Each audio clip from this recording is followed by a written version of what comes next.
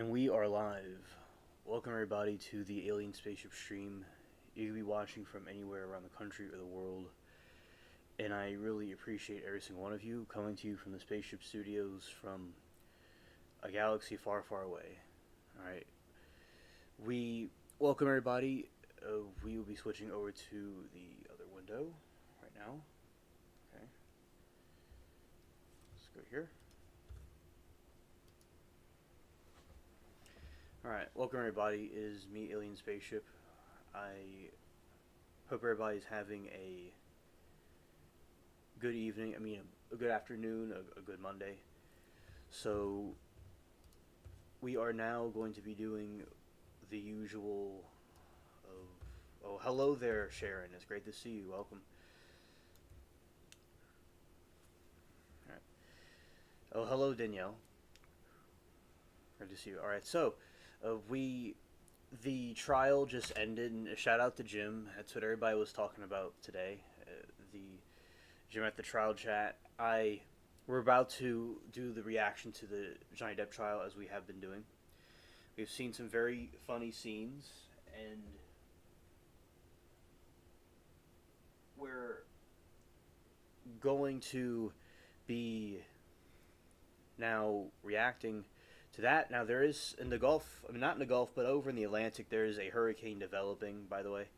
They don't know where it's going to hit. It's likely going to go, it may go into the ocean, but it could go to the United States mainland. That's something that is being watched for the next 2 weeks. Alright, so here we go. Going over here. Yesterday we were watching some hilarious scenes from the doctor's testimony, Amber Heard's doctor, and we'll play that for now for the audience that's here too. Okay. Going here. Alright.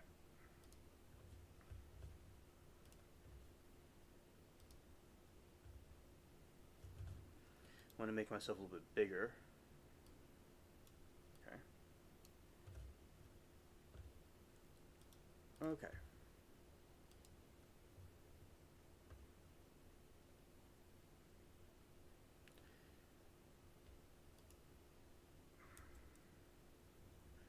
Alright, now we're going to be reacting to this, which we, as I said, we did it yesterday. We're going to do it here. There we go. This one was a crazy one. This one was very funny. Hello, Roxy. Welcome.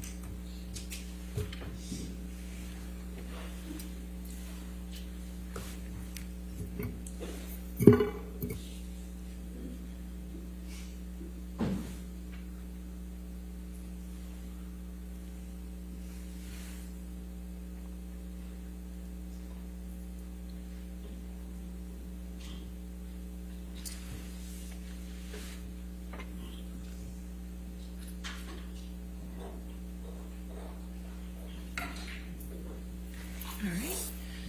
Thank you. You may be seated. All right, your next question. Thank you, ma'am. Thank you, Your Honor.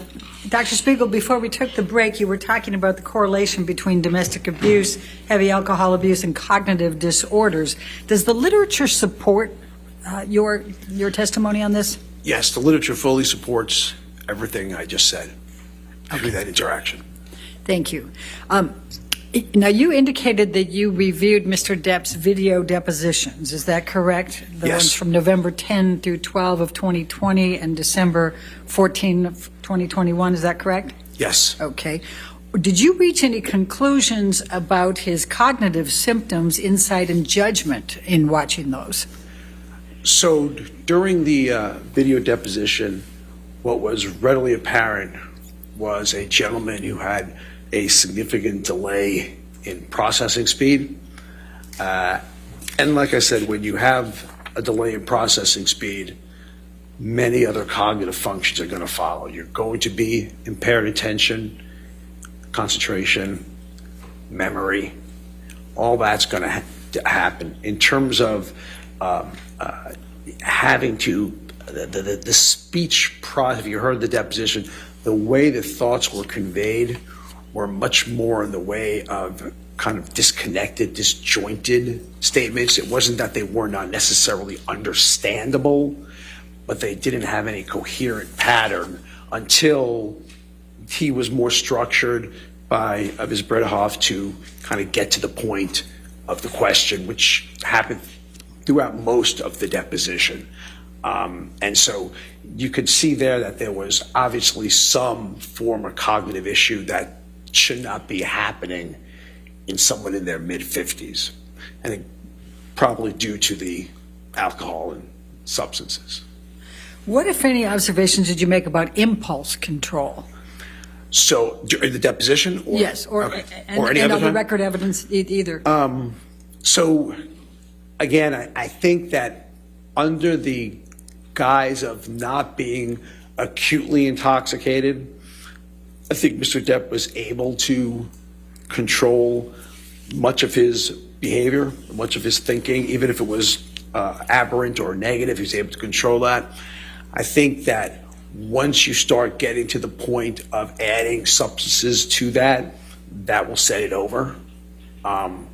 If you saw the video, I think you all did, about the in the kitchen where there was smashing of glasses, slamming of cupboards, and yelling at Ms. Heard that you don't exist.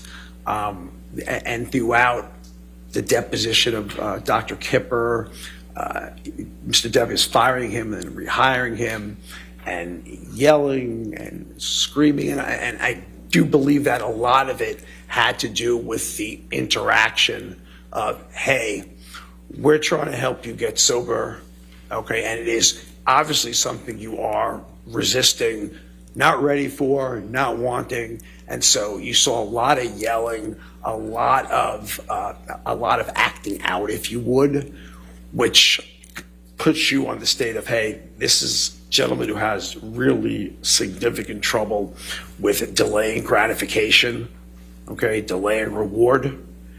And certainly one way to make that significantly worse is with substances. There's no question about that. And you may have subsumed this in, but what, if anything, did you observe relating to erratic behavior based on the record evidence? Yeah, I mean, I think, again, when you talk about erratic behavior, Dr.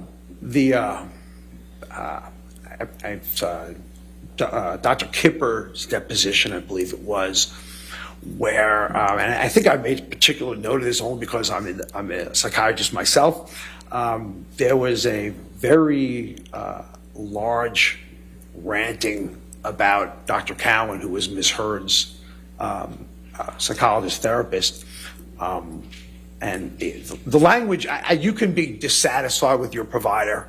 I have no problem with that. You could be dissatisfied and you have a right to go to wherever you want to go to.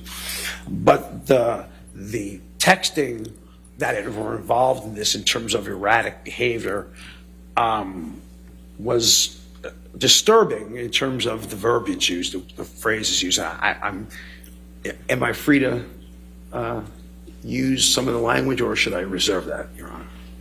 Hancock Whitney has just made being in business so much easier. I can? Believe me, the jury's been hearing it. Okay, all right, I want to make sure. Sure, I want to make sure. Okay, so it's something along the line that Dr. Kipper is an effing charlatan. He ought to... Objection, hearsay. He's entitled to rely on it and to give his examples. He can talk about what he developed from the hearsay, but not repeat it himself. He's entitled to give examples of it. I'll sustain the objection. Without giving the exact words that you recall. Oh, without giving the Go ahead, exact words? Yeah. Okay. So, I mean, without giving the exact words, it was basically vulgar language directed towards Dr. Cowan throughout multiple texts, multiple things that Dr. Cowan were doing in therapy.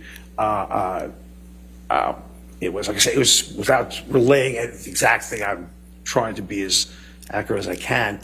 And I think at the end of it, I think he was also talking about that Dr. Cowan was filling Amber with positive thoughts, a therapeutic. Objection, hearsay. I think he's keeping it more general, and he's entitled to rely on. Overruled. Thank you. So more along the line of giving Amber psychiatric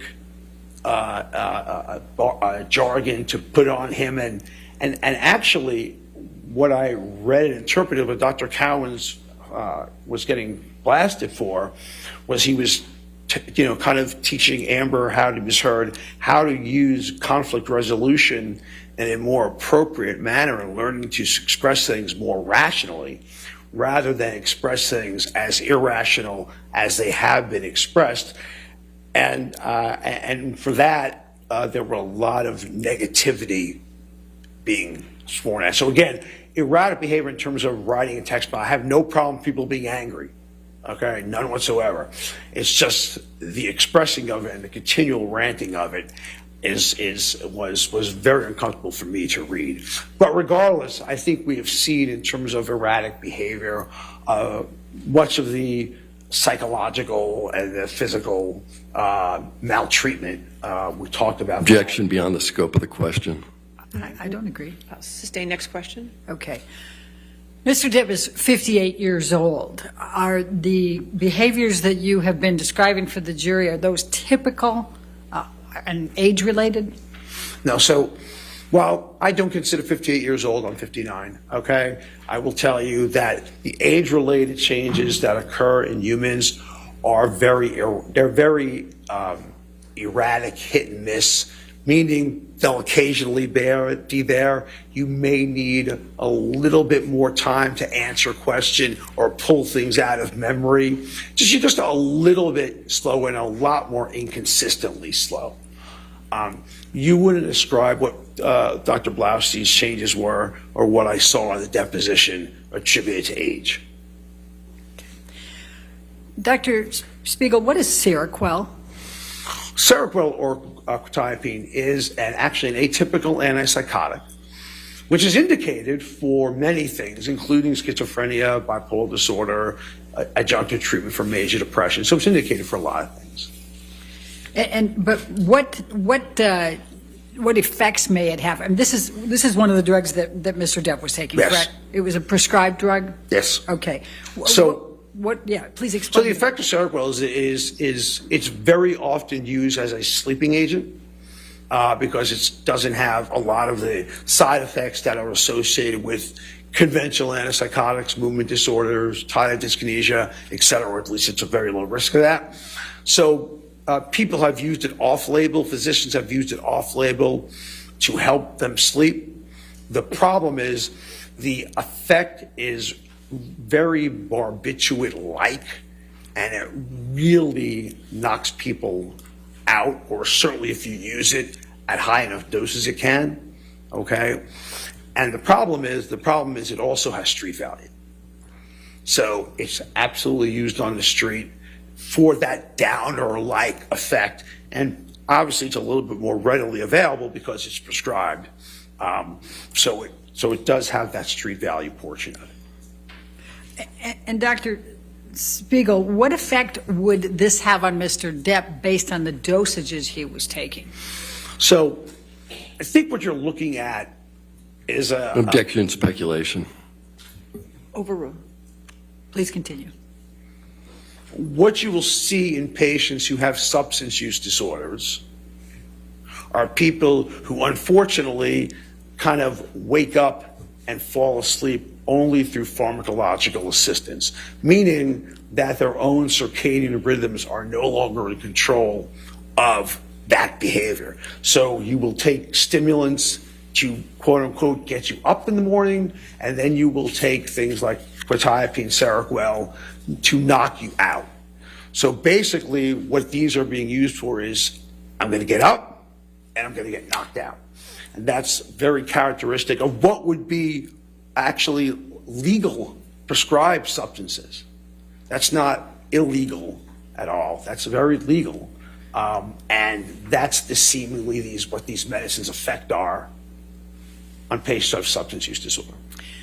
Dr. Spiegel, what is Neurontin? So Neurontin gabapentin is actually an anti-seizure medicine, which I think it's indicated for seizures, and it might be indicated for one chronic pain condition, although I can't swear that to you. That said, again, in a substance use disorder population, it has significant street value, and people who misuse opiates often supplement that with Neurontin because it has this anti-pain calming effect. So unfortunately, it also can cause respiratory suppression. And so when you use it with opiates, there are people that are unlucky enough to succumb to respiratory suppression as a result, but it has a very additive, calming effect that people use it for. And what effect would this have on Mr. Depp in the dosages he was taking? Again, I was waiting for him. Objection. Okay. Again, what it would do is have the street value of using it with the opiates. The advantage is you're using it with opiates. Yeah, probe that like button. Thank you, Moki. And shout out to all y'all. Appreciate y'all being here with us.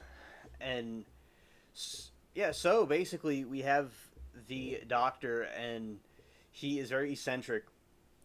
He was very funny. This testimony is very funny. He looks like he has like a feather on top of his head. He's kind of like a cuckoo bird. It was kind of like one of those, like a crow, raven, vulture kind of thing. And like his facial features, like the way he makes his faces and stuff, he's very comical. He really goes all over the place. Yeah, when this was live, I was at Independence Chat, the Independent channel, and we were just dying laughing, and I'm sure Long Crime also was too. This guy was a riot. He was a riot. Oh, Benjamin, my brother, great to see you. Welcome to the channel. Here you go. Here's your wrench. Yeah, and he really is unhinged. He's off the walls, and yeah, and in Johnny's defense, really like gets to him, and he's put on the spot a couple of times. But right now, this is Amber Heard's doctor. It's her expert witness, and they're basically saying everybody from Amber Heard's group needs help. So, here we go. We're going to continue now.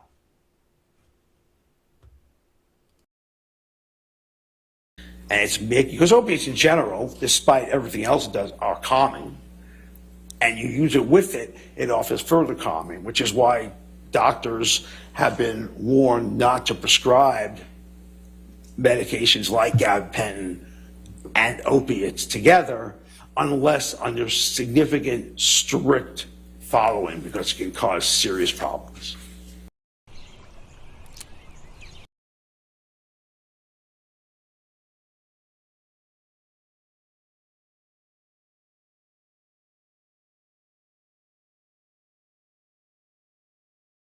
Such as death, respiratory suppression. And Mr. Depp was also taking Adderall, correct? Yes. Can you please describe to the jury what that impact would have, and particularly in connection with the dosages? So Adderall is a psychostimulant, which is prescribed relatively regularly for ADHD. The problem comes again when you shouldn't be prescribing or receiving Adderall when you're already misusing cocaine. Okay, you're now doubling your stimulant dosage here. And basically, what you are talking about, again, it comes down to in the substance use disorder population, you are using it to stay awake, have energy, keep yourself going, getting high, getting energetic. And then the only way to kind of combat that, because you have this effect, is to kind of take downers during the day, and downers being anything that's calming. So anywhere from opiates, prescription, anywhere from Neurontin, anywhere from Seroquel, all medications that are potentially, not potentially, which are abusable. And so that's what this is going on. That's what the substance use disorder patient has. And it can't be given with someone using cocaine, because that's an extreme risk for death. You can't be given together. And what, if any, effect would these drugs have if they were mixed with MDMA or cocaine?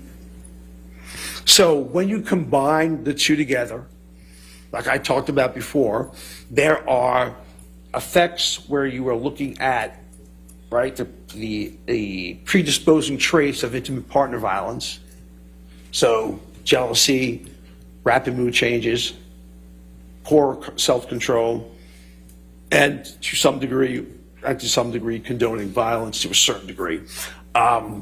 When you combine them all together, you get this disinhibiting euphoriant effect from cocaine and Adderall. Then when you combine the two together, what happens? You get too much, and then you start getting irritable, you start getting agitated, okay? You start becoming suspicious, jealous, potentially disinhibited, psychotic, and these are the risks. And again, we're talking about not your average everyday use of these substances. We are talking about chronic use together. And we also know that alcohol and cocaine use independently increase significantly the risk of intimate partner violence. These aren't statistics I'm coming up with. They all depend, anywhere from reports up to 7 to 27-fold. So you are, quote unquote, colloquially playing with fire when you're talking about substances and intimate partner violence. You are playing with fire. And that's all of us. And the substances that Mr. Depp was taking and the record evidence relating to those, did you draw any conclusions concerning whether he met this criteria or these risk factors? So in terms of substance use disorder, when you look at it, so major role obligations not being fulfilled, don't have any evidence about operating under the influence or not. Social issues, especially disagreements and arguments with your spouse or family. Obviously, there was tolerance and dependence for the amount he was using, because if anyone is naive to these medications, most of us would be dead. Unsuccessful efforts, difficulty cutting back, using more than intended, giving up social, occupational obligations because this. I know there was right after the rehab on the island in Australia when Mr. Depp went out partying with Marilyn Manson. And using. Objection beyond the scope of the question.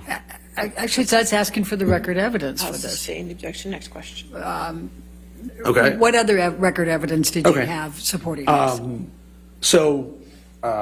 Psychological, using despite the fact it causes known psychological, psychiatric, or medical effects. And I think that's been pretty well documented. So in this case, you're talking about someone who has a severe substance use disorder. I do want to emphasize, ladies and gentlemen of the jury, that intimate partner violence and substance use disorders are two scourges in this country.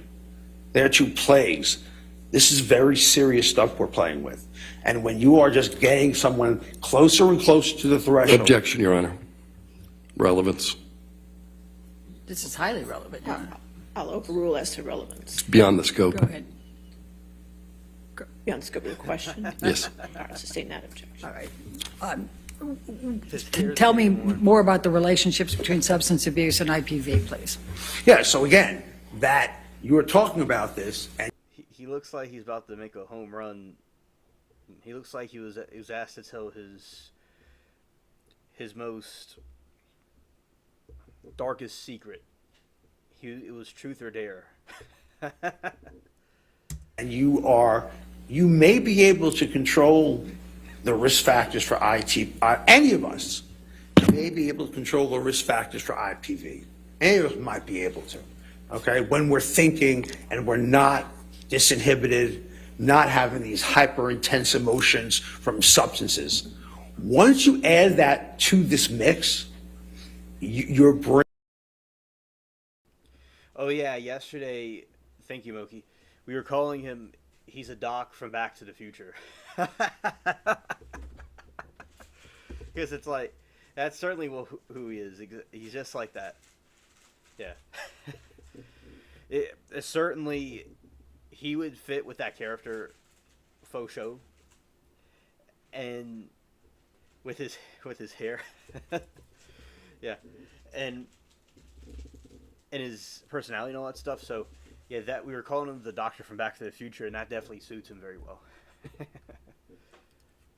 Brain can no longer do what it's supposed to do, and it's supposed to prevent you from doing this, quite frankly, because it's wrong. Ignite. Next time, if you could eat your lunch before you do that, it would be better.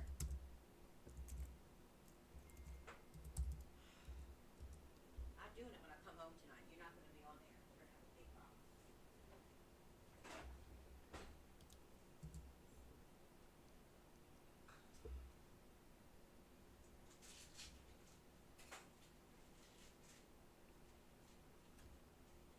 Potential self-harm that may have. Okay, so as I was saying, yes, the other night we were talking about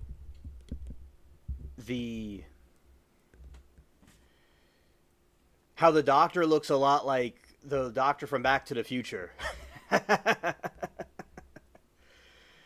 And that definitely suits his character. He would suit that type of character. He and I agree with Moki in the chat that does remind me of that character for sure. It's this whole guy, his hair, it's going all over the place in different directions. He makes a bunch of facial features that are very wild. So, yeah, he definitely is very funny, and he's like he seems like definitely like a mad scientist. That is absolutely what he seems like, to me, definitely. Right. Continuing. Led to Mr. Depp injuring his finger. So I think the physician before me explained that pretty well, but I'll tell you that Mr. Depp has a history of self-injurious behavior, meaning cutting himself. Mr. Depp has a history of burning himself. I know when the actual event happened, there was texting to Dr. Kipper, paraphrasing, not saying exactly, that Amber and him got into a disagreement related to her wanting him to be sober. And then as a result of that, he said he got so angry, he cut the tip of his finger off. So if you're asking me, can someone who has, or have I seen, and can someone who cuts themselves, burns themselves, can cut a tip of their finger off with or without alcohol or cocaine or the rest? The answer is Objection beyond the scope of the question. That's exactly what he overruled. Thank you. Please continue. Was it overruled? It was overruled. Okay. Go ahead. So that is not a very far jump. I've certainly seen patients do a lot worse than that who started out with similar risk factors of, burning self and cutting self. I'm not going to get into the descriptions, but I've seen people do a lot worse than that. Okay. So the answer is yes. Okay. I'm going to turn now specifically to intimate partner violence, and I know you've talked certainly about it. But can you tell the jury, please, a little bit more about intimate partner violence and what is included in that? So the APA Task Force on Violence in the Family defined more or less this topic of domestic abuse, intimate partner violence, as recurrent abusive behavior by means of psychological, sexual, or physical maltreatment for the purpose of achieving control or maintaining power, authority, and control. Can it include threats and intimidation? It includes, so in the part of psychological abuse, which is done essentially as a means of emotionally and mentally hurting someone, but with the same end goal to achieve control, it can be destroying property, it could be financial, which is part of that, verbal outbursts, threats, intimidation, body language, all of that goes under the concept of psychological abuse. And you may be able to divide it, the verbal, nonverbal, what's exactly emotional versus verbal, but they're all under that rubric, and they're all under the guise of maintaining control. Do survivors of intimate partner violence experience mental health issues?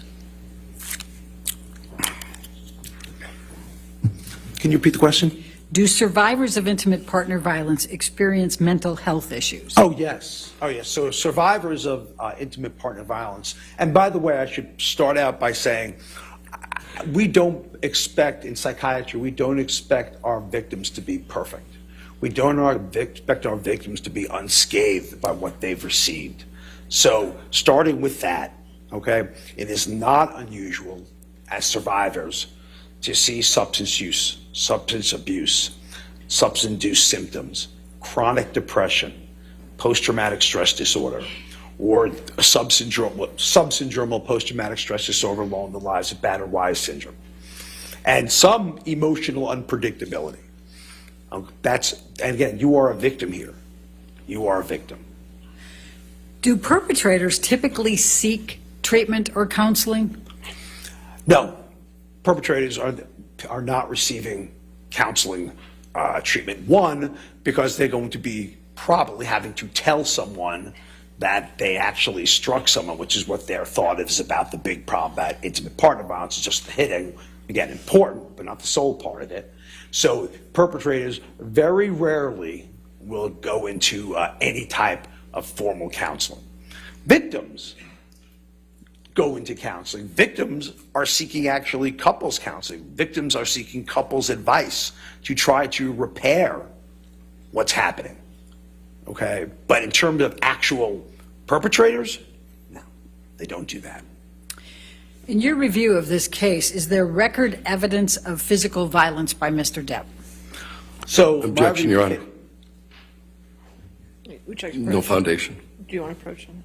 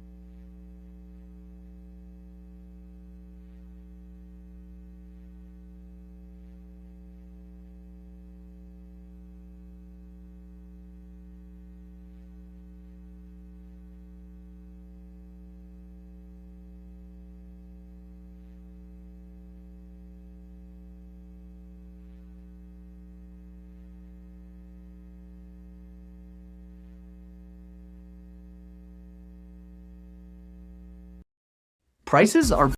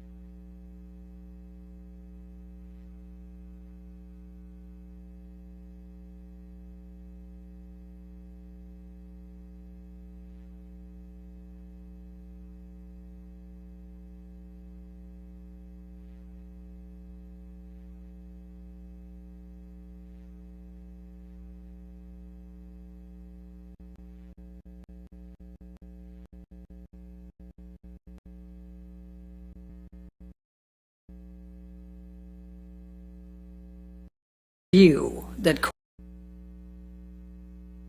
have you reviewed that correlates with the risk factors for IPV that related to Mr. Depp?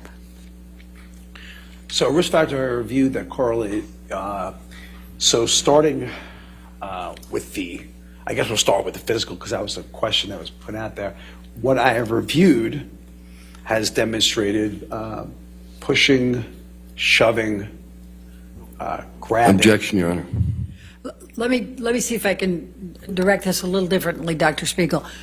Rather than giving the summary of what that was, what did you review that correlates? In other words, did you review witness statements? Did you review depositions, photos? Yes. So what I reviewed was in terms of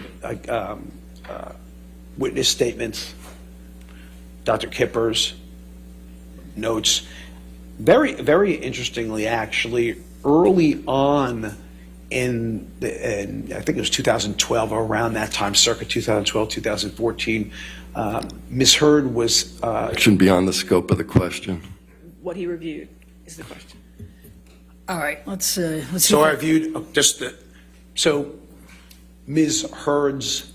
Objection, there's no question pending. If he's answering, go ahead and answer what you reviewed. Please continue with what you reviewed. Therapist's notes, counselor's notes, text messages, depositions, video, pictures,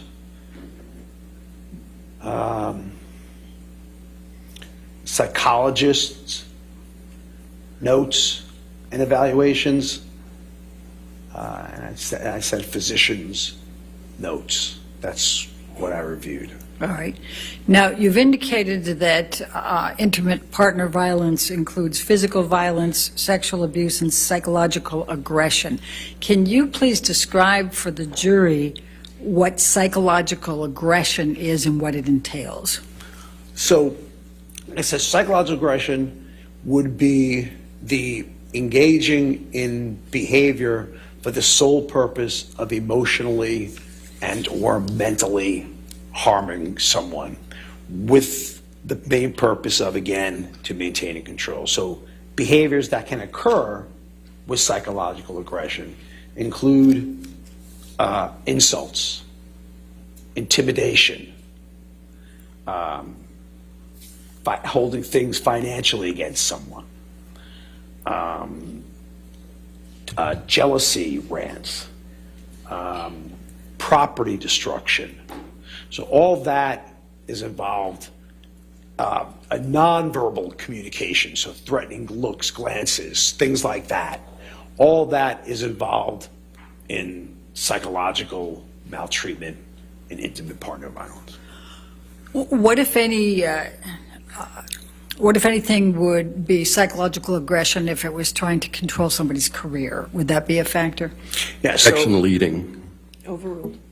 So yeah, I'm trying to control someone's career. That would be under financial, trying to mistreat someone, especially someone wants to succeed and try and have a career, and you're preventing them from doing so by maltreatment. That's another example. Okay. So I'm going to ask specifically about the risk factors for intimate partner violence. Is substance abuse a risk factor for intimate partner violence? Yes, it is a risk factor as well as a precipitating cause. Okay. And what record evidence did you review that correlates to Mr. Depp engaging in substance abuse? So the record evidence of, I'll just start with Dr. Kipper and the substances that Mr. Depp was using and misusing, both in terms of prescribed and on your drug screen, were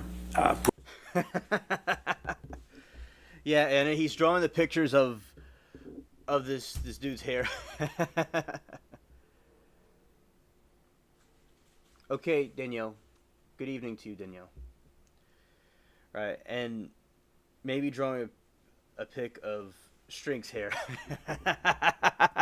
Definitely. I mean, this dude is on, shout the bubbles, is on tension. He's on a spring tension for sure. He definitely, his hair is thinking of 1,000 different personalities at once, like a feather of a bird going all over the place. That is definitely him. He is in Joker mode. He's like a court jester.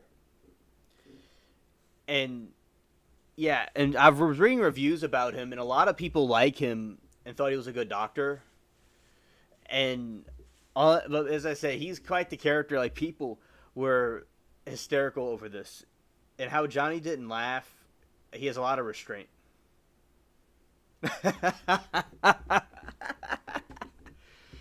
You know, he has a time machine to go to the future, as we said, like Back to the Future. Definitely him. It's like, what an unexpected surprise to see in a trial. Weird. I ate raw onion with PJ. It's great for the blood and antioxidants. That's good for you. That's good for you. Shout out to, and also pizzas is good too. Brought out through that. Okay. Is lack of behavioral control and impulsiveness risk factors for intimate partner violence? Yes, they are. Okay. And what, if any, record evidence were you aware of that Mr. Depp had exhibited lack of behavioral control and impulsiveness?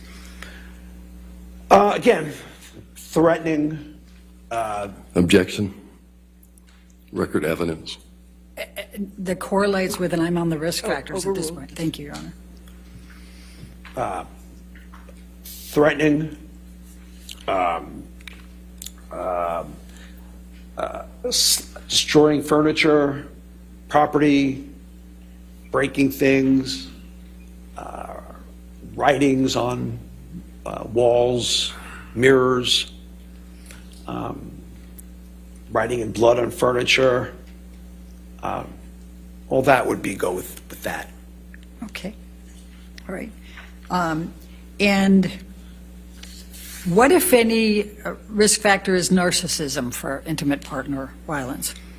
So a patient, before we get into narcissistic personality traits or disorder, the overall, it's categorized under what's called cluster B personality. Objection, Your Honor, beyond the scope of the question. He's explaining the narcissism. Well, I'll sustain objection if you Okay. ask the question. Can you explain to the jury what's involved with narcissism as it relates to the risk factors of intimate partner violence and So what that realm is? So narcissism patients have, again, poor self-control, okay, rapid mood shifts, okay. As a result, they have an undue sense of admiration. They worship power, they worship control. They have lack of empathy, and people are generally kept around as long as they're useful to them. A large sense of entitlement.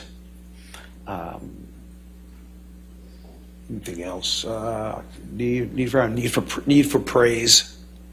So that would go under narcissistic personality and IPV. What, if any, what, if any, traits would be requiring admiration? Would that fit into it? Yeah, oh yes, requiring admiration, need to be admired, part and parcel of narcissistic personality disorder. Yes. Would being envious fit within that? Yes. Fragile self-esteem? Yes. And what, if any, record evidence do you have that correlates with Mr. Depp being narcissistic? Well, I do think that the fact that he thought that Amber owed him, Ms. Heard owed him. Objection, Your Honor. Overruled. Thank you. Go ahead. The fact that Ms. Heard owed him and only wanted to be together with him because of his fame is an example of that. I do think the jealousy aspects are an example of that. I do think, as I think Mr. Tillett had testified that, being admired is one thing, but then behind your back saying something else about people is another thing. And I can probably say with a reasonable certainty that to some degree this whole trial is that. Objection, Your Honor. What's the objection? That's not record evidence. Speculation. Please continue. That this whole trial, in terms of narcissistic insult, is what's going on. I believe that Mr. Depp was very much a mainstay appropriately in Hollywood, and then. All right, so Lynn, Serpo is this planet in Zeta Reticuli that allegedly we sent crew members from Earth to that planet many like back in the 60s, and they stayed there for 10 years. And it's the Ebians, it's not the gray aliens, it's similar to the gray aliens, but they're in the same star system, and we allegedly got a lot of technology and stuff from them, and it was a top secret mission. So that's what Serpo is. It was a planet that United States sent people to, because it was people that it was the aliens that crashed at, down here, and they wanted one of them back that was alive, and they did this exchange. And everybody in the back, it's an alleged, which I believe it happened, but it is the conspiracy theory of this planet that we send people to.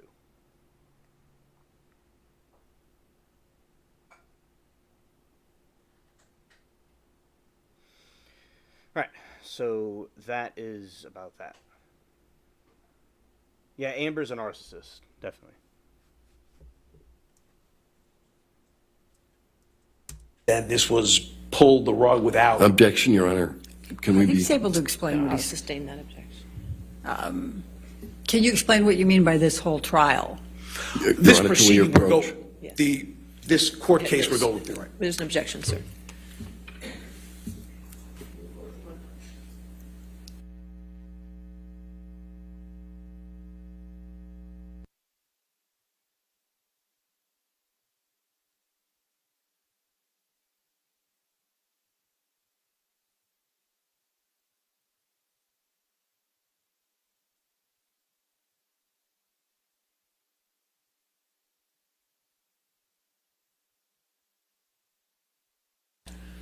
What other conduct is in the record evidence that correlates with Mr. Depp being narcissistic, having those traits? Was the thing about the trial rule? I can't Yeah, speak. you're not allowed to say that. Not say that. Okay. The only other thing about narcissism that I think in terms of the trial would be in order to maintain any sense of control, a narcissistic person really has to have lack of empathy, because in order to engage in behaviors that quote unquote are used to keep individuals in control, you don't really think about the other person. You're not really caring what happens to that other person. So I think that's. It's not too late to outgrow them.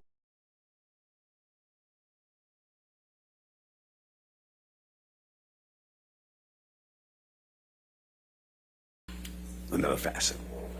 So are attitudes accepting or justifying intimate partner violence a risk factor for? Hello, Susie. Welcome to the chat. And we have, let's see. Hello, Lord Roan. And Abby, take care. Thank you for stopping by and hanging out with us for a little while.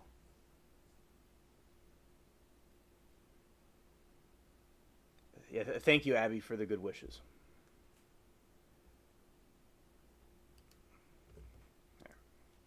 Yeah, in general, yeah, she's dressed like a Colonel Sanders or like some cowgirl. That's like the outfit she's wearing. She always wore costumes to the court. For intimate partner violence? Yes.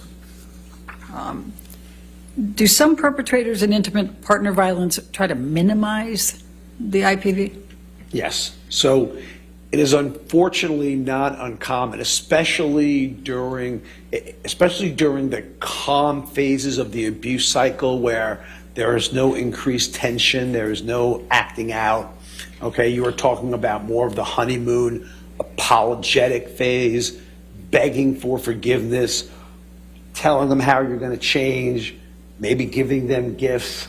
And then when the dust settles later in the day, a day or two later, it is not uncommon for the perpetrator to kind of switch the blame over to the victim, saying that, hey, you know, this either denial, this never actually happened and trying to make me look bad, or an allopathic defense where you instigated it, or an altruistic effect where I'm doing it for you, transformative effect, that society kind of accepts this. So it is very uncommon for all of a sudden for that to start shifting.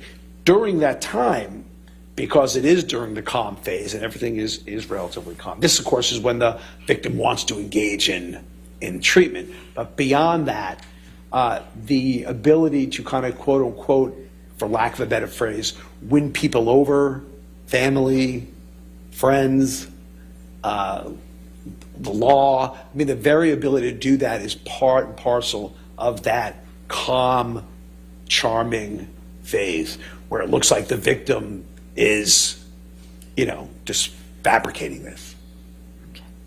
And is victim blaming a characteristic? Yes, like I said, I mean, to blame the victim, that one of the defenses are the allopathic defense comes along with victim blaming. That's what essentially you're doing. I'm blaming you for what you made me do. Okay. And is there record evidence that you reviewed that correlates with Mr. Depp engaging in this type of behavior? So I think for a lot of the issues seen, the big precipitant was going to be the need for sobriety. Coming back to that severe Objection, Your Honor, non-responsive. I think he's trying to explain it. Thank you. Please continue. The severe substance use disorder, and many of their arguments, but what I reviewed in the record, stemmed around Ms. Heard's desire for Mr. Depp to maintain sobriety, and that what was happening. So as a result, she was blamed for, you know, bothering him in a way he didn't want to be bothered, and that triggered what was going on. Are you familiar with the term gaslighting? I'm familiar with the term gaslighting. Okay. What, if any, gaslighting is consistent with intimate partner violence and the risk factors? So again, when you start being able to be, when a person starts to be able to be manipulative and charming, you start to be able to win people over. And especially when you see someone who's a victim who is essentially vulnerable, emotionally labile, okay? You see that person, and then you see this calm demeanor in front of you who's very charming, very engaging, very personable, and then all of a sudden it starts looking like the victim is just was essentially losing it, and i.e. they're being gaslighted. Is there examples where an intimate partner violent perpetrator claims that the victim is the person who's actually committing the abuse? Yeah, oh yes. How common is that? That's very common. Again, that's part of that is very common in the occurrence of the honeymoon phase and the calm period of the abuse cycle. Very common during that time, where the victim, or they're shifting the blame, or anything along that line. That's very common for that to happen. And you indicated that you reviewed some audio tapes in this case, correct? Yes. And what, if any, evidence did you review there that correlates with Mr. Depp attempting to claim that Amber was the one? Well, I think that was what was said, that Amber was the abuser. Objection, Your Honor. I don't understand the objection. What record evidence? Thank you. Please continue.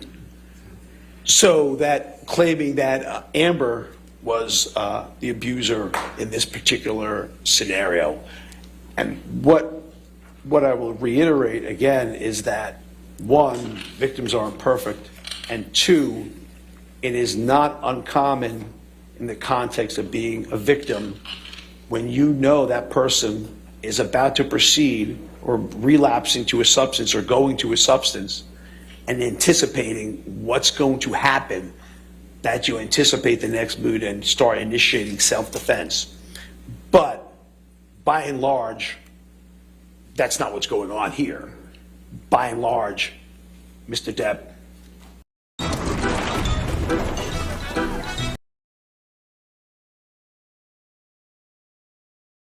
Objection, Your Honor. behavior was There's consistent. an objection, sir. Oh, I'm sorry. I'll sustain the objection. Okay. All right, we can move on to the next one. Is prior victimhood of abuse a risk factor for intimate partner violence? Yes. And what, So- go ahead. There's something known as intergenerational theory of violence, which is basically along the line of observation, imitation, reinforcement. So you observe a behavior that occurred in childhood, you imitate it when you see that there's no significant negative consequences, but you do get the positive consequence of maintaining control of a situation, solving the conflict in your way, if you would. So that theory is, interestingly, it applies to not only the victims, not only the perpetrators, but also the victims, because there are many victims who grow up in a house of abuse that are not abused, but they're the victims of abuse. What are the warning signs of intimate partner violence? So warning signs would be increasing the tension, escalations of tension. So that's when you start seeing, hey, partners getting angry, okay, starting to break down the communication, starting to engage in verbal, nonverbal threats. Victim concedes due to this tension, and that leads you to the actual acts. So these acts progressively build, and then they occur. What, if anything, have you seen in intimate partner violence about apologies and promises? So again, the apology is part and parcel of the honeymoon phase, and promises are part and parcel of the honeymoon phase. And, the victim wants to believe it's going to work. They want to believe their spouse is going to be faithful to this. And as part of the abuse cycle, it ends up, as I should say, in the calming cycle, like I said, the victim tries to get some help to try to resolve this until the tension buildup phase where something bothers them. So again, it could be bothering someone about substance abuse. It can be bothering someone about finance. It could be bothering something about your career. Anything is liable to build up tension when you have this framework of limited self-control and erratic, intense mood shifts. So what, if any, record evidence did you review that reflected Mr. Depp engaging in these warning signs, including the apologies and the promises? I think that was almost routine, that after it was all said and done, that he would apologize for letting this monster out, letting this anger out, almost routinely. And there's very well record evidence of that starting as early on in the marriage in therapy for Ms. Heard. So that's very common and very much occurred, recognizing what happened. And the other part of this is, again, when you can recognize that when you're sober, even short-lived sobriety, when you could recognize that things are better, things are happening better, life is better, then even that should show you that, hey, there's an issue here. There are issues here that when I don't use can be resolved. Thank you, Dr. Spiegel. I'm going to now move to the Goldwater rule. Can you explain the Goldwater rule, please? So the Goldwater rule is when Senator Goldwater was running for presidency, and I'm going to be honest with you, I think it was in the late 60s when he was, early 70s, because I was too young to even follow politics then, so please don't quote me on exactly when it was. But basically what's happening is clinicians, psychiatrists were making these quote-unquote armchair diagnoses from their homes or offices because they saw this person on TV, the way they acted, and were asked to comment about what they think their diagnoses are. And therefore, it was felt that that should not be done by professionals in these public settings. Does it have any applicability here? No. it does Objection. Why not? No foundation. He was explaining what the Goldwater You rule want to was. approach?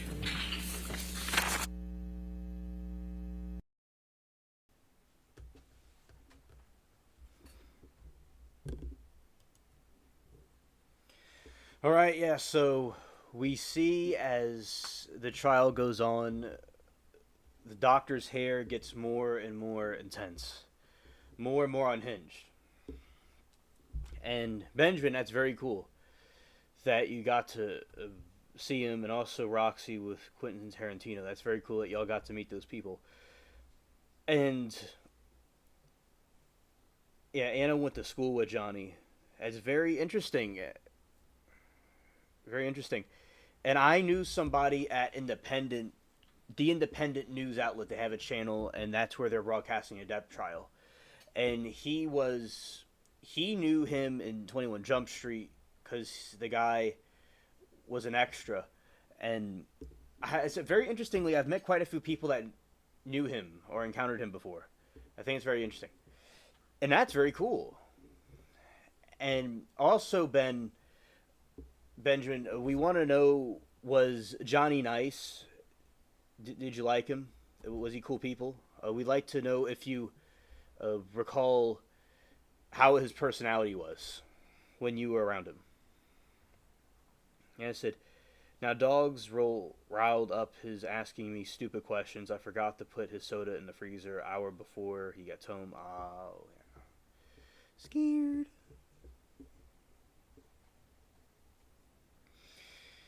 Yeah, and in my opinion, I think Johnny's no saint about the trial, regarding the trial.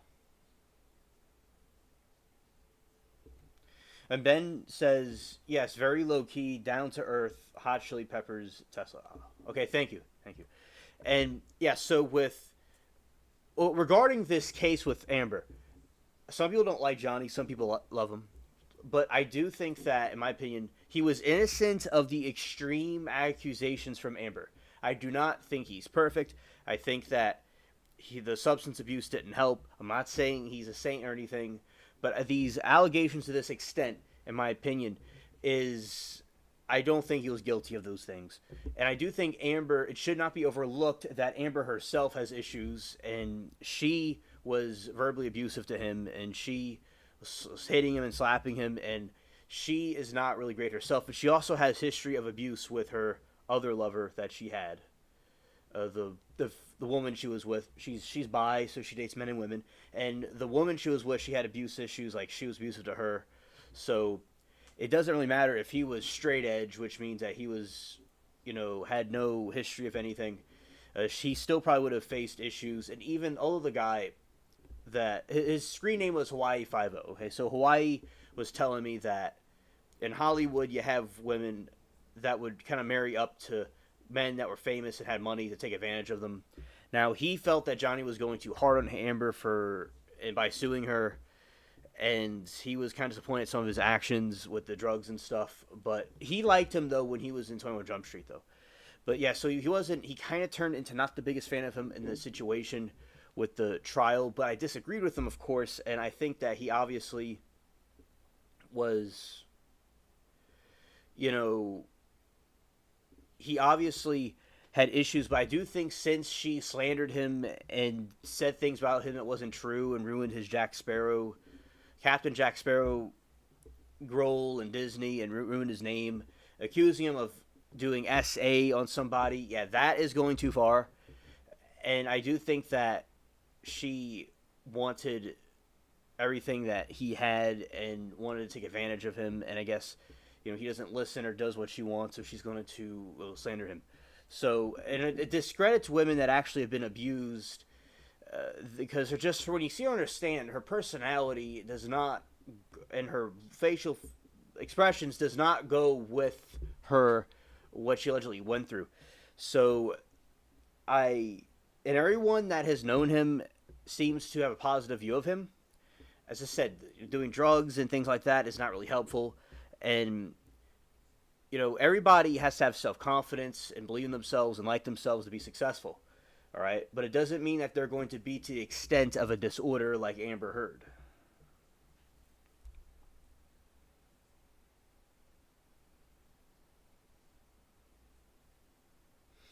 And Anna said 10th grade biology class, 2 buddies, wild acting, carried his boombox, played some heart tape every day. Teacher stays in a store room, put out frogs and grasshopper. Yeah, I remember that. That is quite hilarious. Dissect frog guts, shot in my hair with big rubber band, but mainly quiet, in charge of the 2 buddies, boss for sure. Facts. And that's very cool. Okay. Anna says, I'm stressing mainly here. We get liquor, and I'm truly trying to quit. It's Stress City. When I think it's just going through the waves of life right now. Yeah, Miranda, and thank you for sharing us what you're going through.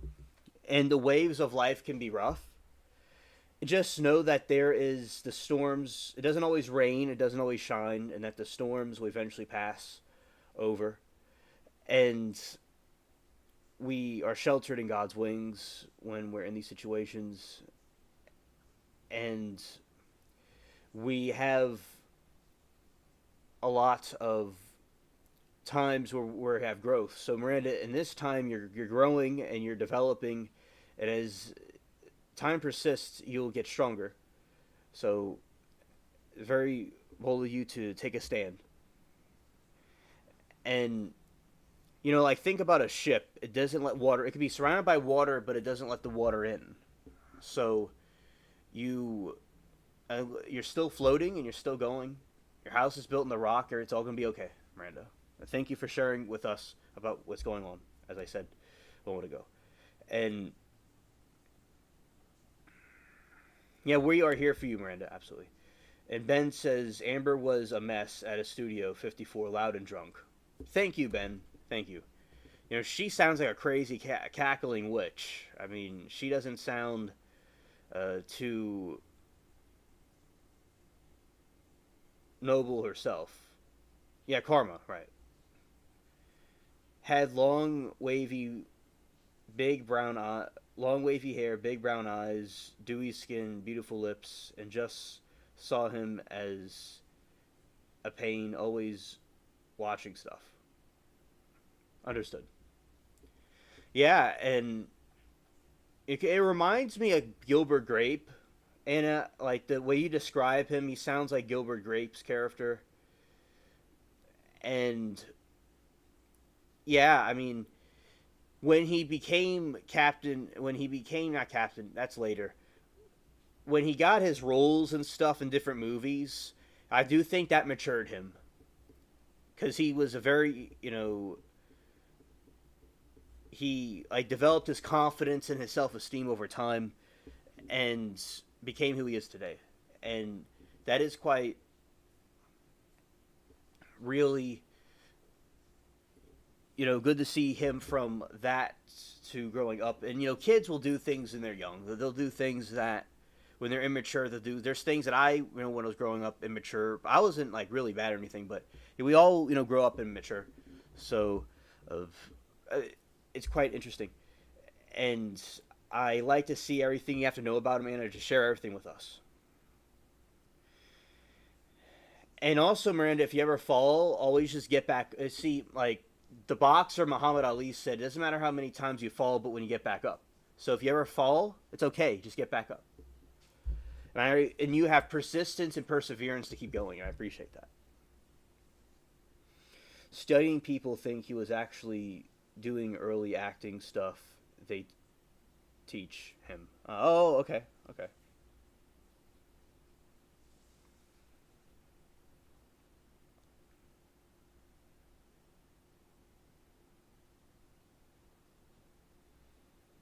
All right.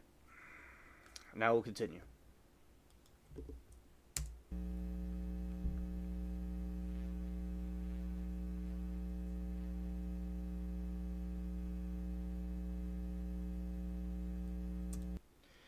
And also, she says he was the most like character of Benny and Joan. If you see that, you'll know what I mean. And that's it. Thank you, Anna, for giving us a personality analyst about him. Thank you. That's the most like him.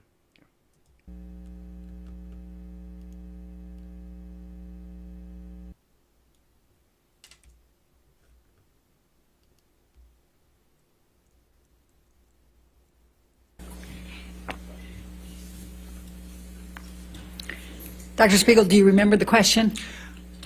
Does the think Goldwater rule have any applicability here to your testimony and your conclusions and opinions? No, it does not. And for why? Multiple reasons. One, the basics of expert witness testimony would almost be thrown away if you are not allowed to base things on what you evaluated of an individual, what you've read about an individual. So, Anna said also hung out in Rock Pit by the street school called AMO.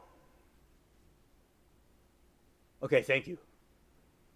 That's really cool. You know, he is very good with music. Smoking Lounge, he did.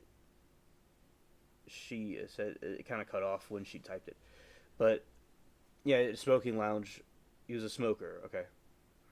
Oh yeah, yeah. At a Smoking Lounge, and he did those different roles. I mean, in those rock bands and stuff. That's really cool. I like that type of music too. And Ben says, my mom always said I reminded her of the movie Leaving Las Vegas. Okay. Okay.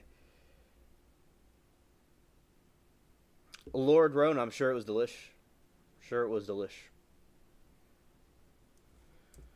so if I'm not allowed to comment on records or charts or information that I look, then expert witness testimony can't be done. But more specifically for this case, in the Goldwater rule, the pure version of it was the armchair diagnosis of watching someone on TV. Just, you don't make a diagnosis. More recently, I think that's even more recent, we've had examples of that. So you don't make diagnoses like that.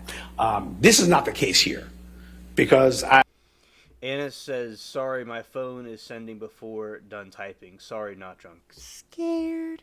Yeah, there's a lot of typos that sometimes happen, and Anna's not drunk. It's just her phone is not the most cooperative and agreeable phone out there. Scared. Oh, that's cool, Lord Roan. I love peaches. Very delicious. like I said to you at the beginning, I have reviewed a lot of professionals and their evaluations and their treatment course, video deposition, picture deposition, court filings, emails. I mean, I reviewed a whole lot of things that directly describe What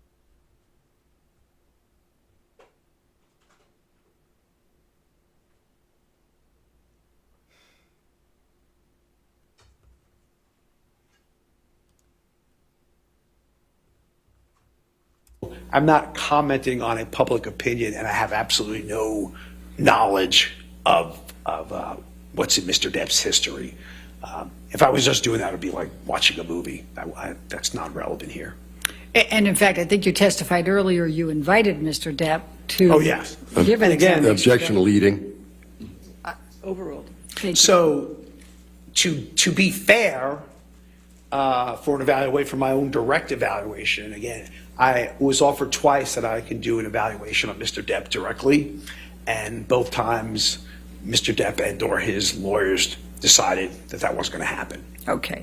And in fact, the court did not require Mr. Depp to. No, and the court did not require Mr. Depp to undergo this evaluation. Okay. Dr. Spiegel, these opinions that you have offered here, do you hold them to within a reasonable degree of medical and psychiatric probability or certainty? Absolutely. Thank you. All right, cross-examination. Thank you, Mr. Dennison.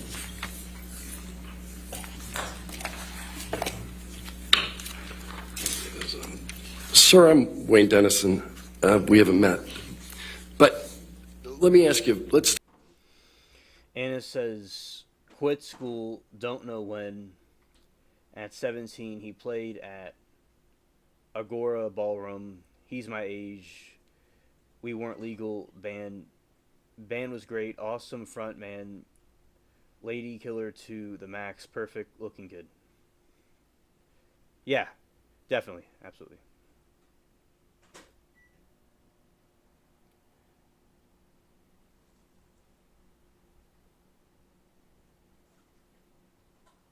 Mango. Okay, Miranda, thank you. Mango. Here. Scared. Anna, that had to be. I would love to go to a time machine and go see that. That would have been so cool. And, you know, it's great that you got to experience that and see that. And I feel it's very cool to get to learn these stories about this. Yeah, it's the technology evolving to do their own things. It's becoming independent of human thought, and it's doing its own thing. Yeah, scared.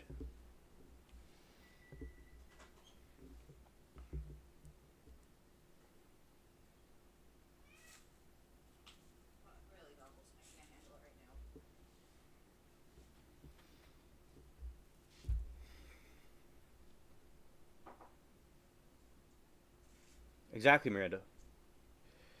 Scared. The Temu Sheen keyboard.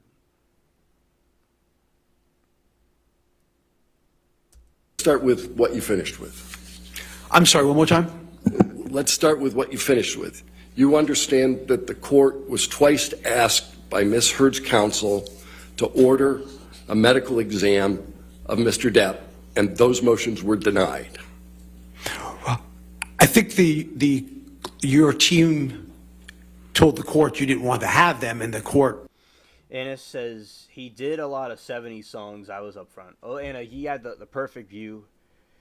That is like y'all are just all having a great time. That had to be very exhilarating. And you see, he was already doing stuff then. He was already a good showman then, before he was out in the movies. Yeah, so that is so cool.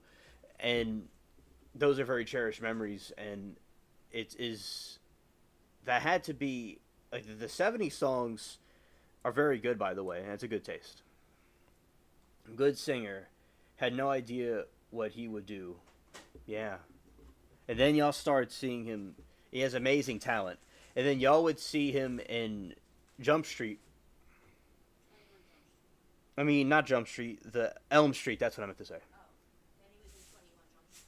Yeah. I got Elm Street and Jump Street mixed up. Scared. He was on two streets.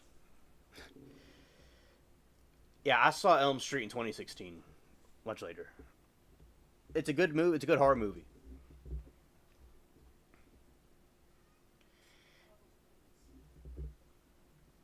Yeah, he's very talented indeed. Yeah. Of course, I saw him first in Pirates of the Caribbean first.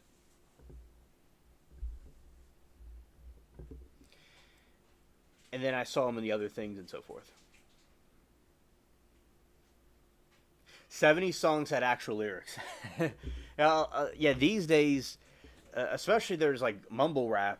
I don't mind some rap, but there's like mumble rap where they just kind of like about, like, they'll talk about broccoli, broccoli, broccoli, broccoli, broccoli, broccoli, broccoli, broccoli, broccoli, broccoli, broccoli. But yeah, it's more of a catchy tune or like a instrumental thing than it is like a song. But they have some good rappers, and they have that. In my time period, the rappers were the big thing. In my time period, I like all kinds of music, especially the old music back in the day. I like all of it, but it just that what was popular with growing in my time, it was the rappers. Like the bands and stuff, that was kind of more early 2000s. Although they were very, very good. This is like more modern bands, of course, not the 70s and 80s. But I remember that when I was growing up. So it seems like how different trends and things happen over time. But definitely the 70s, 80s are very classic. Very classic. Nightmare on Elm Street, that scared the cree up out of my siblings in the 80s. Oh, I would think so, definitely. It's quite of a terrifying movie. Yes. And it said, Elm Street, he wasn't good yet. He evolved to greatness. Yeah. And he, over time, he learned as he went. He learned as he practice made perfect, and he got experience, and he was perfected just like a gem being polished with friction. Like creating a clay pot. He came out very well.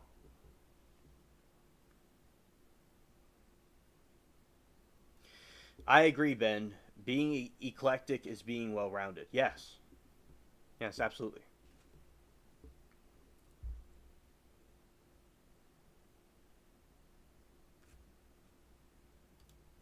I will, Anna. I'll do that for you. Definitely.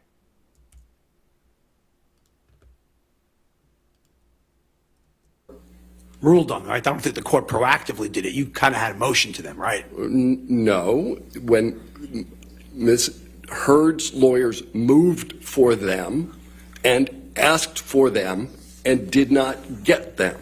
Isn't that right, sir? If you're saying that's what happened, my understanding was that you all did not want him to undergo one.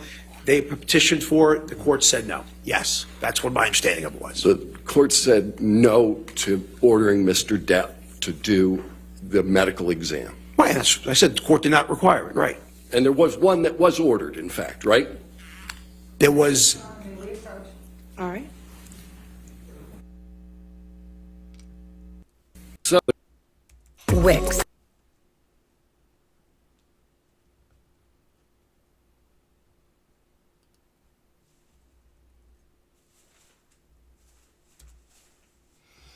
Hello, Liberty.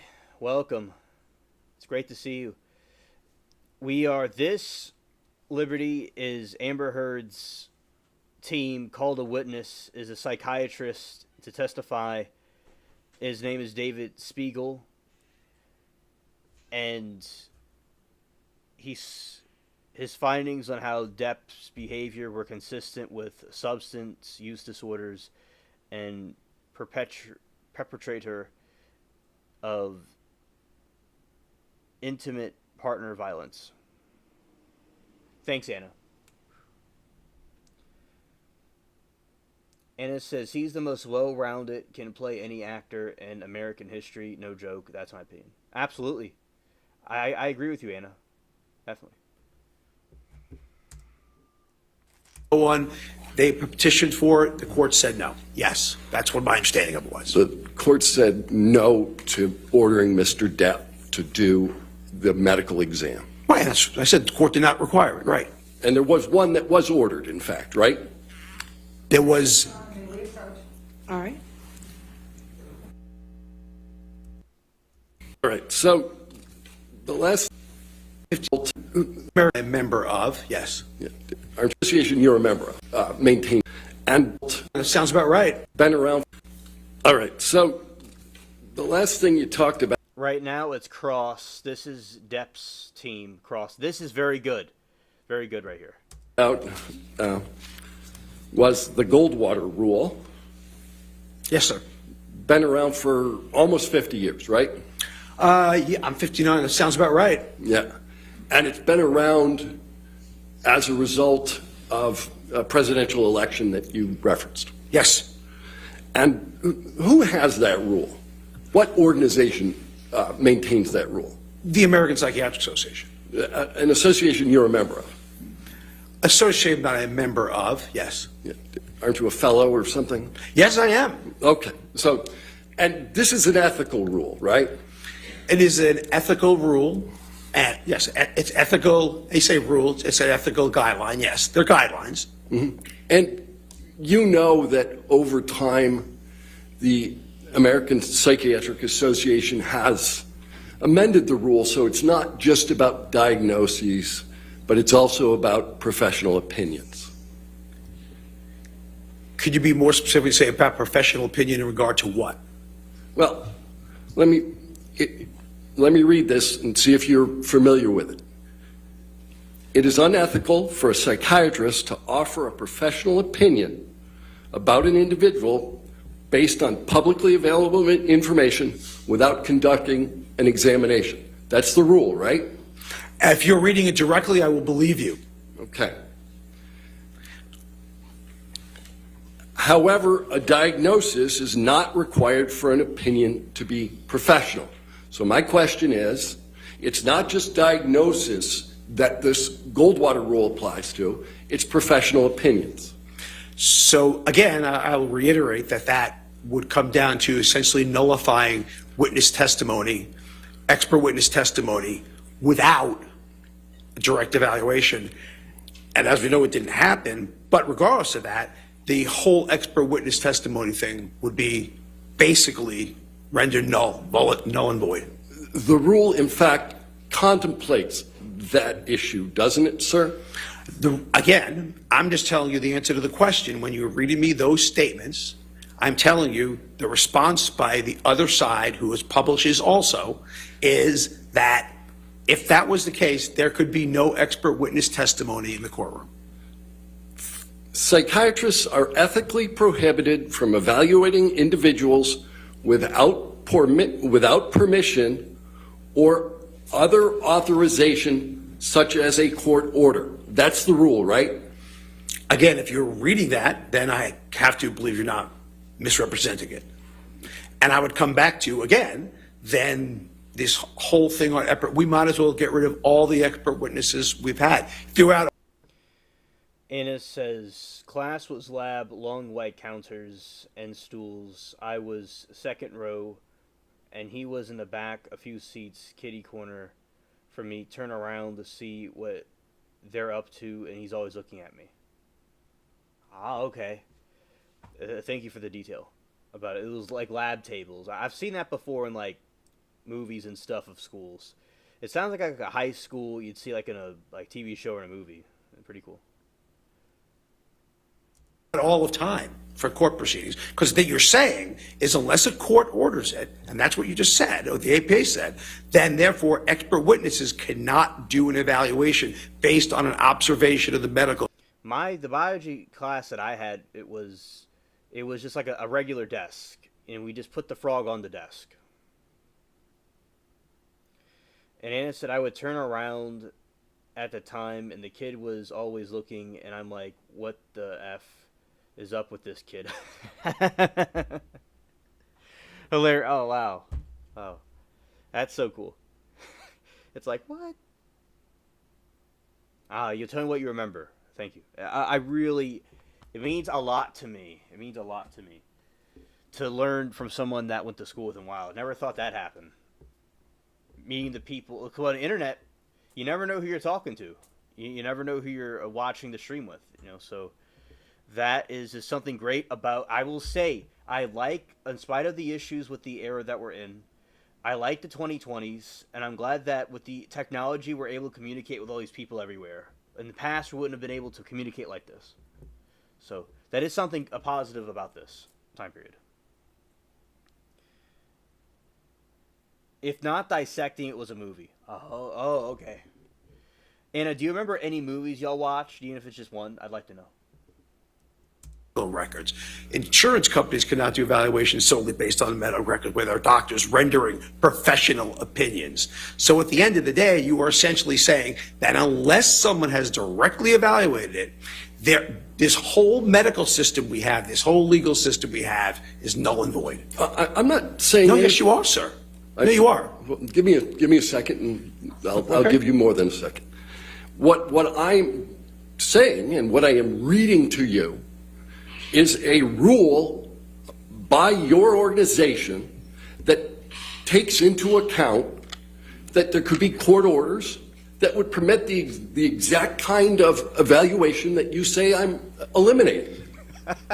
And I think we're going in circles because I think I just said that means expert witness testimony would not be allowed, and the branch of forensic psychiatry would be especially hindered. And we know the branch of forensic psychiatry does not prohibit that. So I am a member of the APA. That doesn't necessarily mean every single thing they put in there, everybody has to uncategorically agree with, because clearly that's not the case. Did you agree in your deposition that the professional opinions you rendered were inconsistent with the Goldwater rule?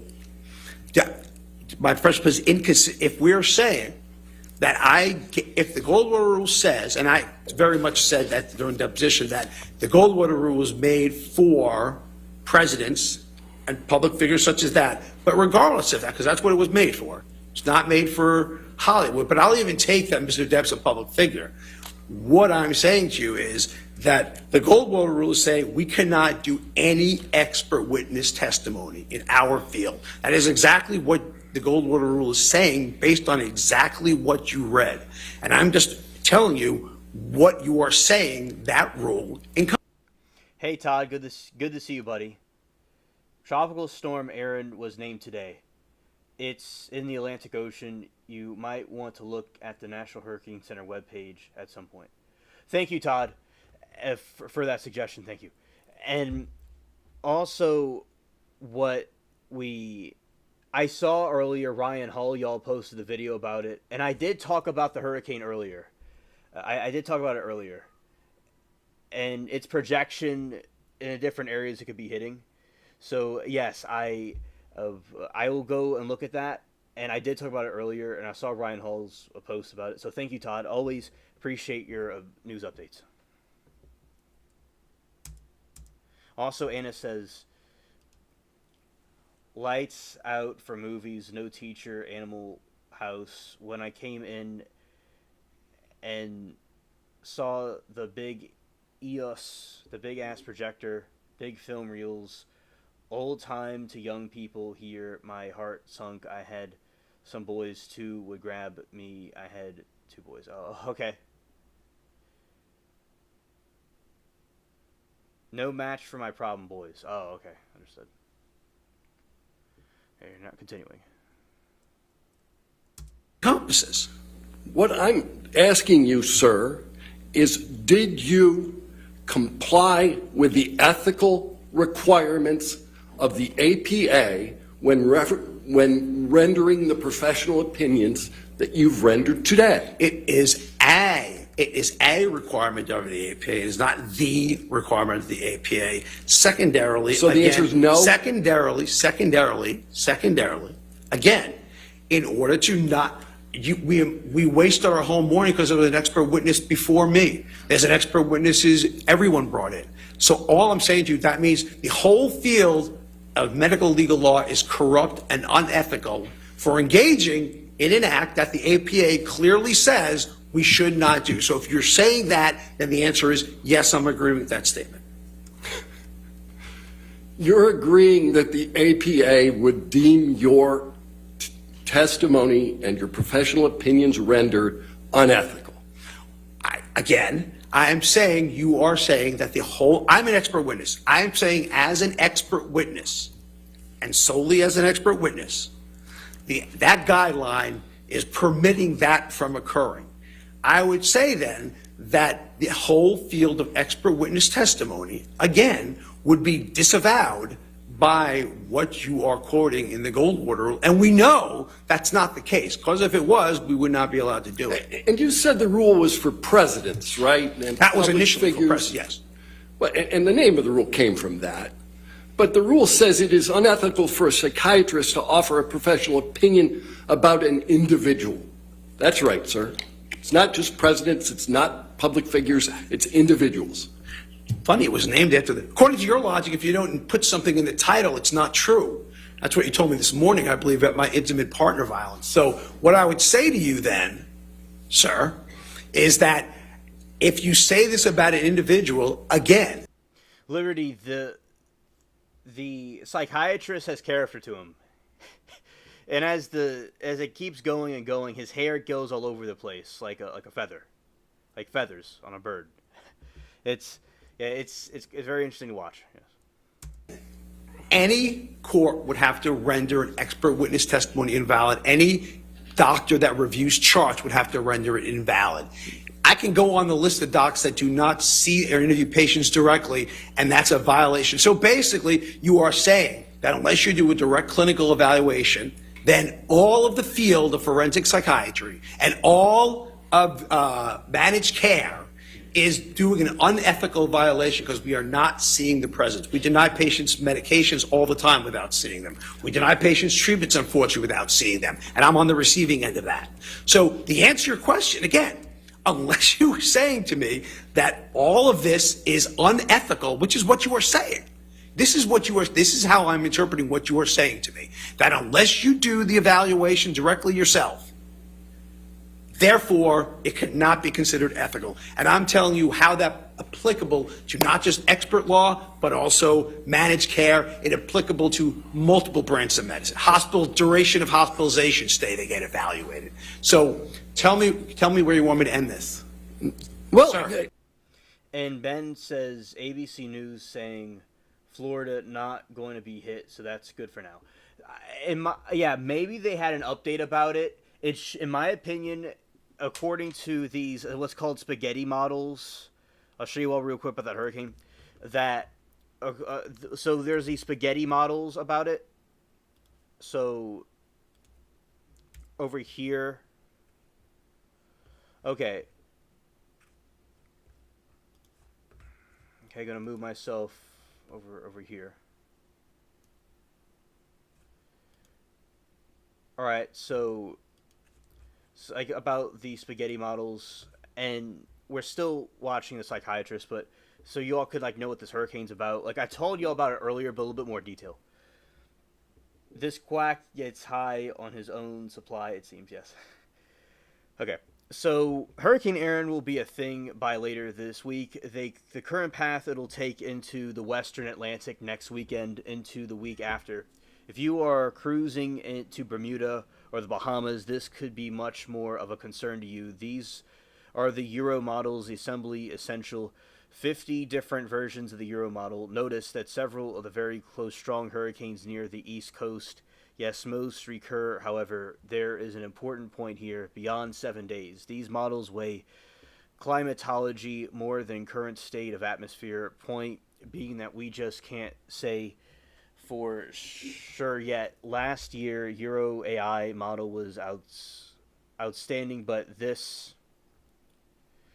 year it has not been as steer as far as right now, shows much more of a risk track into the U.S., so there is also that.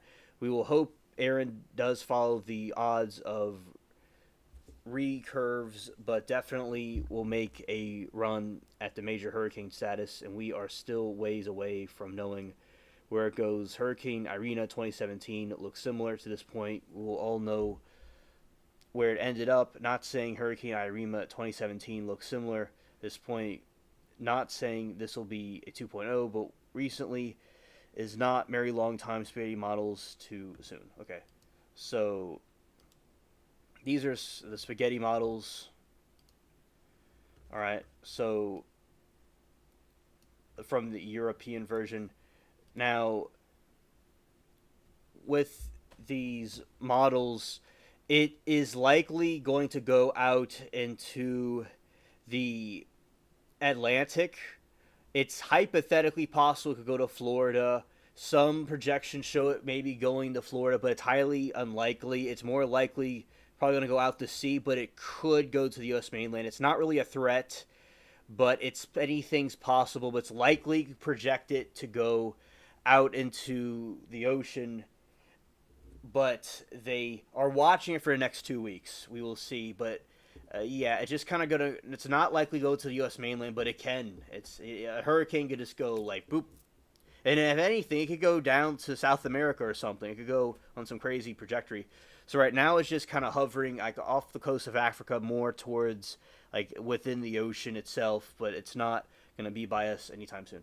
So that is the update for now, and I'll continue to update because I do hurricane updates. Very important to me because 20 years ago, this August, on the 29th of this August, I went through a historical hurricane that was very bad, that caused flooding to a city for a very long time and caused about 3,000 people to be dead. So, yeah, I think hurricanes are very serious to cover, and I appreciate the updating you all about this. And as we talked about earlier, this is just more detail about the projection of it. All right. Okay.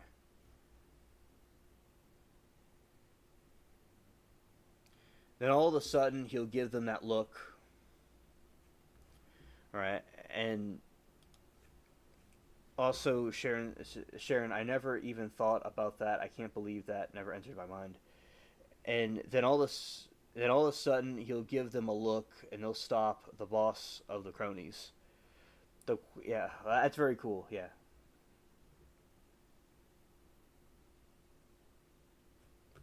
Yeah, absolutely.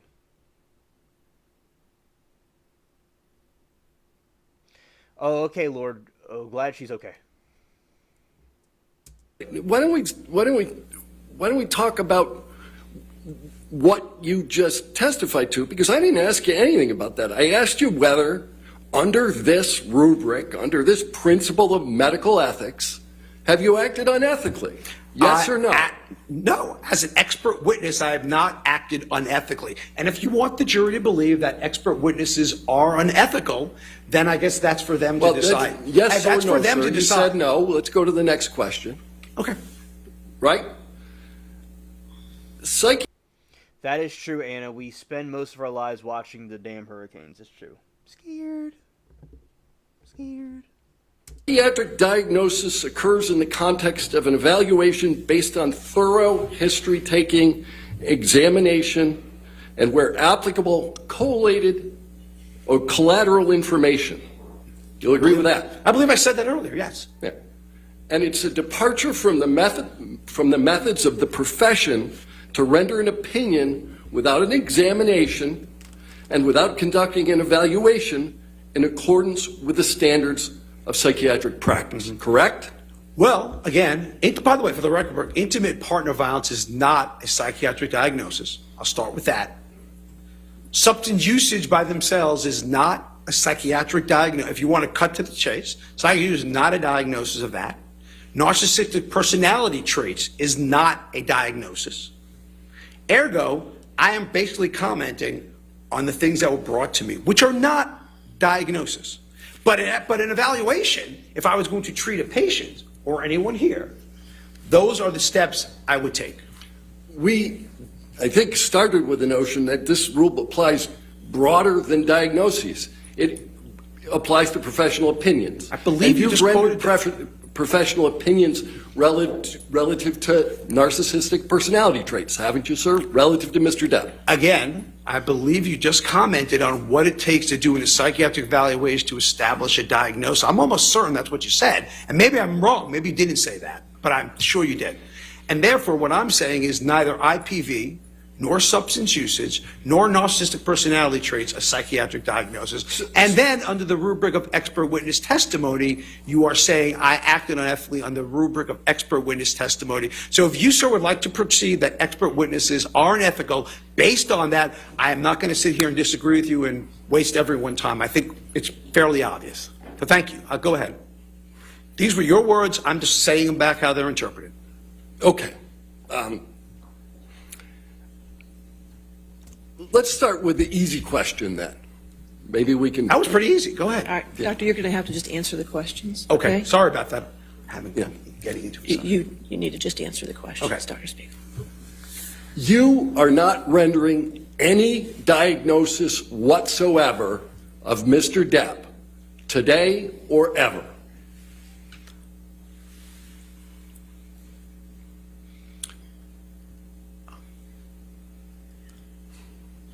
No, I probably would say to you that certainly I would not say narcissistic personality disorder, I would say traits. Certainly, from what I have read, intimate partner violence is not a diagnosis. So the answer is no for that. Narcissistic personality traits is not a diagnosis. The answer is no. But if you want to tell me that substance use disorder is a psychiatric diagnosis, the answer is yes. But that wasn't an issue, was it? Whether Mr. Depp used substances?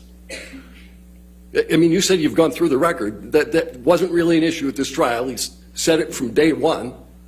Oh, so you're saying he's already admitted to the diagnosis? He's already admitted to the use of the substances. Oh. Well, again, there's a difference between admitting to substance use and substance use disorder. Let's go back to what you just said about narcissistic personality traits. Yes. Narcissistic personality disorder is a DSM-5 diagnosis, correct? Correct.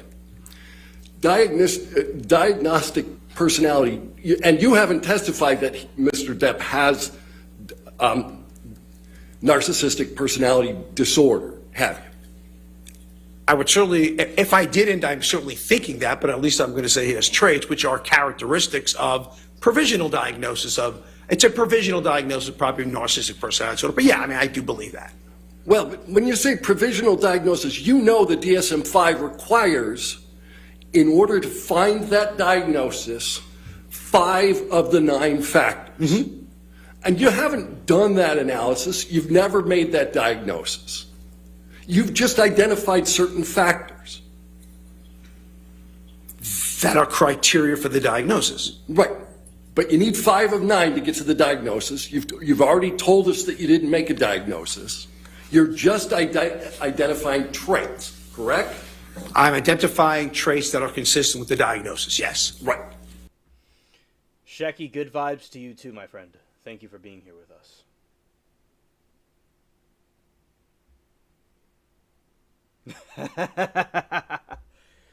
Yes. He does look like Beaky Buzzard.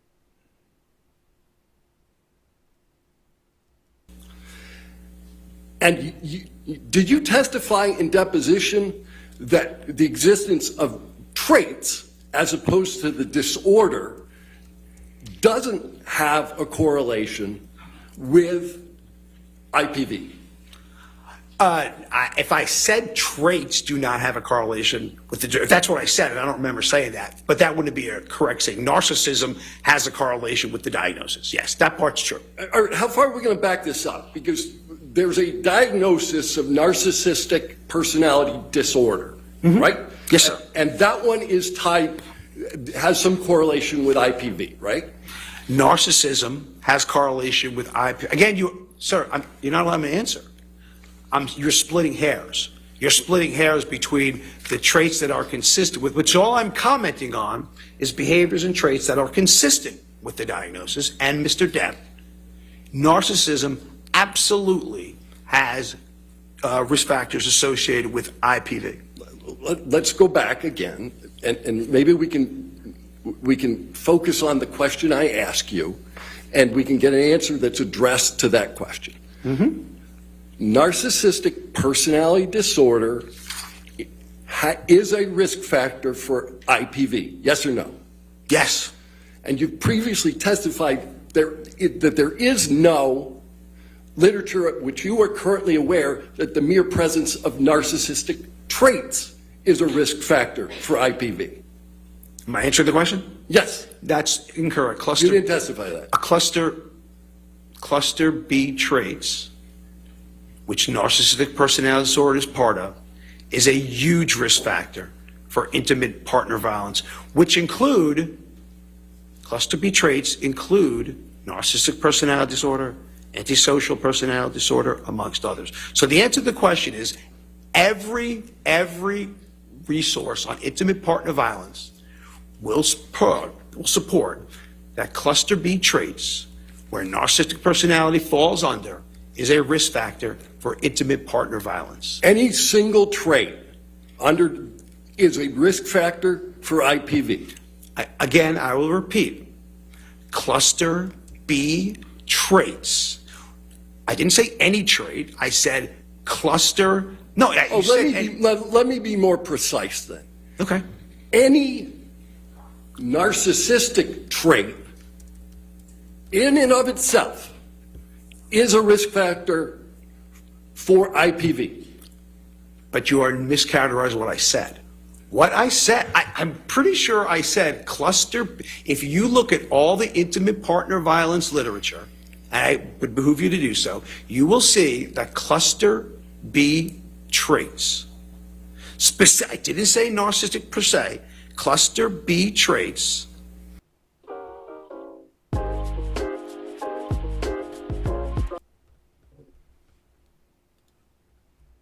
personality disorder is part of are risk factors for intimate partner violence, part and parcel, uniformly true. And I'm not sure, the thing I don't understand is, I'm not sure why we're arguing psychiatry, because I'm telling you what it is. Dr. Siegel, you just need to answer the questions. Okay. So you want to talk about cluster B, so let's do that for a minute. Borderline personality disorder is a risk factor for IPV. As part of cluster B traits, yes. Histrionic personality disorder is a risk factor for IPV. Less so. But it Less so. Less so. It's I mean, it's a risk factor, but less so, yes. Yeah. Less so. Significantly less so. All right. So which traits under narcissistic, before I move on there, there's only been one diagnosis in court of personality disorders, correct? I'm not sure who you're referring to. Are you referring to Mr. Depp, Ms. Hurt? I'm not sure what you're talking about. Do you understand that there was a medical examination done of Ms. Hurt? Yes, I did. Do you understand that the testimony was ultimately that Ms. Hurd suffers from 2 personality disorders? Okay, so I'm just being specific. I just wanted to know if you're talking about Ms. Hurt or Mr. Depp. So that's all I was asking you. Yes or no to my question?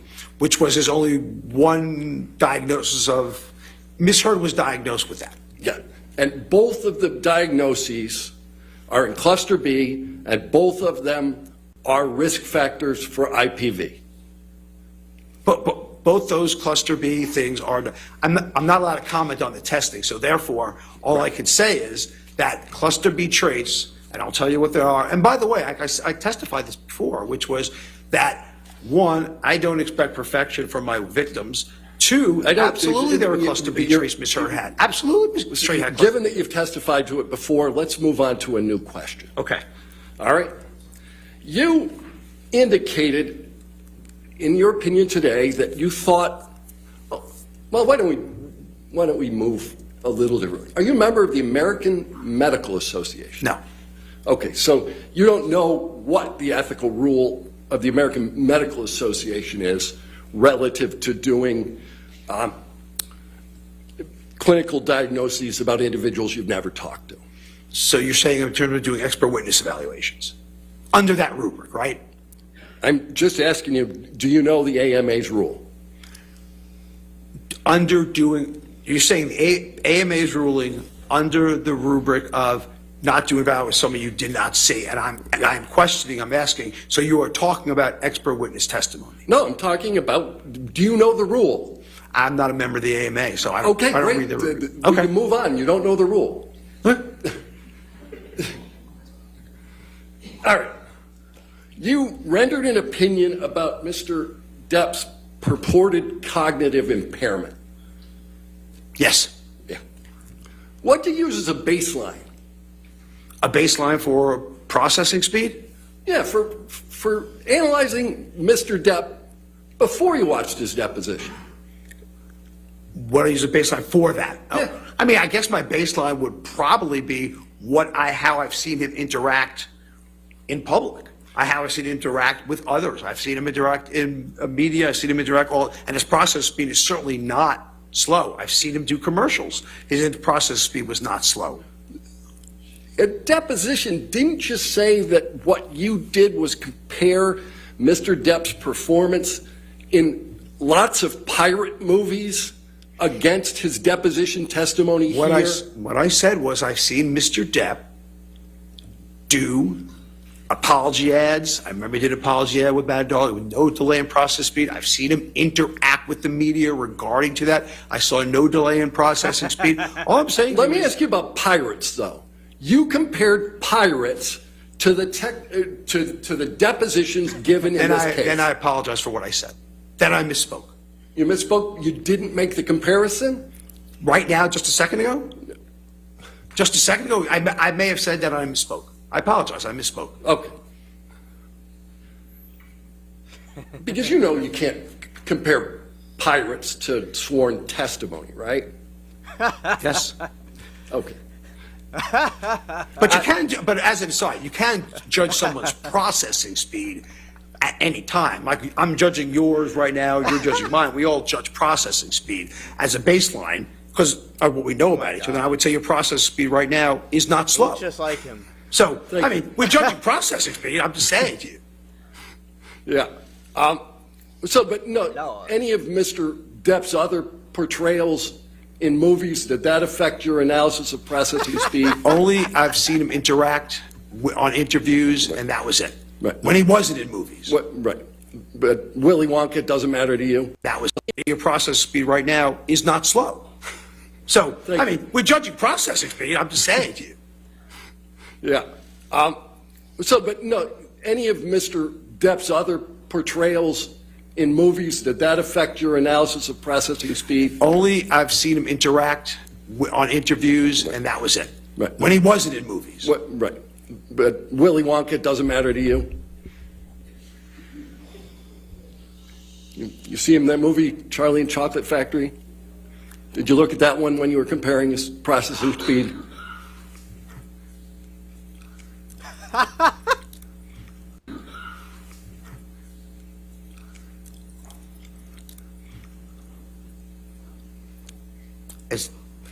Do I have to answer that question, Your Honor?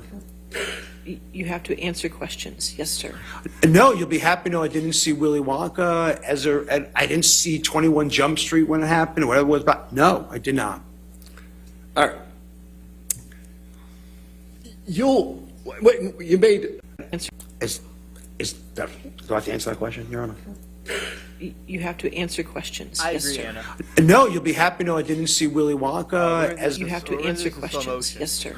No, you'll be happy to know I didn't see Willy Wonka I didn't see 21 Jump Street when it happened, or whatever it was about. No, I did not. All right.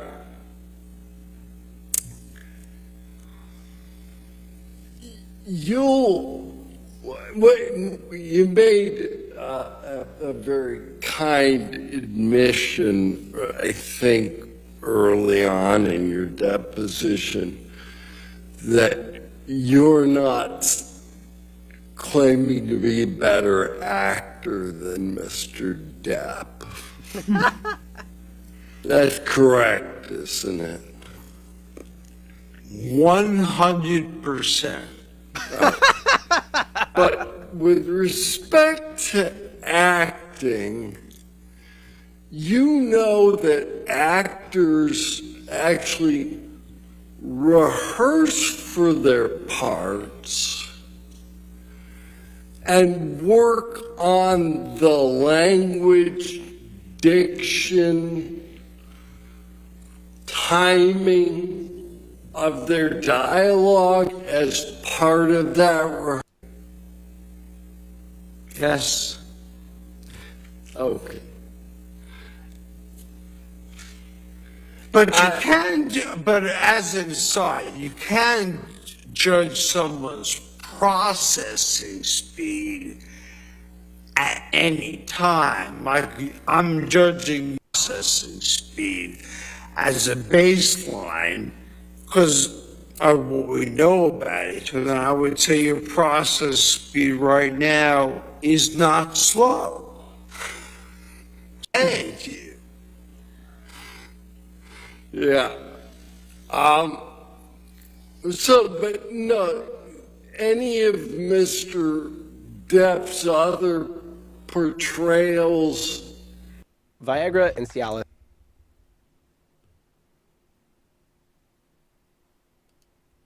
In movies, did that affect your analysis of processing speed? Only I've seen him interact on interviews, and that was it. Right. When he wasn't in movies. What? Right. But Willy Wonka doesn't matter to you. Good night, Ben and Lynn. Thank you all for coming. And Ben, I'm glad you had a good time, buddy. I'm glad finally we were able to get you to the channel. So take care.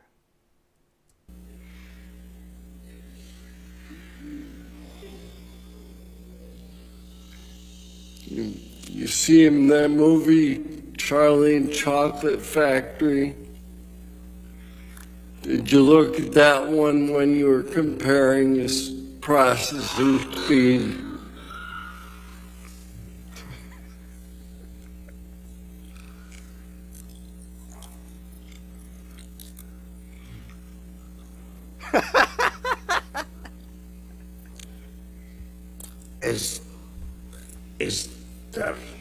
Do I have to answer that question, Your Honor? You have to answer questions. Yes, sir. No, you'll be happy. Oh, you're not going, Ben? Okay, good. I mean, it's okay if you left, but okay.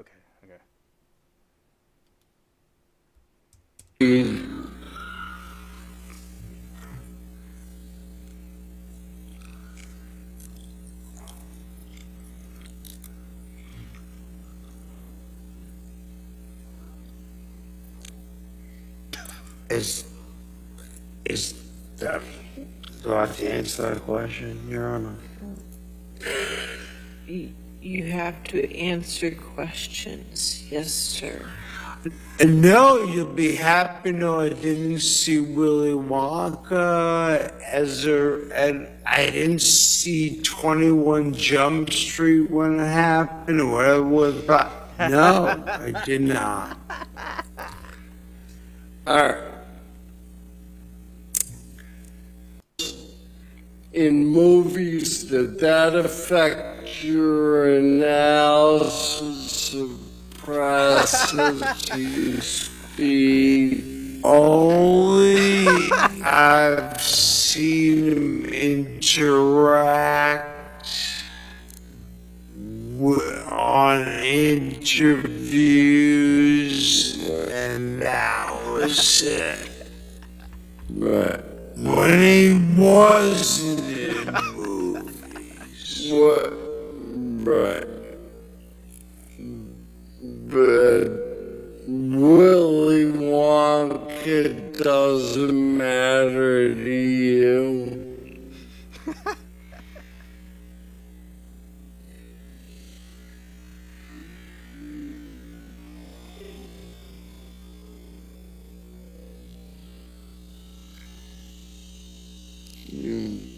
You see him in that movie, Charlie and Chocolate Factory? Did you look at that one when you were comparing his processing speed?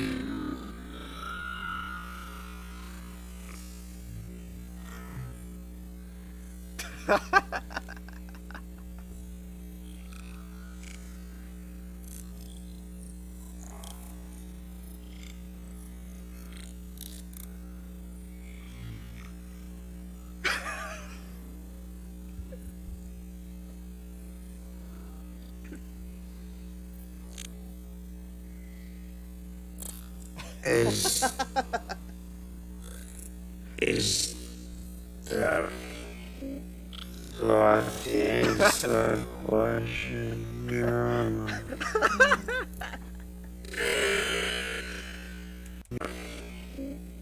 Do I have to answer that question, Your Honor?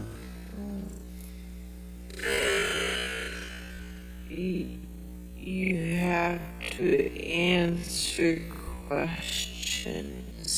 Yes, sir.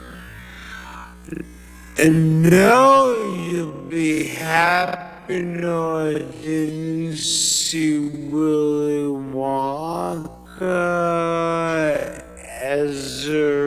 and I didn't see 21 Jump Street when it happened. Where was that?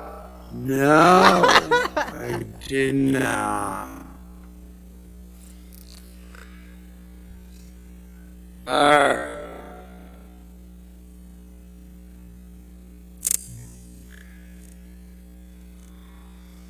Now we're gonna play it full speed. Cool. Wait, you made a very kind admission, I think. Oh, and also Liberty. That's okay. You didn't see it yet. The Willy Wonka that he made from '05 was very good. Very good. I like both Willy Wonka versions. I will say, for some reason, like there's a generational gap between both of them. It's like the other one from '05 was it just seemed more like modernized. There's the way the like camera and the style of it, and the other one is more vintage. The original one, and shout out to Gene Wilder, he did excellent with Willy Wonka. Now, talking about the Johnny Depp one, I like dark stuff. You know, I'm into all kinds of dark stuff, so I like the those type of Tim Burton movies, and they like he did great with Willy Wonka. He added his own style to it, but I of course like the original one too. But the other one's scary too. The original one, I like to go into that tunnel. It's real trippy, and that's something that I thought was really cool. By the way, I love both of them. I don't like one more than the other, but I love both of them. Yeah, definitely. The other one, but to me, was like more like that time I came up in. Yeah, and basically, like what I'm doing, what y'all are experiencing is like going through the tunnel from the original Willy Wonka. When that was, they did very good in the original Willy Wonka with that one. Yeah, that was very good. The other one, the newer one, they were going through the tunnel and it wasn't as like a freaky, but I thought they were gonna put that in the '05 one, but it's all good. I also saw the newer Willy Wonka, the prequel one, with Timothy Chalamet in it. Yeah, hats off to Gene Wilder. He's the OG. He's the OG. And he did great with Frankenstein. Yeah, it's alive. It's alive. Yeah, that was very good. And Frankenweenie. Ah, yeah. That dude did very good movies.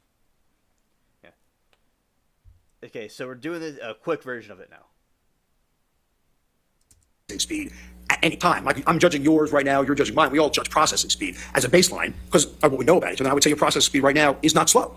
So, I mean, we're judging processing speed. I'm just saying. Yeah. But no, any of Mr. Depp's other portrayals in movies, did that affect your analysis of processing speed? Only I've seen him interact on interviews, and that was it. Right. When he wasn't in movies. Right. But Willy Wonka doesn't matter to you? You see him in that movie, Charlie and Chocolate Factory? Did you look at that one when you were comparing his processing speed?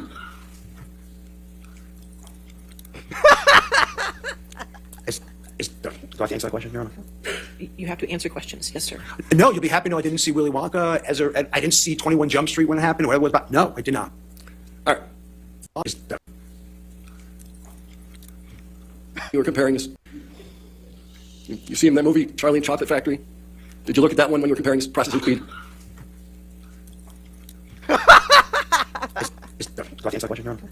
You have to answer questions. Yes, sir. No, you'll be happy. No, I didn't see when he wasn't in movies. Right. But Willy Wonka doesn't matter to you? You see him in that movie, Charlie and Chocolate Factory? Did you look at that one when you were comparing his processing speed? Do I have to answer that question, Your Honor? You have to answer questions. Yes, sir. No, you'll be happy. No, I didn't see Willy Wonka I didn't see 21 Jump Street when it happened. Whatever it was about. No, I did not. All right. Question. Factory? Did you look at that one when you were comparing his processing speed?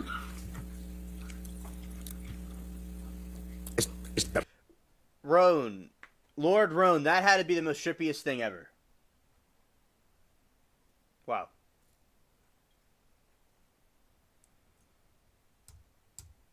Processing speed. Do I have to answer that question, Your Honor? You have to answer questions. Yes, sir. No, you'll be happy. No, I didn't see Willy Wonka I didn't see 21 Jump Street when it happened. Whatever it was about. No, I did not. All right. Question. Interact on interviews, and that was it. When he wasn't in movies. Right. But Willy Wonka doesn't matter to you? You see him in that movie, Charlie and Chocolate Factory? Did you look at that one when you were comparing processing speed? Do I answer that question? In movies, did that affect your analysis of processing speed? Only I've seen him interact on interviews, and that was processing speed at any time. Like, I'm judging yours right now, you're judging mine. We all judge processing speed as a baseline because of what we know about it. So I would say your processing speed right now is not slow. So I mean, we're judging processing speed. I'm just saying to you. Yeah. But no, any of Mr. Anna, the look at that face freeze. Oh God. All right.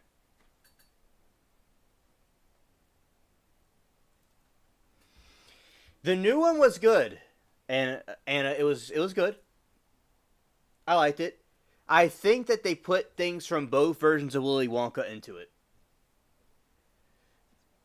Like both of the '05 version and the other version, they combined. It's like the prequel can fit for either one, in my opinion, without giving anything away. Depp's other portrayals in movies, did that affect your analysis of processing speed? Only I've seen him interact on interviews, and that was it. When he wasn't in movies. But Willy Wonka doesn't matter to you? You see in that movie, Charlie and Chocolate Factory? Did you look at that one when you were comparing processing speed? Do I answer that question, Your Honor? You have to answer questions. Yes, sir. No, you'll be happy to know I didn't see Willy Wonka. I didn't see 21 Jump Street when it happened. No, I did not. All right. You made For witness testimony. No, I'm talking about, do you know the rule? I'm not a member of the AMA, so Okay, I wait, move on. You don't know the rule. All right. You rendered an opinion about Mr. Depp's purported cognitive impairment. Yes. Yeah. What do you use as a baseline? A baseline for processing speed? Yeah, for analyzing Mr. Depp before you watched his deposition. What is the baseline for that? I mean, I guess my baseline would probably be how I've seen him interact in public. How I've seen him interact with others. I've seen him interact in media. I've seen him interact, and his process speed is certainly not slow. I've seen him do commercials. His process speed was not slow.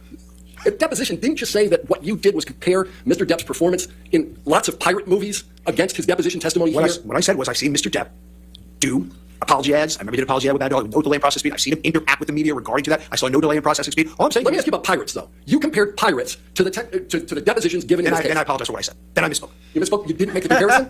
Right now, just a second ago? Just a second ago, I may have said that I misspoke. I apologize, I misspoke. Okay. Because you know you can't compare pirates to sworn testimony, right? Yes. Okay. But as an aside, you can't judge someone's processing speed at any time. Like, I'm judging yours right now, you're judging mine. We all judge processing speed as a baseline because of what we know about it. So I would say your processing speed right now is not slow. So I mean, we're judging processing speed. I'm just saying to you. Yeah. But no, any of Mr. Depp's other portrayals in movies, did that affect your analysis of processing speed? Only I've seen him interact on interviews, and that was it. When he wasn't in movies. But Willy Wonka doesn't matter to you? You see in that movie, Charlie and Chocolate Factory? Did you look at that one when you were comparing his processing speed? Do I answer that question, Your Honor? You have to answer questions. Yes, sir. No, you'll be happy to know I didn't see Willy Wonka. I didn't see 21 Jump Street when it happened. No, I did not. All right. You made a very kind admission, I think, early on in your deposition, that you're not. Yeah, Miranda, his hair is getting static. It's going up in the air. It's in a static way. Yeah, definitely. Absolutely like a cartoon. Claiming to be a better actor than Mr. Depp. That's correct, isn't it? 100%. All right. But with respect to acting, you know that actors actually rehearse for their parts and work on the language, diction, timing of their dialogue as part of that rehearsal? If you say that, I'm not an actor, so I don't know what goes on. I can't tell you. I have no idea what goes on in acting. Okay, but you don't know enough about acting to know whether actors rehearse? Sir, I'm not an expert in acting. I have no idea what an actor does. Okay.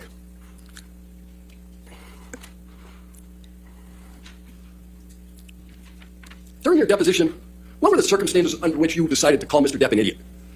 Under someone called Mr. Depp an idiot? Yeah, you called Mr. Depp an idiot in your deposition. Okay.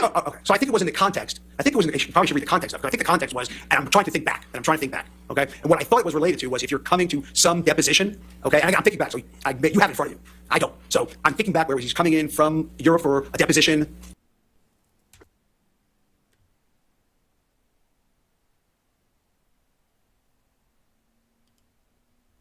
That he gave, and he took it overnight the night before. And what I think I said was that if you're going to do a major thing or a trial that you're involved with, I think you'd be an idiot to come in the night before. All right. So I called Mr. Depp an idiot. I certainly called that planning an idiot. I didn't call him an idiot. So the words "so I mean he's an idiot" are mistranscribed? No, I'm sure. Again, if I said it in that, if you just read one line, one snippet, I'm sure it was in the context I just said. But again, you have it in front of you. I don't. Yeah. Is idiot a professional opinion? I wasn't rendering a professional opinion. Is it a psychiatric opinion? And that follows the Goldwater rule. How does it follow? I just said that I'm not rendering a professional opinion. I just said idiot. That's not. So idiot is not a professional opinion. Mm-hmm. Is it your practice to describe people as idiots? In my practice, I don't describe people my clinical cases as idiots or patients as idiots or victims as idiots. No, sir. But you sat for a deposition in this case and described the plaintiff as an idiot, correct? You gave me 9 hours of deposition, and if I said the word idiot, right, Miranda? Exactly. The slow-mo questions sound like Daybell trial. Ah, yeah, it does. It does. Scared.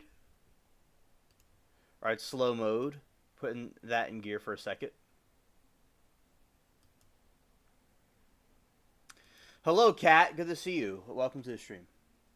Ben says, Depp is like, this guy's a quack and needs a pill himself. Oh, yeah, definitely, definitely.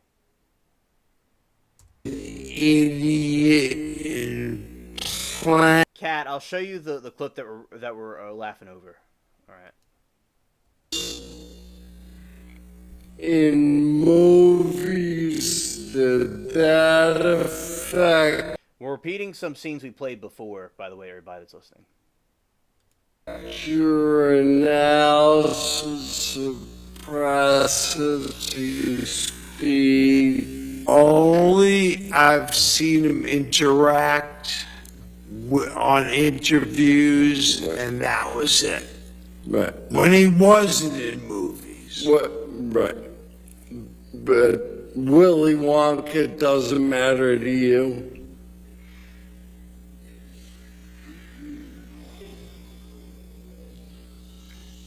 You see him in that movie, Charlie and Chocolate Factory? Did you look at that one when you were comparing his processing speed?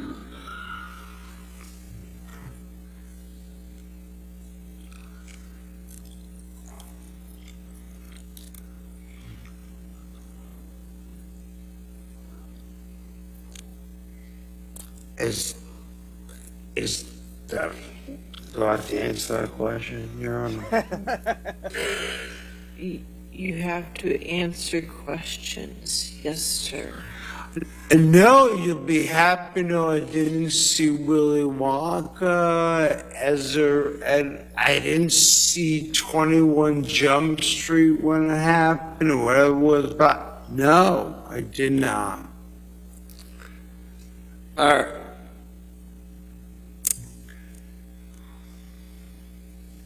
You. Well, you're welcome, Cat TV. Heard Depp fever, but playing fast and slow games messed with my flow. Alright, there you go. Scared. There we go. Play it fast. Because we know about it, so now I would say your process speed right now is not slow. So, I mean, we're judging processing speed, I'm just saying to you. Yeah. So, but no, any of Mr. Depp's other portrayals in movies, did that affect your analysis of processing speed? Only I've seen him interact on interviews, and that was it. Right. When he wasn't in movies. Right. But Willy Wonka doesn't matter to you? You see him in that movie, Charlie and Chocolate Factory? Did you look at that one when you were comparing his processing speed? Do I answer that question, Your Honor? You have to answer questions. Yes, sir. No, you'll be happy to know I didn't see Willy Wonka, I didn't see 21 Jump Street when it happened, or whatever it was, no, I did not. All right. You made a very kind admission, I think, early on in your deposition, that you're not claiming to be a better actor than Mr. Depp. That's correct, isn't it? 100%. All right. But with respect to acting, you know that actors actually rehearse for their parts and work on the language, diction, timing of their dialogue as part of that rehearsal? If you say that, I'm not an actor, so I don't know what goes on. I can't tell you. I have no idea what goes on in acting. Okay, but you don't know enough about acting to know whether actors rehearse? Sir, I'm not an expert in acting. I have no idea what an actor does. Okay.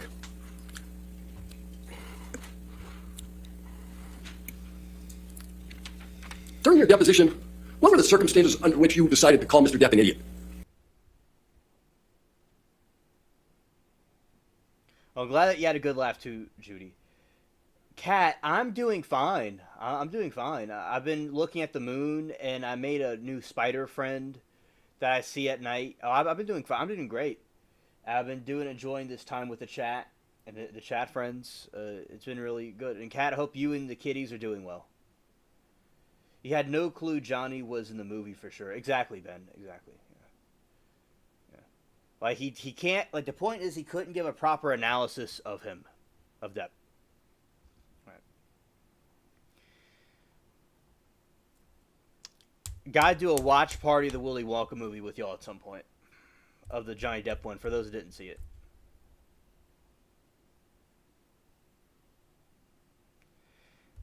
Yes, Kat, this is the one that flew over the cuckoo's nest. That's true.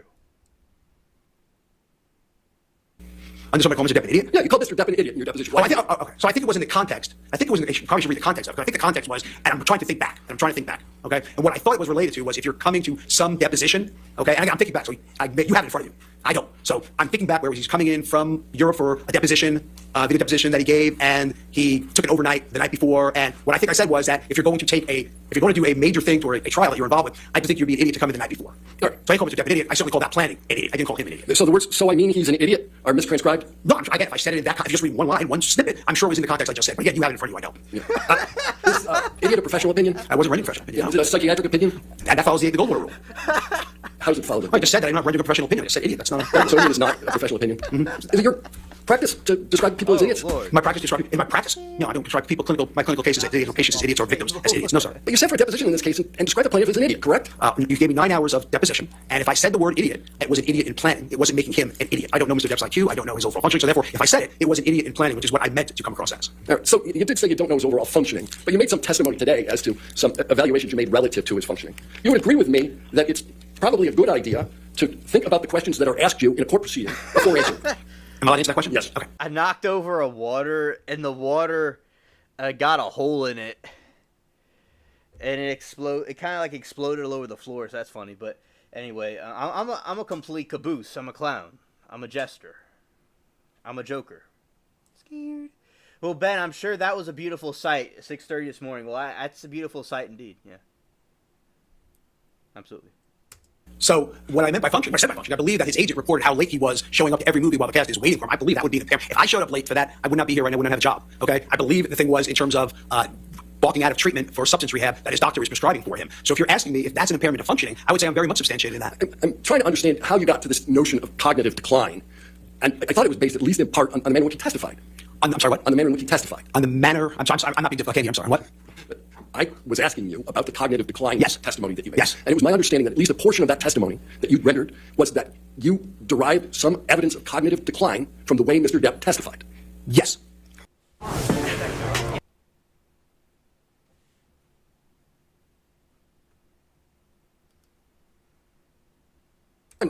Oh, absolutely, Miranda. Johnny and his attorney, his lawyer, their reaction's priceless for me. I agree. He's like, Johnny's like, what the F, about the curse, your discretion's advised, okay? Your discretion advised. Because Johnny's like, what the fuck is this? and an attorney's just like, he thought when you think you've seen it all, not true. It's like he saw it all that day. His attorney saw it all that day. Asking you is, don't you think it's a good idea when you're in the middle of a court proceeding to answer questions carefully? Again, professionally, we diagnose patients with a neurocognitive disorder by gross evaluation all the time. On the thought that, again, age normal controls. I'm just saying, age normative controls does not put a 58-year-old gentleman at that processing. That's all I'm saying. That's all I said. And you derived this without ever once talking to the man. Me directly talking to him. Because we know how I derived it. So you're talking about me directly talking to him? Yeah, you never talked. No, I've never talked to him. Right. And this exam you gave, well, you did talk about Dr. Blaustein, right? Yes, sir. And you understand that the entirety of Dr. Blaustein's medical records are 12 pages of handwritten notes. The important part was what I said. For me, as an example of cognition, which I'm trying to prove, which is what you asked me, the important part was what I said. And that was irrefutable. The important part is that he gave the mini mental status exam? Yes, sir. All right. Let's talk about the mini mental status exam. Scored on a 30-point scale, right? Yes, sir. All right. And it's an exam that basically is most often used for Alzheimer's, dementia, those kind of testing. It's an exam that tests cognition in all psychiatric illnesses, not just Alzheimer's. It was made for dementia for Alzheimer's, but has been the standard for testing cognition in all psychiatric illnesses, substance use disorders included. Okay. Now, there is an element of that exam that requires drawing, correct? Yes. So you don't know what drawing Mr. Depp did, or whether the drawing should have been fully scored. I wasn't questioning his visual or spatial perception. Miranda says, literally, they're astounded. Like, obviously, like I said last night, she clearly did something to make him feel this way. Exactly. It has to be. For sure. It's like, she clearly did that, and he is just off the edge. Clearly, Amber got on her knees for every male ever. Yeah, exactly. She had to do something. She had to eat his tiny wang. Or his big wang, whatever it is. I didn't check, so I wouldn't know. And maybe it's the biggest one on the block. Maybe it's the smallest. I don't know. But she definitely gave him some favors. I could definitely see that, Miranda, for faux show. Scared. This guy wants another round, and he wants the money in the end, too. Yeah. Yeah, exactly. He wants the money and he wants head. Yeah, facts. Intellectual skills, which is what that does. Right. And you don't know what score Mr. Depp received on the exam. I was very specific. I know 3 words, not remembering, and 5 minutes. That's all I said. 3 words, not remembering 5 minutes. He remembered one of them, right? From what I'm saying, you remember 8 of them. All right. Memory on the exam. Out of the 30 points, what's it worth? 3. 3, right? Memory is 3 out of the 30. Yeah, memory's 3. Okay. Again, the memory section in and of itself tests memory. That's the only question that tests memory. Only section that actually tests memory. So the memory section tests memory. It's the only section you testify about. And for all you know, that with respect to the exam that you're relying on, Mr. Depp scored 27 out of 30. And that would be telling, though, cognitive, if you score 27 and 30 and you missed 3 points on memory. That would be very telling. You don't know if Mr. Depp had been up all night the night before. Again, you wouldn't expect to not recall any words in 3 minutes unless there's a cognitive issue. You don't know if Mr. Depp was high. And again, now that could affect memory, but I'm not refuting that. I'm not refuting that at all. He could have been high, he could have been drunk, he could have been using cocaine, and that would absolutely affect his memory. Which is what I said. Yes, you're right. So ultimately, you have no idea what state Mr. Depp was in at the time he took the exam that you're relying on. Short of what you just said about drugs and alcohol, okay, there shouldn't be a reason why a 58-year-old, also with strokes and other neurocognitive conditions, but short of that, there shouldn't be a really good reason why someone at that age shouldn't come up with at least one. But wait a minute, you started that question with short of drugs and alcohol and spent 35 minutes talking about his use of drugs and alcohol. Isn't that right? Oh, I'm agreeing. I thought I agree with you. I think I agree. I said that drugs and alcohol can absolutely affect cognition. I'm not sure. Yeah, I agree, but I'm not sure if that's a problem. I agree with that. All right. So you don't know, one way or the other, how he scored on the exam. You don't know whether he was at the time on drugs and alcohol, but you're going to rely on it in your testimony to say that he's cognitively impaired. Which is what we do in clinical medicine, sir. Okay. You rely on a test that you don't know when it was administered, you don't know the score of the test, and you don't know the state of the person being tested, but you're relying on it anyway. Again, if we had to know every test, when people get the mid-mental state exam, we have no idea clinically if they are high, wasted, stoned, stroke. We have no idea. So if you're going to say that, that means everybody needs a drug test before they do a mid-mental study, and that's not the standard of care. And I think you know that. So let's talk a little bit about this word you kept using, correlation. You know the word, right? yes. Correlation and causation aren't the same thing, are they, sir? No, they're not the same thing. No. How are they different? Correlation is consistent with causation, is direct link. Can you say that again? You were so fast I didn't hear it. I'm sorry about that. Correlation is a risk for something happening. Causation is a direct link. Right. So just because something's correlated doesn't mean it's going to happen. 100%. Right. 100%. Like lung cancer, for instance. Smoking is very highly correlated with lung cancer, right? Yeah, and there's certainly a link to lung cancer and smoking. Right. But not all smokers get lung cancer. Not all smokers do. No one, like I said, no one fits the curve perfectly. Right. And you've made repeated testimony to all of us. All of us do this. All of us do that. Mm-hmm. Your suggestion about all of us is you're just looking at the world as a sample and not at any particular individual, correct? What I'm looking at is that I'm not talking about an individual, how they can or cannot be resistant. What I'm saying is invariably, when you use substances, this is going to happen. Now, is there a 0.05% chance that someone who does? Absolutely there is. But is that medical degree of certainty? Absolutely not. A 0.05% chance of what, sir? Of eventually developing symptoms. If you're using excessively, eventually you're going to develop symptoms. All right. But risk factors tell us nothing about any one particular individual, do they, sir? No. Again, risk factors tell us nothing except that if they have it, they're at a higher likelihood of developing it. That's right. What it tells us. But you did a whole litany of risk factors relative to IPV. Yes. Right. And none of those risk factors tell us anything specifically about an individual. Other than they're at higher risk. Right. Right. So someone could have every single risk factor for IPV and never commit IPV, right? It would be, again, if you're going to say a medical degree of probability, the answer is they will. But if you're saying uniformly, the answer is no. Right. IPV can occur without substance abuse? Oh, sure. someone can abuse substances without ever perpetrating IPV? Again, absolutely. But, again, you are saying different than what I said. I did not say abusing substances. I said substance use disorder. Those are two different things, because there are surely people who use substances that do not engage in any violence, do not become psychotic, nothing at all. So And that's absolutely. equally true of people who have substance abuse disorder. There are certainly people who have substance abuse disorder who don't commit IPV, correct? They are saying people who have substance use disorders, the majority of them, over 50% do. So over 50% do. So that's medical. The answer is yes. As you said, not everyone who smokes gets lung cancer. So there are significant numbers of people. You said it was over 50. So you'd say 40% of the people who have substance abuse disorder don't commit IPV?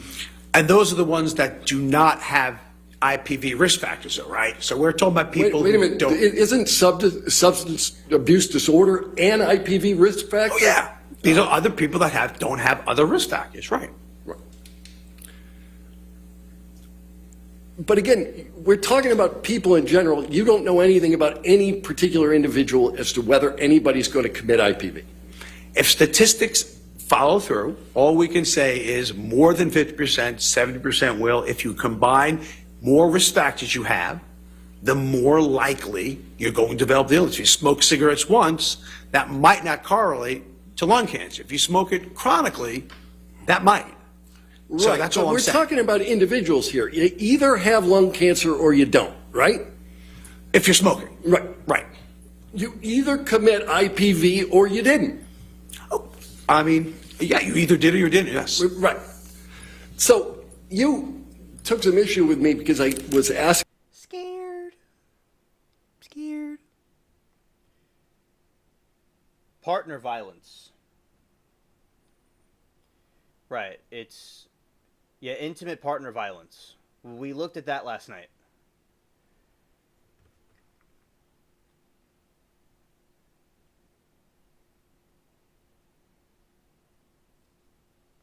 Asking about substance abuse generally, and you wanted me to talk about the disorder. I asked you earlier about narcissistic personality disorder, and you haven't made that diagnosis. You've just talked about the traits, right? Yes. And somebody can have these narcissistic personality traits and substance abuse disorder and never commit IPV, right? So, along that line, Right. about 80 to 90% of people who commit IPV have a personality disorder. So the answer is less than about 10% obviously do not. Right. There are more close links with IPV for borderline personality disorder than narcissistic personality disorder. Correct, sir? I'm not going to agree with that. No? I'm not saying there are more links. I would say to you there are absolute. If you're asking me if there are links, the answer is absolutely. If you're saying to me more, I can show studies say yes, so studies say that. That has not been absolutely definitively correlated. No. No. Absolutely not. Hilarious Lord Roan.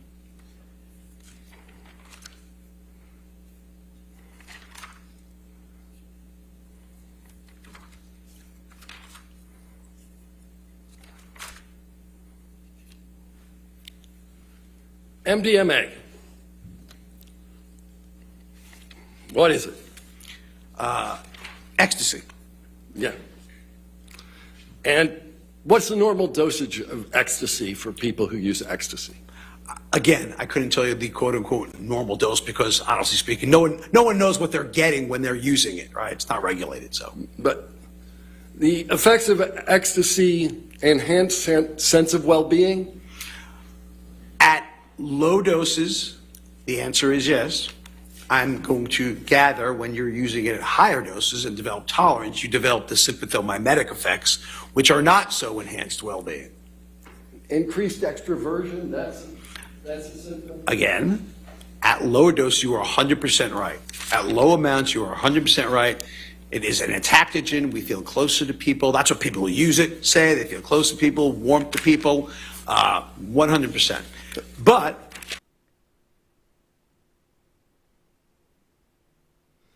Oh yeah, exactly, Liberty, and LOL, Miranda. MDNA, normal dosage, take a bunch. Scared. with continual use and higher doses, it could be fatal. Right. So that's not well-being. I don't know if I'd call that well-being. So continued use at higher doses, MDMA can be fatal, correct? Correct. What if you took 8 to 10 tablets of MDMA? One of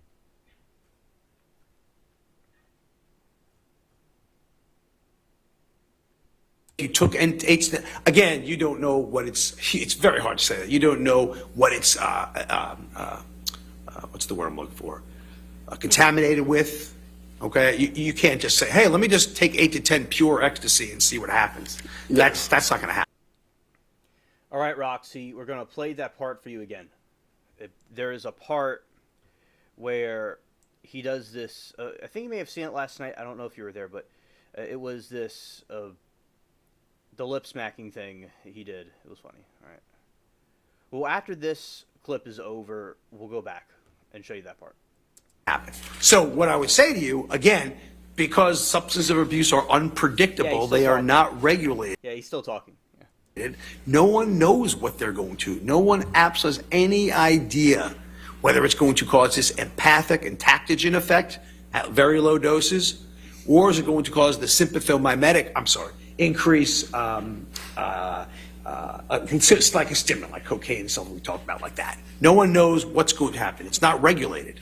And no one knows if you're using with other substances either, like other stimulants. Or if you mix it with alcohol. Or mix it with alcohol. No one knows if it's going to be potentially worse. Right. But this is a potentially lethal combination. 8 to 10 MDMA tablets and alcohol. This is a potentially toxic combination. Right. Can it kill you? Yeah, I mean, it is a potentially toxic combination. That's true. Ever heard of someone cutting off their own finger on MDMA? Have I ever heard of it? Yeah. No, I can only give you one example. Hadn't seen that one before. Okay. So, Seroquel. That one puts you to sleep, right? If you want to phrase a barbiturate putting you to sleep, then the answer is yes. Yeah, you heard Mr. Depp talking about sometimes being on the nod, right? And again, I think I explained Seroquel very well this morning. Good. I'm going to ask him a few more questions. Oh, okay. Okay. All right. You kept making references to street value. Why were you doing that?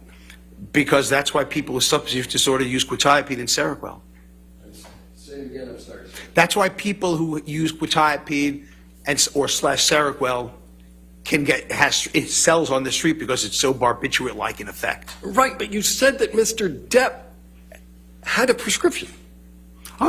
There are many substance use disorder patients who have prescriptions for Adderall and quetiapine from their doctor, and that doesn't mean they're not getting high out of it. That doesn't take much. Doctors like to believe what patients have to say. They're not going to go in there being expert witness testimony.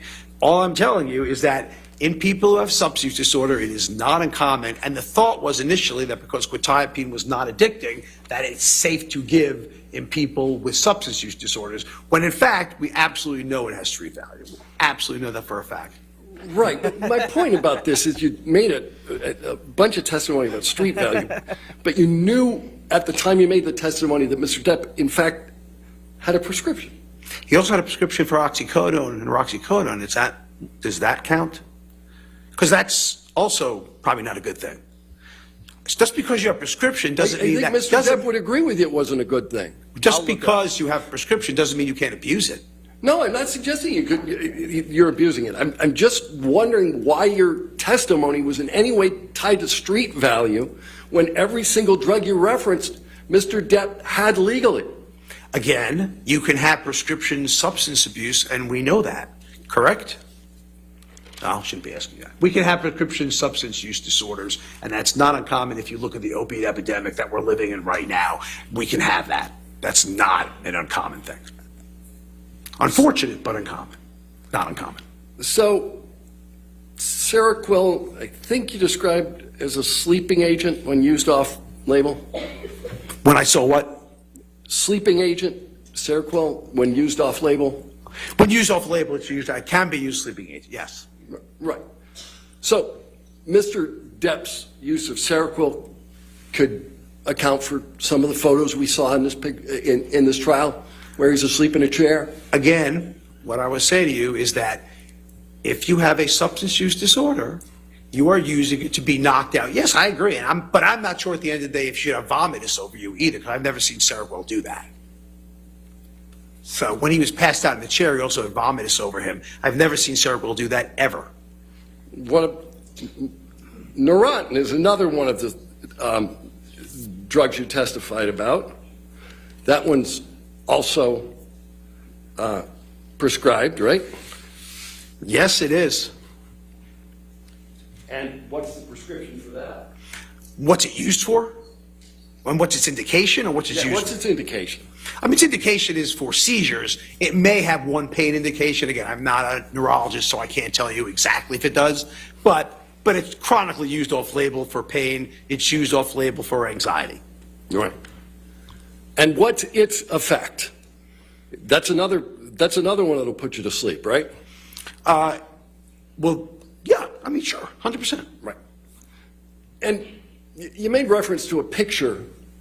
There's been testimony around that picture that Mr. Depp fell asleep with ice cream in his hand. That's not vomitous, right? I was told it was vomitous. Okay.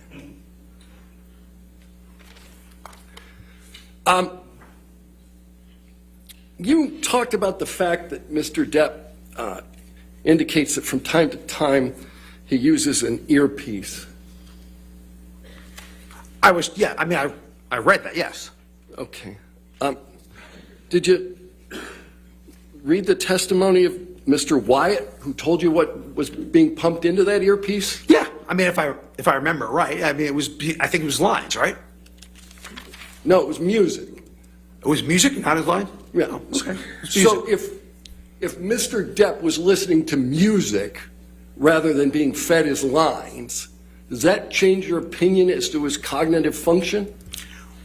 If he was never fed his lines through the earpiece, which I know he was, but read he was, and that may have been that example, Mr. Wyatt may have said that it was music. I guess the question is, were you having the music during the actual talking of your lines? Is that what you're saying to me? Well, you know, if you can do two things at once, that's a pretty high cognitive function, isn't it, sir? You know, it's a very good point, actually. Divided attention is something humans have a lot of trouble in. Yeah. So, for instance, we have trouble driving and putting on using our cell phones and direct. So, divided attention, humans actually are not very good at. I'll put that out there. But Mr. In general, not just Mr. Depp, in general. But Mr. Depp is pretty good at acting. You acknowledged that early on. Absolutely. Well, better than me, so I know that. Because you don't act. In fact, you don't know about acting. You're right. I have no idea about acting. And you don't know how prevalent the use of earpieces are in acting. Again, I know nothing about acting. Irrespective of the fact you know nothing about acting, you've testified that Mr. Depp's use of an earpiece is somehow a cognitive deficit? So if I was giving a lecture and I was fed my lines, I would think there's a cognitive deficit. So and maybe I'm wrong. Like I said, maybe I could be wrong. Maybe Hollywood stars get lines fed to them through earpieces all the time, and I don't know. That could be said. It sounded to me to be unusual if you're doing a movie and you don't know the lines. But like you said, I'm just judging it on what I do with lectures, and that would never happen. If you gave lectures, you wouldn't use an earpiece, but you're not going to tell anybody how to act. I'm sorry, what was the question? I said if you gave lectures, you wouldn't use an earpiece, but you're not telling anybody how to act. Right, I would not use an earpiece during lecture. Liberty, that's very upsetting. Wow. Alcohol will be very, very dangerous. My father had problems with it, so yeah, it's something that is a very lethal drug that's legal that people do. There's accidents over it, people get violent over it, and it's legal, and people do it. Yeah, I think having a wine at dinner or something's fine, but people do it like in the way you're talking about liberty. Yeah, absolutely.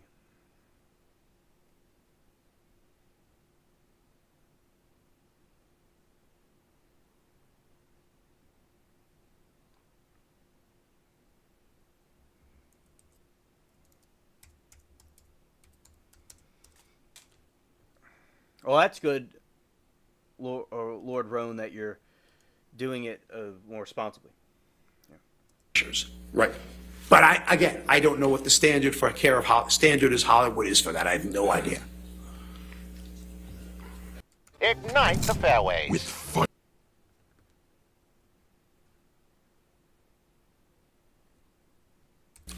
Your testimony about the use of an earpiece as maybe you were wrong.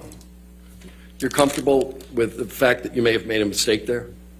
No, because I think in the basis of what I've read about it, I'm comfortable that I don't believe that actors are routinely given their entire script through earpieces. I find that hard to believe. Yeah, but not one whit of evidence that this ever happened here. I guess what I said. I just said I find it hard to believe. I didn't say it. I said I find it hard to believe. That's all I said. Oh, yeah, but what you found hard to believe, sir, was that every line of the script was pumped through an earpiece. Where did you ever get the idea that occurred? That's what I read in the court review, the court evidence. That's where I got it from. Right. And you know whether Marlon Brando used an earpiece? I'm glad to hear he's better now. Isn't he dead? Yeah. The script was believe. I didn't say it. I said I find it hard to believe. That's all I said. Oh, yeah, but what you found hard to believe, sir, was that every line of the script was pumped through an earpiece. Where did you ever get the idea that occurred? That's what I read in the court review, the court evidence. That's where I got it from. Right. And you know whether Marlon Brando used an earpiece? Isn't he dead? Yeah. So the answer is no. He does not use one now. No, I used the past tense. Sir. Oh, I'm sorry. I know nothing. I will concede to you. I know nothing about acting. I will concede to you 100%. If that is the standard and people are done that's acting, then I have one. Welcome, Liberty. You know whether Marlon Brando used an earpiece? Isn't he dead? Yeah. So the answer is no. He does not use one now. No, I used the past tense. Sir. Oh, I'm sorry. I know nothing. I will concede to you. I know nothing about acting. I will concede to you 100%. If that is the standard and people are done that's acting, then I apologize and that was wrong on my part. If that's the standard, I'm wrong. I don't know. Okay. Let's go with that. No further questions. All right. The court review, the court evidence. That's where I got it from. Right. And you know whether Marlon Brando used an earpiece? Isn't he dead? Yeah. So the answer is no. He does not use one now. No, I used the past tense. Sir. Oh, I'm sorry. I know nothing. I will concede to you. I know nothing about acting. I will concede to you 100%. If that is the standard and people are done that's acting, then I apologize and that was wrong on my part. If that's the standard, I'm wrong. I don't know. Okay. Let's go with that. No further questions. All right. How long?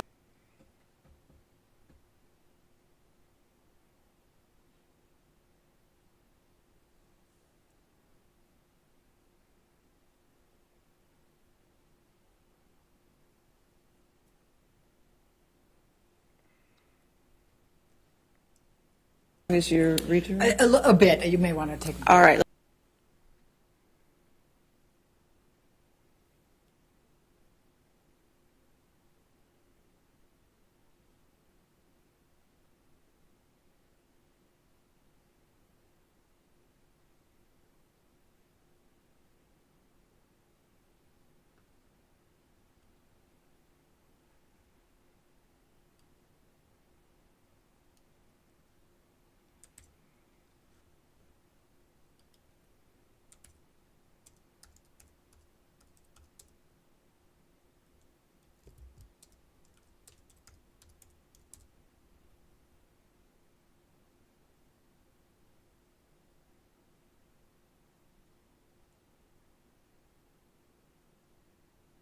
Yeah, right. Exactly, Roxy.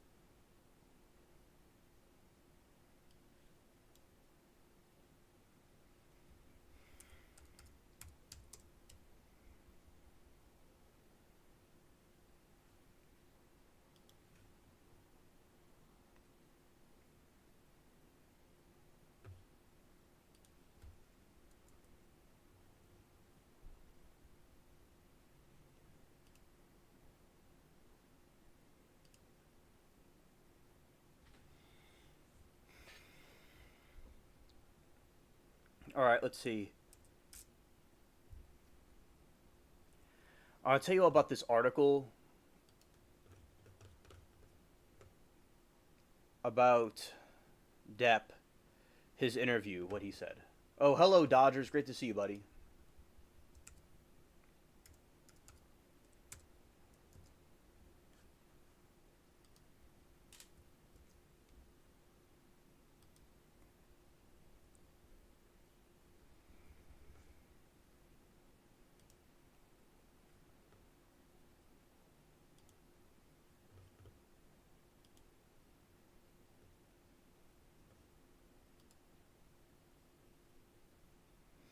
Right, so information about this. Okay, Johnny Depp says he has no regrets about Amber Heard's trial and was a crash test dummy for Me Too movement.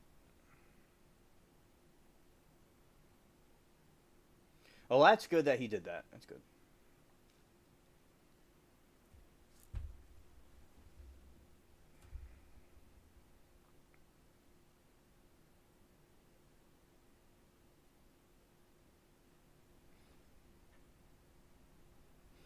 In a sprawling interview with the Times UK, Johnny Depp claimed he was a crash test dummy for Me Too, reflecting on his protracted legal battle with the actress ex-wife Amber Heard. Quote, "My comeback, honestly," he says, "I didn't go anywhere," he said. "If I had My comeback, honestly, I didn't go anywhere," he said. "If I had the chance to split, I would never come back." The Pirates of the Caribbean star who classified his outstanding his ousting from Hollywood as a boycott, praised by the San Sebastian International Film Festival for sticking with him through all the hit pieces in the bullshit in 2021. The Fest awarded him the prestigious Donistia, its highest accolade last year. His second directorial effort in the Modi, The 3 Days on the Wing of Madness, garnering a long-standing ovation by the crowd. Quote, "No, I had no regrets about anything because I truly, what can we do last week's dinner? Not an effing thing," he said of the much publicized court trial with Heard.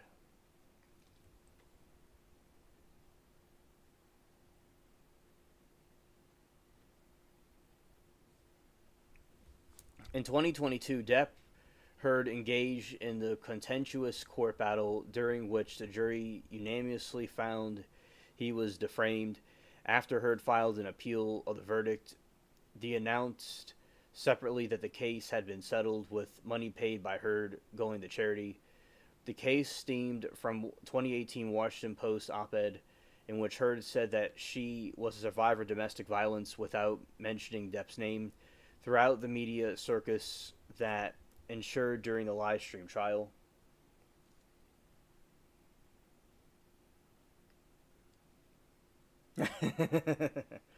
hilarious Liberty,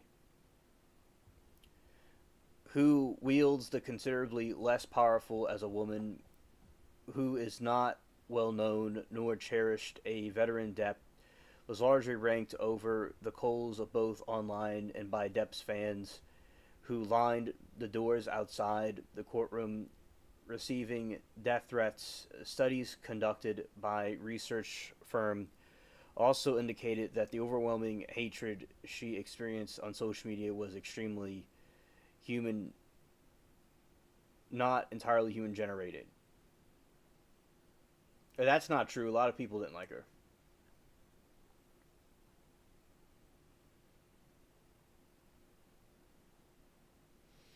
This guy at work is getting out your nerves. And yeah, Roxy, we call that a simp. I like baseball. My city had a little league, a minor league, that was the Zephyrs, and they became the Baby Cakes, and they got sold. Now, I have connection. I feel with the YouTube people I knew, I'm connected with the Dodgers because, of a smoking scan. And also, though, I know a lot of people from New York from YouTube. So also I'm connected with that too. So I like the Dodgers and Yankees, although they're enemies. So my two teams I like is the Dodgers and the Yankees, and yeah, and I like the other teams too, but those are my two favorite. I like baseball, Liberty. Where I am, football is more popular where I am. Like the Saints are it's a big thing. So my city's more into football than it is baseball.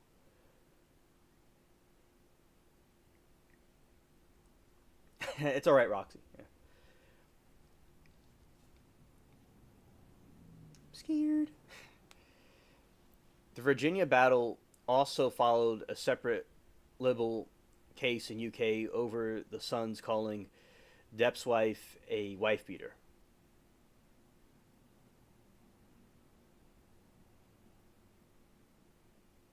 Yeah, me. Yeah, me. No, I'm both. I like both of them because I'm connected to. Both have, a sentimental value to me, and the people I knew from both sides.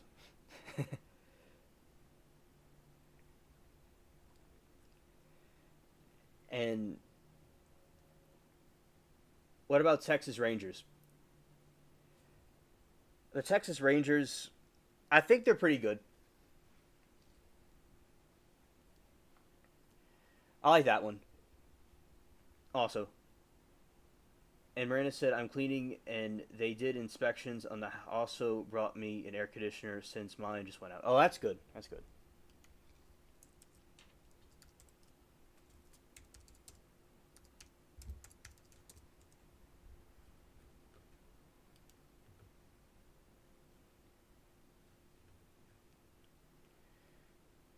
And, the Texas Rangers I like because it's, in the South. Like, I'm in the South. It's in the regional that I am. Roxy, I'm from Louisiana. So I had no major league team where I am. But as I said, I like the Texas Rangers are good because of it's a South. It's a closest one to me. I like that too. Yeah, I like them too, Liberty. But baseball's not really a thing where I am. It's more of football's more of the thing where I am. And the football teams, like the Saints, for instance. Yeah, exactly, Judy. Yeah, I'm scared.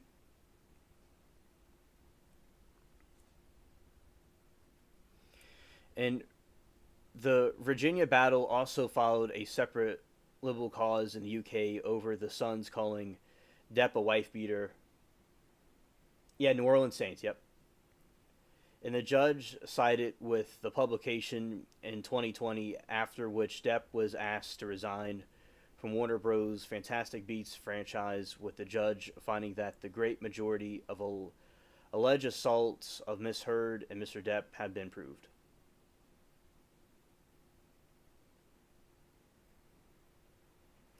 Well, you see, Miranda, the thing is, the accent thing is not really true. You see, the accent you're speaking of, nothing against the accents, that's more like a country accent. The New Orleans does not have an accent like that anywhere because it's a city. Like those are people like from the country that talk like that, and it's very very different. Like New Orleans is like a whole different world from the other part of the state. Like the religions are different, and it's very different. You know, like all around. I love the other parts of Louisiana, are very nice, but they're more seen as like country people. And like where I am is like in a city. Yes, yes they are, Lord Roan, absolutely.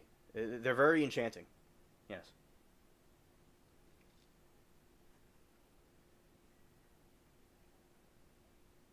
Oh, okay, Miranda, understood. Yeah. Well, no, like yeah, like where I grew up from a little kid to an adult, I never was around that type of act. No one talks like that in New Orleans. There is a New Orleans accent. It's more similar to a New Yorker accent though. They'll say like Nolans instead of New Orleans. They'll say Nolans. There's like it's called a Yat accent. So there is like a New Yorker type accent. New Orleans is a lot like New York. Like it's very similar to New York City, but at a much smaller scale. I know, Judy. They are Cajuns and Creoles, but their accent that they're speaking of is more like the southern Louisiana, like the southern part of it's Cajun. The North Shore, I need to get myself not mixed up here. The North Shore and the northern part is more like country people. But I guess getting Cajuns and country people getting mixed, they might be kind of similar. But yeah, they have Cajun people, and they do have a different way of talking. But to us, it seems like the country people and them are very similar. Like, it's kind of hard to distinguish. But yes, the Cajuns are very unique. They have very good food. They're very unique to this state. Yes, but their accent is a little bit different, yes. Yeah, in Liberty, it's very enchanting. You know, those accents are very nice. All right, I'm not against those accents. And, you know, Texas is a very lovely state. And I do think those accents are unnecessarily looked down on because I like the way the southern accent and the country accent, or what she's calling the redneck accent, those accents are very nice. I like them. But yes, people always think that New Orleans sounds like a country accent, but it doesn't. Now there's Creoles, and Creoles are people that originally were from the colonies of France and Spain. That's what a Creole originally meant, but then later on, what it means now is someone that is mixed with African and like Caribbean and European. Like they could look pretty much European looking, look white looking, but they're mixed with a little bit of African in them. But the Creoles and Cajuns aren't really allies. They're very different. And the Cajuns were kicked out of Nova Scotia for not swearing allegiance to the king, and they came down here. But the Cajuns are very cool people. I like them a lot, and the different groups. And their food's very good. It's very unique to this state. Yeah, but the New Orleans, Metairie, Kenner does not have an accent. No. But New Orleans could have a slight accent, like a New York City accent. Then the rest of the state is totally different. For instance, like New Orleans is a lot of, in the south part of it, it's a real Catholic. And other parts of the state are Protestant. Like there's all these different like religions, you know, groups. But of course, it just depends. But Louisiana in general is very Catholic because of the Spanish and French. Your friend in Metairie had an accent. Okay, maybe I don't know what accent they came from. But Metairie does not have an accent, usually. No.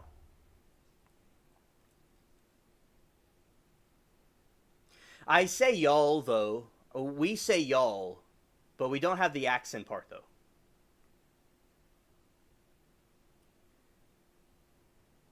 My accent is white southern, it comes out. Okay. I'll end up saying, like, y'all or you. Okay.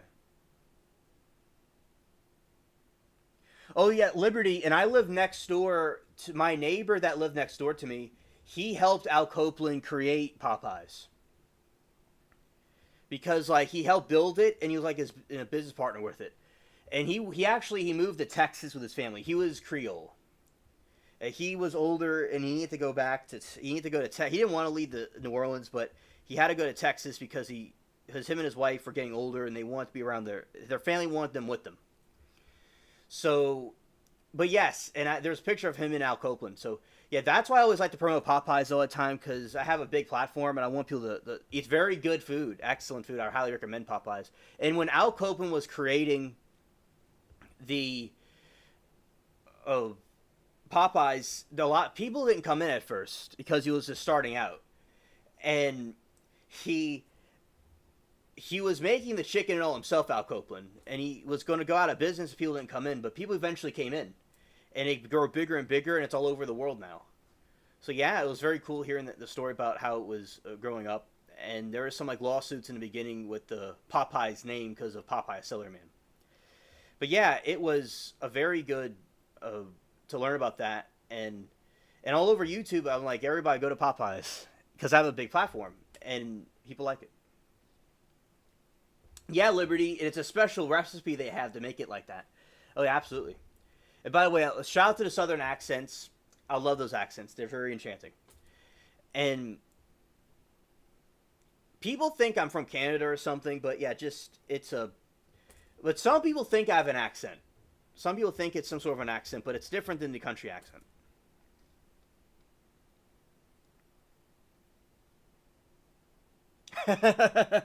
Hilarious, Roxy. Yeah. Dad's Alabama, mom's Louisiana. Beyonce, yeah. Yeah, definitely. Rana said, Missy, I saw the Church's Chickens has chicken pieces with jalapeno on one side, and I might get that one of those. I like Church's Chicken too. We've had that also. And that's also a good chicken place.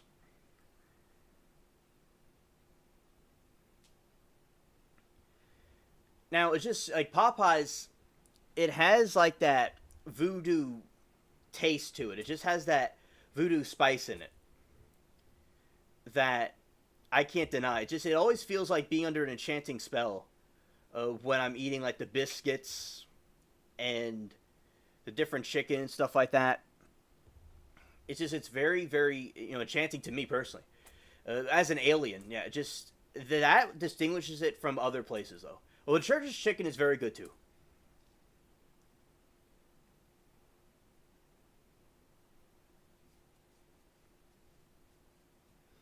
Correct. Amber's in Spain now. Yes. Rana said, well, the Americans don't have accents to each other or someone with a foreign accent. You have an accent. They say Americans have silly accents. I've seen people make one of our accents. Yeah. Like, I don't talk in a British accent because I just want to talk the way I came out.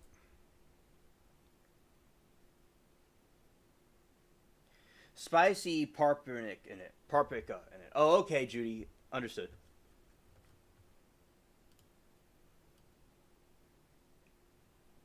Yeah, whatever they put in it, I feel like I'm under a spell. Like, everything about Popeye's food just gives me a spell. Scared.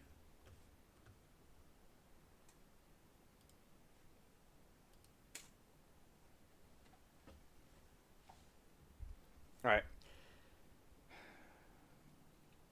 The Virginia battle also followed a separate liable cause in the UK over the Sun's calling Depp's wife beater.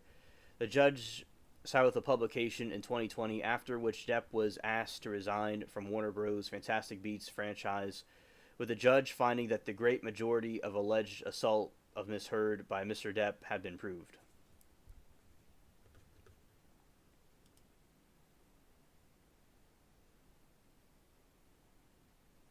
Yeah, Popeye's gravy, right.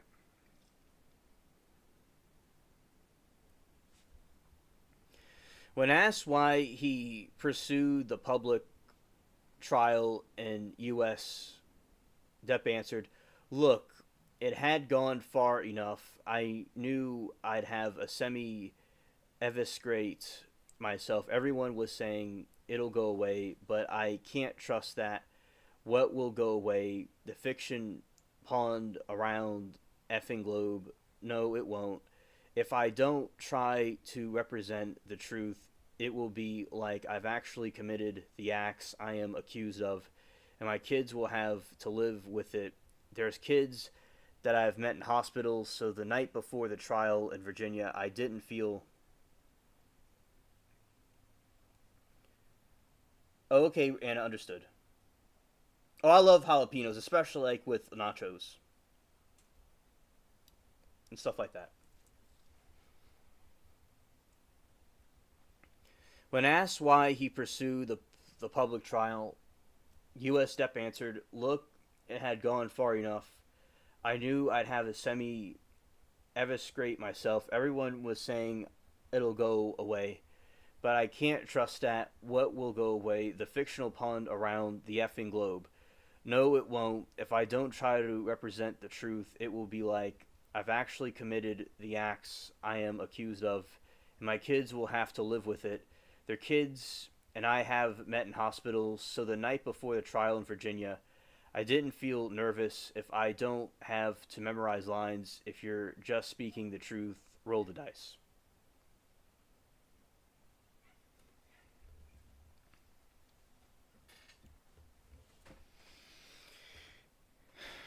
He continued, "Look, none of this was going to be easy, but I didn't care. I thought I'll fight until the bitter end, the bitter effing end, and if I end up pumping gas, that's all right. I've done it before." Wow, that's deep. Wow.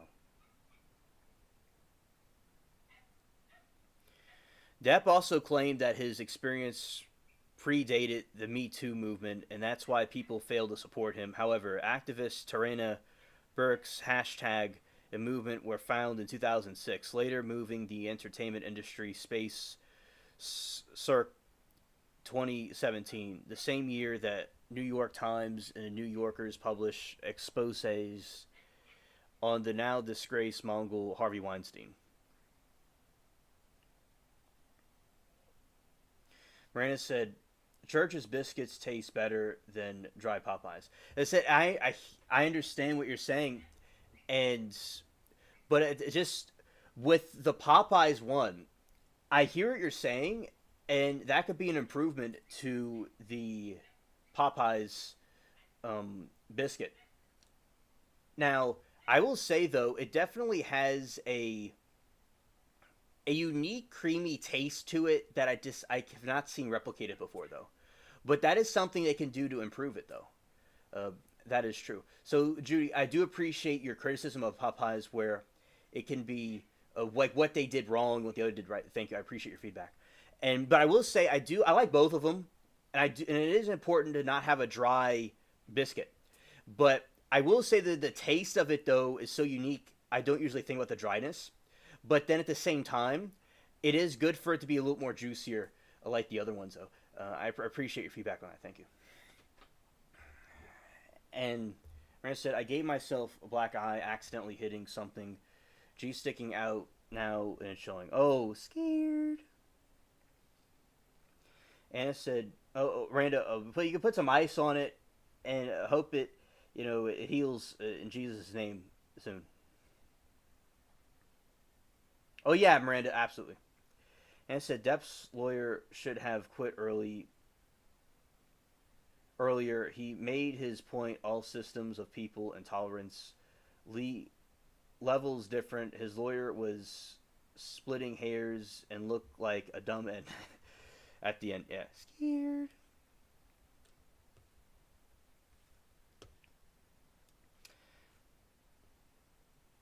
Oh, okay. Ice is helping. That's good.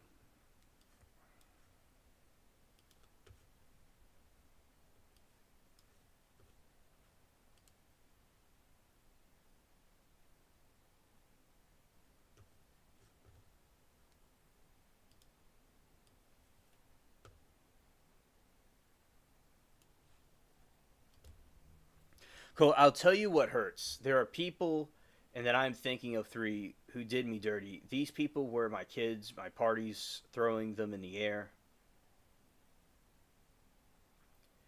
And look, I understand people who could not stand up for me because the most frightening thing to them was making the right choice. He said, "I was pre Me Too.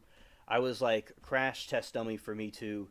It was before Harvey Weinstein, and I sponged it, took it all in.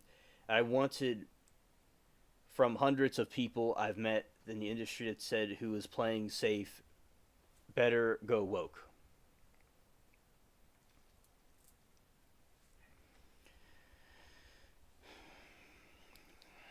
Since 2022, the actor hasn't really gone gently into That Good Night. That's from Interstellar. Do not go gentle into That Good Night.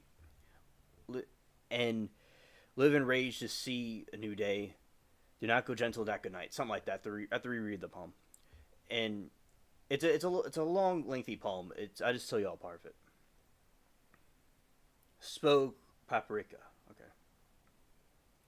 You smoked it a while ago. Scared. Since 2022, the actor hasn't really gone gently into That Good Night. Hence the disagreement with the term comeback that year. He had made a surprise appearance at the MTV Video Music Awards later on. He embarked on a 2023 European tour with the band Hollywood Vampires and was seen in Savage X Fenty's fashion show. More recently, he is set to reunite with Pirates. Okay, band Vampires, and he's set to reunite with Pirates of the Caribbean co-star Penelope Cruz in Longsgate Daybaker upcoming Day Drinker, also featuring Malene Colleen. Additionally, films for Terry Gilliam's Carnivore and The Days opposite Adam Jeffries and scheduled commerce in April 11. Shout out to Mary Toodles.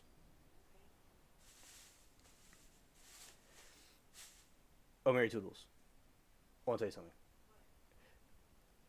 something. The package you speak of, I think that. Talk to me about it later. You don't have to tell me now. Oh, I didn't see a problem with it, but okay.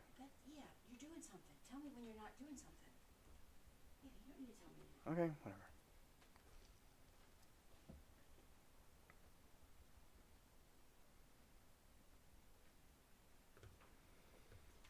Okay, and so that is the situation with Johnny Depp. Says he has no regrets about the Amber Heard trial. Was crash test dummy for me too. All right, so that is that.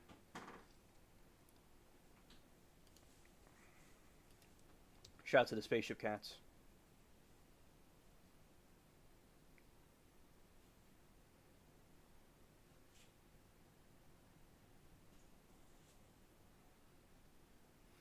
Then go out with a man, and people assume that's where you got it.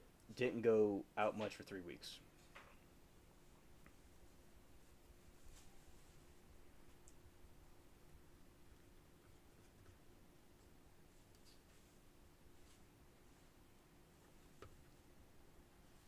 All right, and let's see new updates about Hurricane Erin.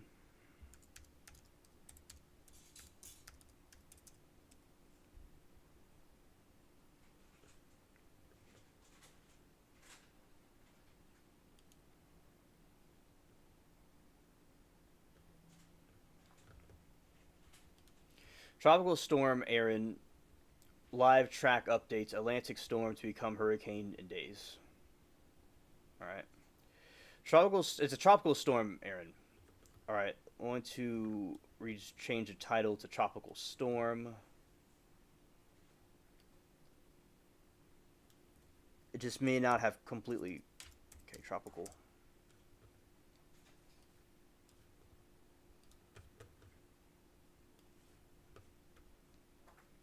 All right.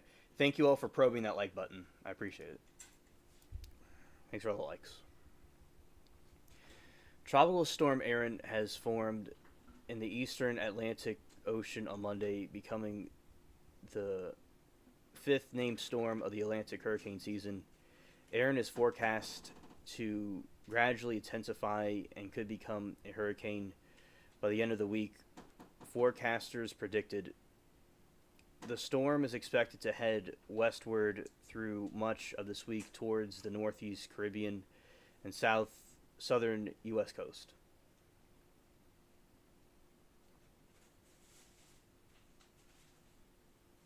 I haven't, Anna. It's soon to say whether the storm will make landfall, but experts are tracking the system. They'll make determinations later this week. Miami-based National Hurricane Center said it will initiate advisories on the storm starting Monday.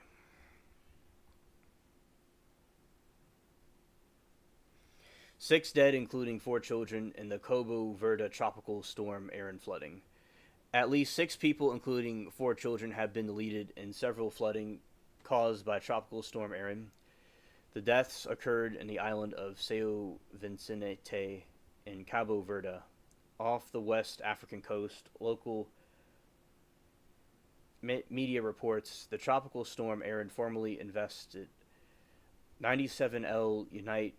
It strengthened on Monday, is currently in the eastern Atlantic Ocean, where it has caused severe thunderstorms, heavy rain, and flooding. The 6 casualties have all been identified by local officials. More residents could be missing. Flooding also caused widespread damage, including 2 homes, business, roads, as well as power outages. Tropical storm Erin is expected to move west across the Atlantic toward the U.S. and Caribbean, where it is predicted to intensify into a hurricane. Okay, Ms. Construe, have a good night. Thank you for coming.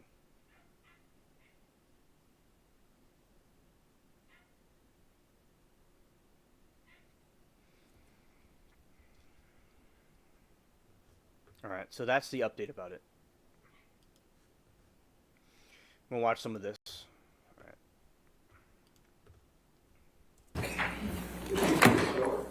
All right.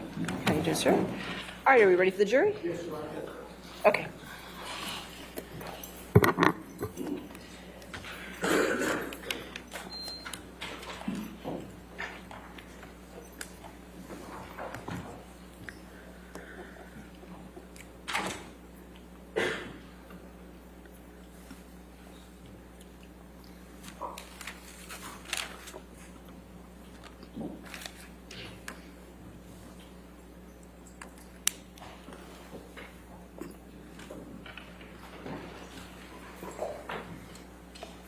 The case, the deposition transcripts, the articles, the pleadings, all of the paperwork in this case, which is voluminous. Based on the analysis you've done and your expertise in the entertainment industry, have you formed any opinions in this case? Yes. Generally speaking, what is your opinion? My general opinion is that the op-ed damaged Mr. Depp, created a cancel situation, if you will, harmed his reputation and his ability to get work in Hollywood industry. Objection. Yeah, hold on, sir. Yes. I thought, could we approach? Sure. Experience working with companies looking to engage actors to market or advertise their products? Yes. And what's that experience? Well, virtually every company I work for, they are engaging actors to advertise their products. Most of the time, those products are TV shows or streaming series or feature films that all involve product spin-offs and derivatives, and sometimes they are just products and spokespeople getting together. But yes, I have experience in hiring a star to be the face of your product.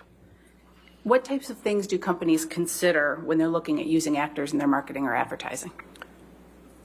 Well, as you can imagine, they consider reputation. This is a capitalist society, and they're looking to make money. They want to add value to their investment. They want actors who have reputations that will bring eyeballs to the screen, bodies in the seats. They're looking for added value, not negativity. Do you have experience negotiating agreements for actors to play a certain role in a film? Oh, yes. As I explained, I negotiate deals with actors to play roles in films. And what's the significance of the actor in the starring role in the context of a feature film? The actor in the starring role becomes the face of the film, the product, the series. that actor is synonymous with the product. And again, in hiring that actor or actress, you want a reputation that supports the value that you've spent on creating the product.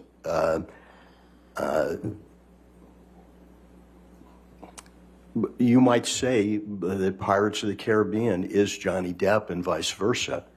That's this importance of hiring a star.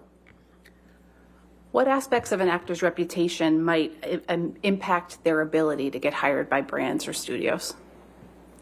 Well, again, on the other side of the coin, you wouldn't want to hire an actor who has negativity following them. You wouldn't want to pay to actually bring your brand down, your movie. And so that's very important, and especially in the last 5 years with the Me Too movement, you wouldn't want negativity hiring an actor who, quote unquote, had been canceled.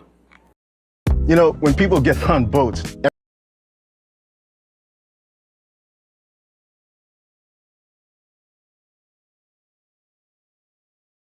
Is there anything in particular that might prevent an actor from getting hired by a brand or a studio?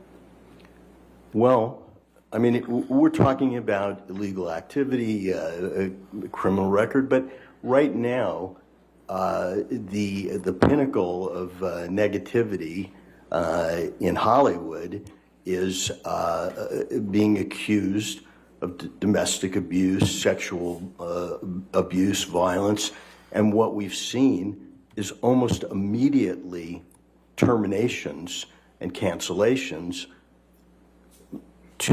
for the investors, to the people who create that product, to move away from that negativity.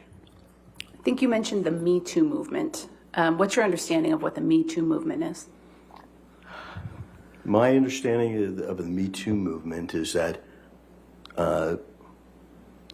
finally society is listening to the victim, giving the victim of domestic abuse, sexual abuse, the benefit of the doubt. And there has been a shift in our society from not doing that to now the victim gets the benefit of the doubt until there's too much doubt. And to me, that's the Me Too movement.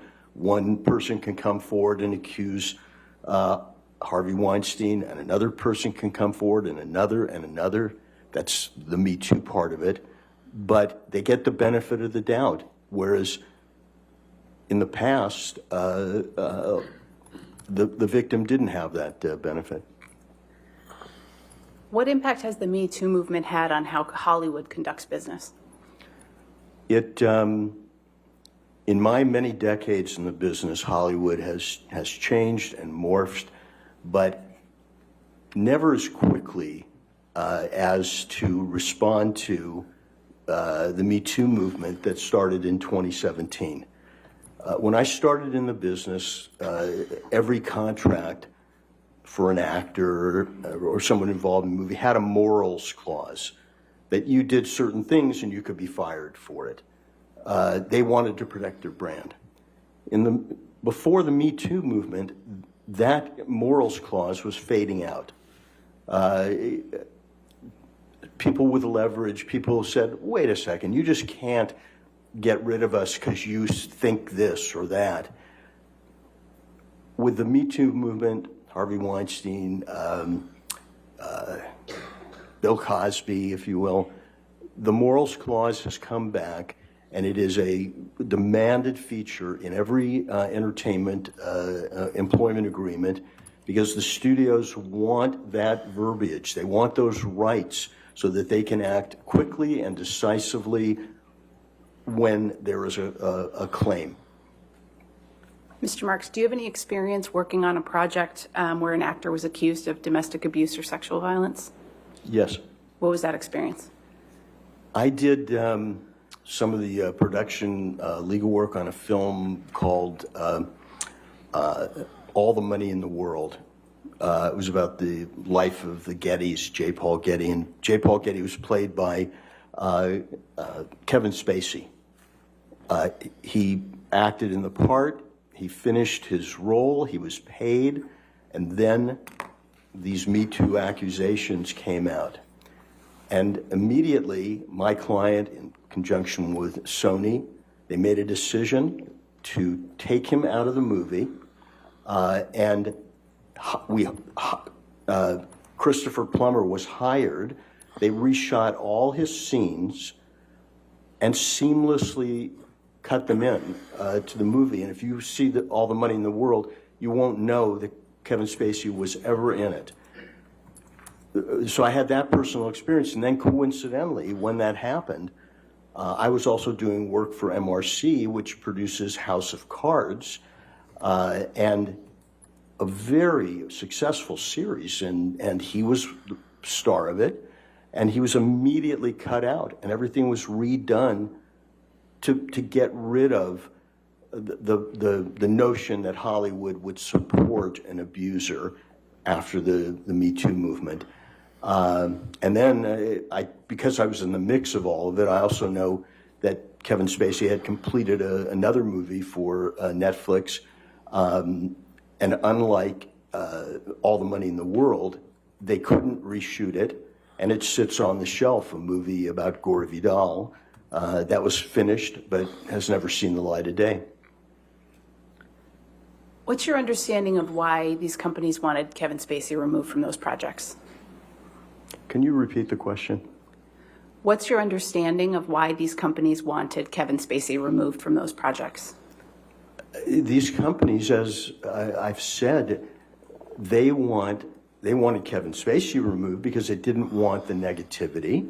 They want anyone removed so that they can get a return on their investment in our society, so that they are not seen as being in the old generation where women were not given the benefit of the doubt, where victims were not given the benefit of the doubt. And a switch has been turned, and certainly by 2017. Are there certain types of companies that are particularly sensitive to these kinds of allegations made by women in light of the Me Too movement? Well, I would say the bigger the company, the bigger the budgets, they're all sensitive. But at the pinnacle of sensitivity are the family-friendly companies like Disney. They're particularly sensitive, not in a general way, but in a very specific way. Mr. Marks, are you familiar with the op-ed Ms. Heard published in the Washington Post on December 18th, 2018? Yes. What's your understanding of how that op-ed was received in Hollywood? My understanding of how that op-ed was received in Hollywood. Oh, is there objection? I'm sorry, sir. Yes. Is this his personal understanding, his expert understanding? It seems like if it's his personal understanding, it's not relevant. I'm asking Mr. Marks based on his nearly 50 years in the entertainment I'll overrule the industry. objection. Thank you, Your Honor. As I've said before, I am a member of the Hollywood community. That op-ed, for the first time, is in a mainstream publication called the Washington Post. This is a flagship journal, if you will, of American news. We're not talking about a trade paper. We're not talking about a rag. We're talking about the Washington Post. And it is geared to Hollywood. It says, 2 years ago, when I was getting my divorce, Amber Heard is saying, I was the abuser, and you didn't, Hollywood, you stood up for my abuser, not for Objection, me, Your the Honor. victim. Objection. Now he's mischaracterizing the document.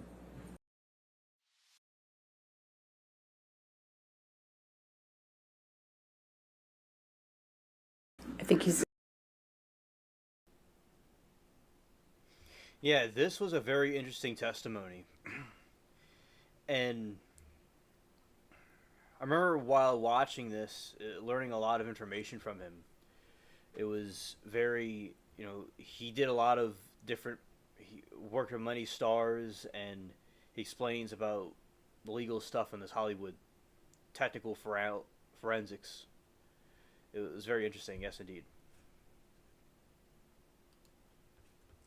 He's expressing his understanding of how that was perceived. I'll overrule the objection. Go ahead. What I'm saying is Hollywood got the subject matter of the op-ed loud and clear.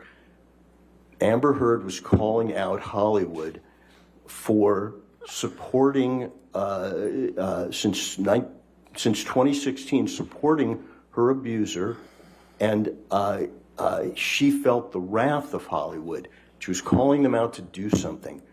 In the Washington Post and on the eve of her biggest film, a big film for Hollywood, the publicity machine was in high gear. There was lots of publicity and news out there. This was the height of her fame, and she used it at that moment to call Hollywood out. They, in my opinion, as a member of Hollywood, they heard that plea loud and clear, and it also got her publicity for her movie. I don't think that in my perception, and people in Hollywood didn't see that as a coincidence, that date. So yeah, in Hollywood, I think the message was received that she was sending. Mr. Marks, do you have an understanding of Mr. Depp's reputation in Hollywood with respect to whether or not he's on time to his film sets? Yes. What's your understanding? Hollywood has a history of putting up with major artists and major stars' idiosyncratic behaviors. We've always had divas like Marilyn Monroe who would stay in her trailer for half a day. Johnny Depp has a reputation of being Johnny Depp, and when you hire Johnny Depp, you get all of Johnny Depp, and that includes being late. And fortunately, in Hollywood, because of the budgets and the box office, you can budget for lateness. You can have second unit. You can have other shots. You have padding in budgets. You have insurance for accidents, but Hollywood knows Mr. Depp's reputation, and I heard someone say Hollywood puts up with diva and drugs. They only do that when money's involved and big stars are involved and artistry is involved. Mr. Marks, did you have an understanding of Mr. Depp's overall reputation in Hollywood prior to the publication of the December 2018 op-ed?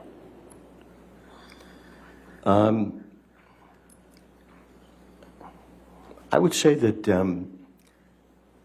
Johnny Depp was one of the few major actors in Hollywood who managed to keep most of his personal life personal, kept himself shrouded, if you will, a bit. And his reputation, preceded him as a major artist in Hollywood. But what also marked him in this business is that he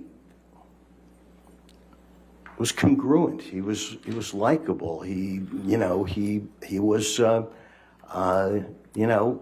one of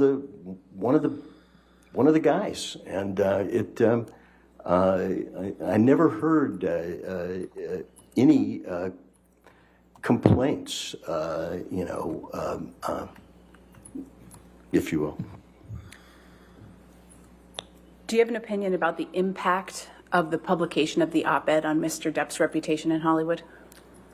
It's devastating. It's the type of claim, the Me Too claim of sexual violence, domestic abuse, that has canceled a list of actors. Chris Noth recently, I just read something about Frank Langella. We know newscasters, Les Moonves, head of CBS. Now Johnny Depp is in their ranks. It's devastating. Thank you, Your Honor. No further questions. All right, cross-examination. Mr. Nadelhoff?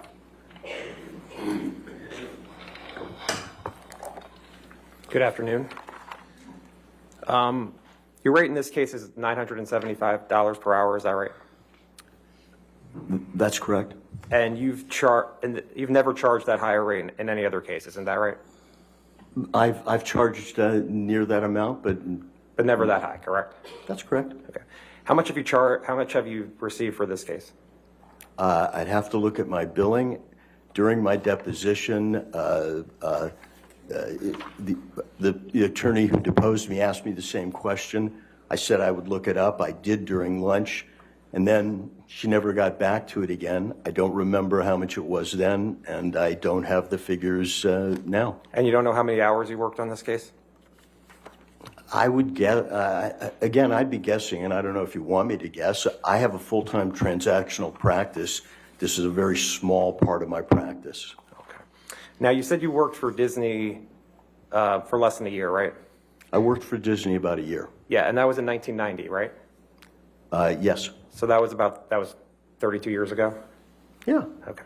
And you worked at Greenberg Trowering from 2004 to 2006, is that right? That's correct. Your leaving was a mutual decision, was it not? Yes. Okay.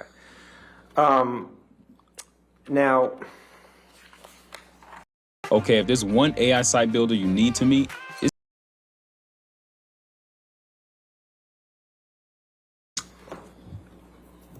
Mr. Depp still has an endorsement deal with Dior, correct?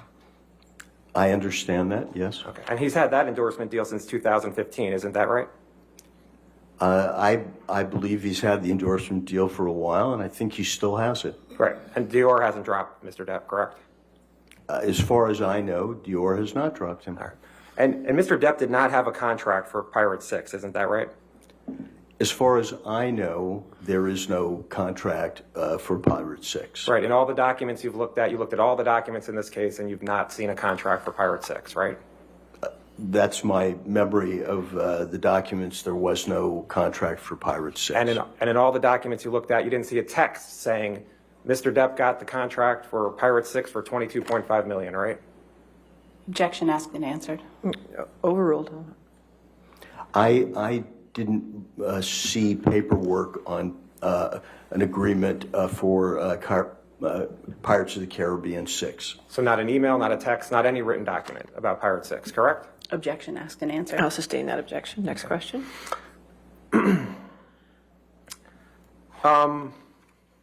And you don't know one way or the other whether Mr. Depp will be in Pirates of Caribbean 6. You don't have a crystal ball, is that right? Objection, speculation. He's an expert. Allow it. No, go ahead. Overruled. Go ahead. You can answer, sir. Well, as an expert, of course, I don't have a crystal ball. But as an expert, I think Disney will do everything possible to try to put him back in Pirates, but not under this cloud. Okay. You would agree that there was negative publicity about Mr. Depp before the op-ed, correct? Yes. You know that Ms. Heard made her accusations public starting in May of 2016, right? Yes. And Hollywood knew about that, right? Yes. Okay. And Mr. Depp still had movies after May of 2016, right? Yes. Okay. Now, you would agree that there was negative publicity about Mr. Depp being publicly drunk before the op-ed, correct? There was, I agree with the proposition that there was negative publicity before the op-ed. The op-ed was something different. And you agree, in 2014, there was an article in The Guardian that said apparently drunk Johnny Depp cut off at Hollywood Film Award ceremony. Would you agree with that? Again, I don't remember reading The Guardian, and I don't remember that particular incident, but I'll take you at your word. And you remember in looking through all the documents that you saw an article that Johnny Depp allegedly showed up drunk to movie premiere, reports say, right? That was in 2017.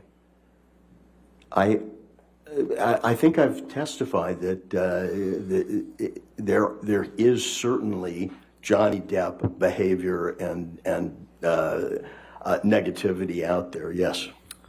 And that a family production studio like Disney wouldn't want to be associated with, correct? Again, you're talking about a very specific, series of 5 films that earn billions of dollars, and there is a line in Hollywood, as I've said, they'll put up with divas and drugs to make money, but now we've drawn a line in Hollywood at the domestic and sexual abuse. And in looking through the documents, you saw articles in June of 2018 that said vodka for breakfast, 72-hour drug binges, and spending sprees that beggar belief. You saw that? Again, I know these articles exist. I know they're not in the Washington Post. I don't know what article you're referring to, who wrote it, what publication it was in, but I know that those articles exist. And you'd agree that before the op-ed, Mr. Depp had a run of movie flops, wouldn't you agree? Every actor has, ups and downs. Mr. Depp, his career's been decades long. You would agree that in January of 2015, there was an article that said Johnny Depp is on his way to becoming the most overpaid actor in Hollywood. Again, you'd have to show me the article, but I don't doubt that some commentator trying to trade on being a smarty pants wrote that. And you'd agree that there was another article in 2015 that says, quote, has Johnny Depp become Hollywood's biggest joke? I don't know. Netflix has a whole festival going now. Netflix is a joke. And you'd agree that there is an article in Business Insider from 2015 that says Johnny Depp has his 5th box office bomb in a row. If that's what it said, it said. Are you just going to keep reading this? Well, I mean, this is Mr. Depp's reputation. That's what you're talking about in terms of Hollywood, correct? And in 2016, December of 2016, there's an article that says, quote, Johnny Depp is Hollywood's most overpaid actor for the 2nd year in a row. Did you recall reading that? I don't know. Was that written by the second underpaid actor? And you would agree that before the op-ed, there was negative publicity for Mr. Depp about assassinating President Trump. Would you agree? No, I missed that one. You didn't see an article in the New York Times that said Johnny Depp flirts with idea of Trump assassination, then apologizes? Again, Johnny Depp talks with irony and panache, and I don't particularly remember that. I have a lot of stuff in front of me. Disney wouldn't want to be involved with somebody who's calling for the assassination of the president, would it? I'm sure after those articles, Johnny Depp was involved in major studio projects. Do you know one way or the other whether Mr. Depp was involved in major studio projects after June 23rd, 2017? I think, again, I haven't quoted his IMDb page to memory, but he was in an animated film called Sherlock Gnomes. I think it was released, Paramount is one of the producers. I think it was released in 2017. Would you agree that before the op-ed there was negative publicity for Mr. Depp about punching a crew member on a film set? I heard about that. So that's people who work in Hollywood that Mr. Depp had an accusation of assault, correct? I heard about it, yes. And would you agree that there were stories about Mr. Depp drinking heavily on the set of Pirates 5? There were lots of stories that came out, and I'm sure that was one of them. And those stories came out in 2016 and 2017, before the op-ed, right?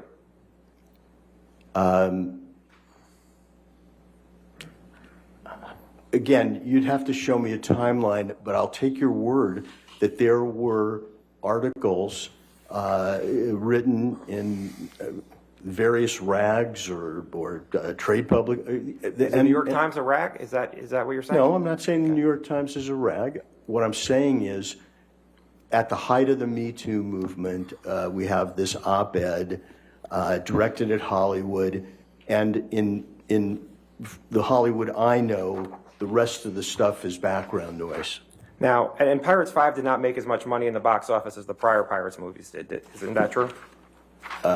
That's true. It only made about $800 million. It made less, though, than the first 4, correct? Yeah, and any company would want to have a box office hit that made $800 million. Now, can you put up Defendant's Exhibit 99, please?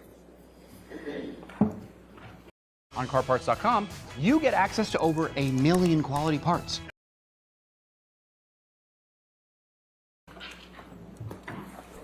And if you could blow it up. Now, you said the Me Too movement started in 2017. Is that what you're saying? It actually started long before that, but it picked up steam to what we now call the Me Too movement in 2017. Okay, and do you recognize this article from Dan Wooten that says, how can J.K. Rowling be genuinely happy casting wife-beater Johnny Depp in the new Fantastic Beasts film? Yes, this article is in the UK Sun, which came to prominence by publishing topless women on page 3. And the article came out on April 27th, 2018, correct? I haven't skimmed through this, but I'll take your word for it. And I think what you're trying to say was that the Sun was a rag, so no one would pay any attention to it. Is that what you're trying to say? I'm saying the Sun is the Sun, and it's in the UK.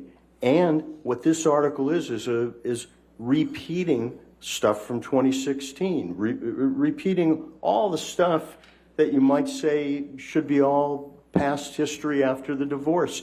It's one Wooten's opinion in a newspaper that's claimed to fame as page 3 women topless, and yeah. And Mr. Depp sued the Sun over this, right? What's that? Mr. Depp sued the Sun in the UK about this article, right? As far as I know, he wanted to clear his name. That's right. And Mr. Depp, that lawsuit occurred in 2020, correct? It was tried in 2020. I believe so, yeah. And there were accusations of abuse that came out based on that lawsuit, correct? As far as I know, the accusations were all old news and predated much. Yeah, I mean, this is a 2018 article, and in 2020, they probably were rehashing it. And the old news that was coming out in 2018, that would also affect Mr. Depp's reputation, correct? Again, I've tried to draw a line, the line that Hollywood draws between the Me Too movement and starting in 2017 and the gossip and the claims back and forth. I mean, there was also press about Amber Heard being an abuser in those years. There was also the other side of the coin. But the op-ed that didn't mention Mr. Depp at all and didn't mention any accusations that what happened to her, that's what caused Mr. Depp all his reputational harm? That's what you're saying? Well, I don't agree that this article was not about Did Mr. it mention Depp. Mr. Depp? That's what I asked you. Well, does she have another husband who abused her But in did it 2016? talk about it? Did it talk at all about Mr. Depp's abuse? Objection, Your Honor. He's tried to answer the first question, which was not exactly what the second question was that he re-asked. I'd asked that he be permitted to finish. Ask your question. We'll go from there. The op-ed article didn't mention any specific abuse by Mr. Depp towards Amber Heard, correct? The only name is this is Amber Heard telling her story that started in 2016 when she was domestically abused and ignored. Now, there were headlines about the UK trial, correct? I'm sure there were, yes. Like, let's burn Amber text allegedly sent by Johnny Depp about X read in court? I didn't hear you. Let's burn Amber text allegedly sent by Johnny Depp about X read in court. Yeah. And there's a headline from July 19th, 2020 that said, quote, Hollywood nervously awaits fallout from explosive Johnny Depp trial. So Hollywood was following the case, correct? Yeah, when was that headline? In 2020. 2020. Yeah, look, Johnny Depp is a decades-long fixture in Hollywood, and people were following something across the pond. You know, we thought we kind of got rid of the UK in 1776, but they were still following it, absolutely. I mean, Mr. Depp thought enough about this article to have a 3-week trial in the UK, correct? Objection calls for speculation about what Mr. Depp thought. I'll sustain the objection. Next question. There was a 3-week trial in the UK based on this article by Dan Wooten, correct? I think I've said Mr. Depp finally had enough, and he sued to clear his name. Okay, could I approach, Your Honor? All right. You want to?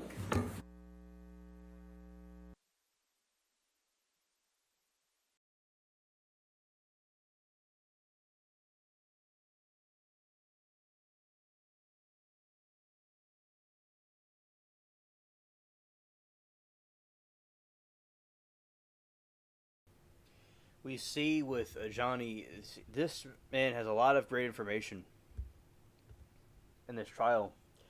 And that is true. And they do need Johnny, and he is going to be coming back to the Pirates franchise. I can't wait to see the next installment of it. And yeah, grew up with Boys Will Be Boys movement. Yeah, exactly. Yeah, that was a good time period, definitely. I'm glad that y'all are enjoying this. It was a very good information. I liked it when it was happening.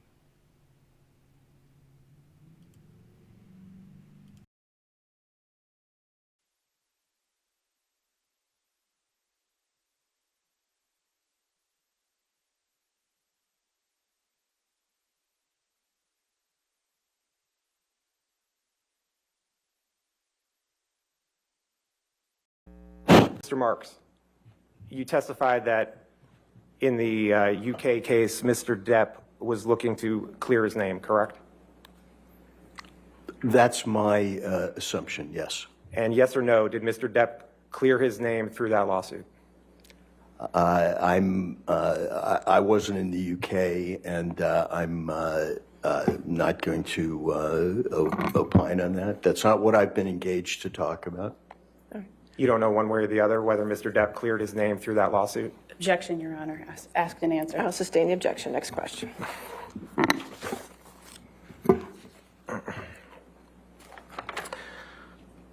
You understand, can you please put up Defendant's Exhibit 115?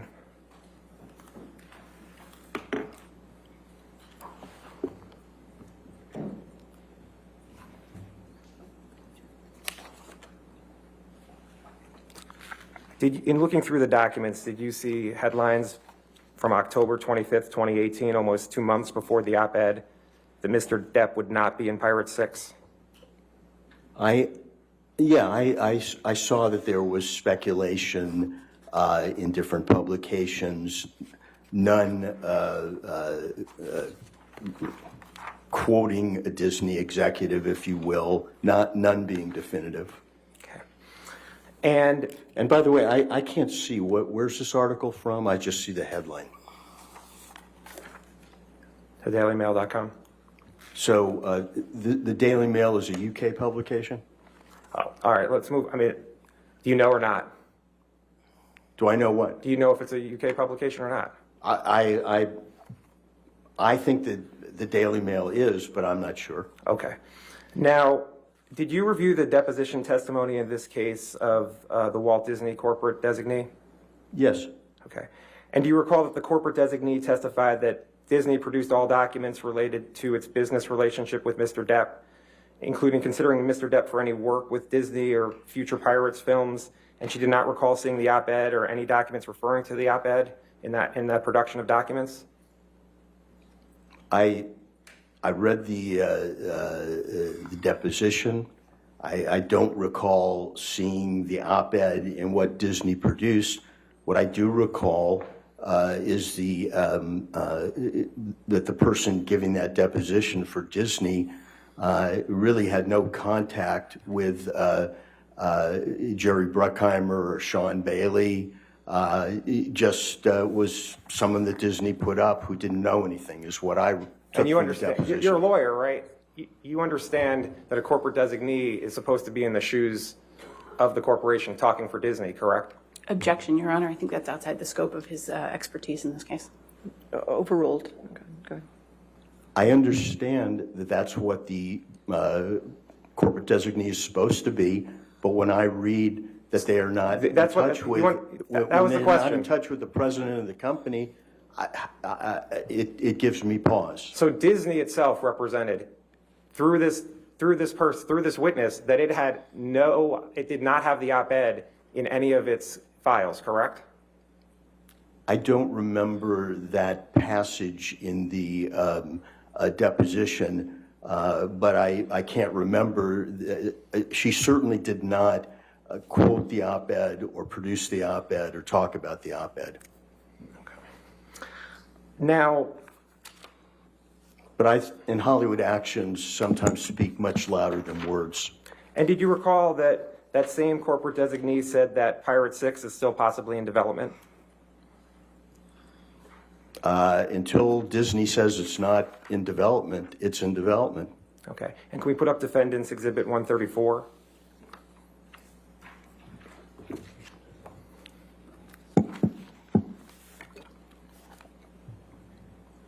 And you see this is from November 5th, 2020. And where's this from? Some rogue website? Where's this from? InsideTheMagic.com. Okay. Okay. And this says Disney reportedly scraps plans for Depp's Pirates of the Caribbean 6 return, and that was on November 5th, 2020, correct? Assuming that this is a correct copy of this random website, yeah, that's what it says. They're not quoting the head of production. It's not a statement by Disney, but that's what this woman, Rebecca Barton, says. Well, 2 years after the op-ed, it was still a question as to whether Mr. Depp was going to be in Pirate 6.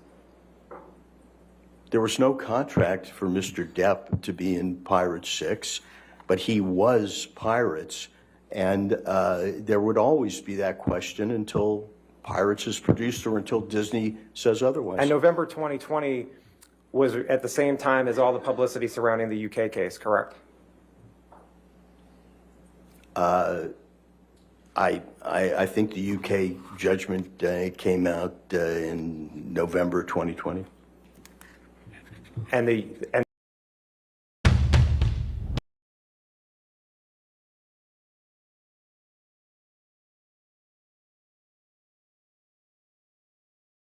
article came out 3 days after the judgment, correct?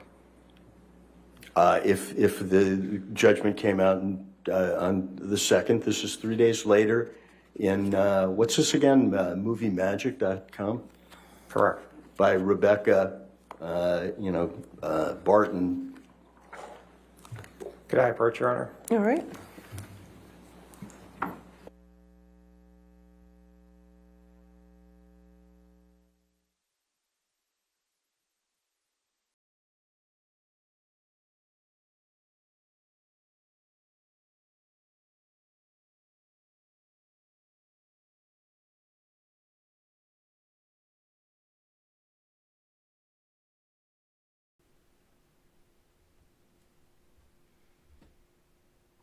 All right, so it was funny his reaction about the website that he was seeing. He was thinking like, is it a reliable source or not? It shows how it's these things that Amber's group does is extremely goofy. Yeah, he's very articulate, very quick, and very educational. He doesn't really seem biased either way. He's just telling the facts how it is.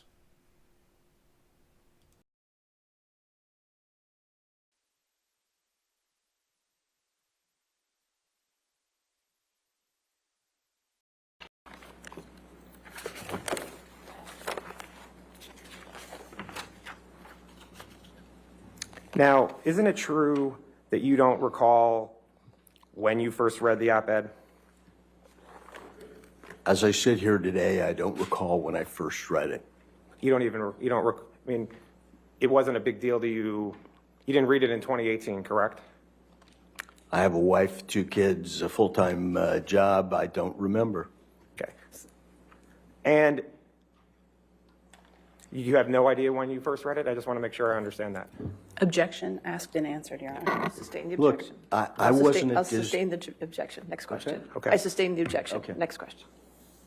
Now, you, as an expert in the entertainment field, do you know any actresses whose careers have gotten better after making accusations of a domestic abuse against an actor in Hollywood? I think you know that the taint sticks and to both sides, and I can't think of any actresses who have prevailed and who've been canceled. Do you know of any actresses whose careers have gotten better after making accusations of domestic abuse against a man in Hollywood? I haven't been asked to opine on that, but I certainly will look into it. I don't think that this is something. The answer is no, right? You don't know. Again, I assume that. So yes or no? Do you know or not? Thought her career would get better by bringing this out. I don't know. All right, thank you. I have nothing further. All right, redirect.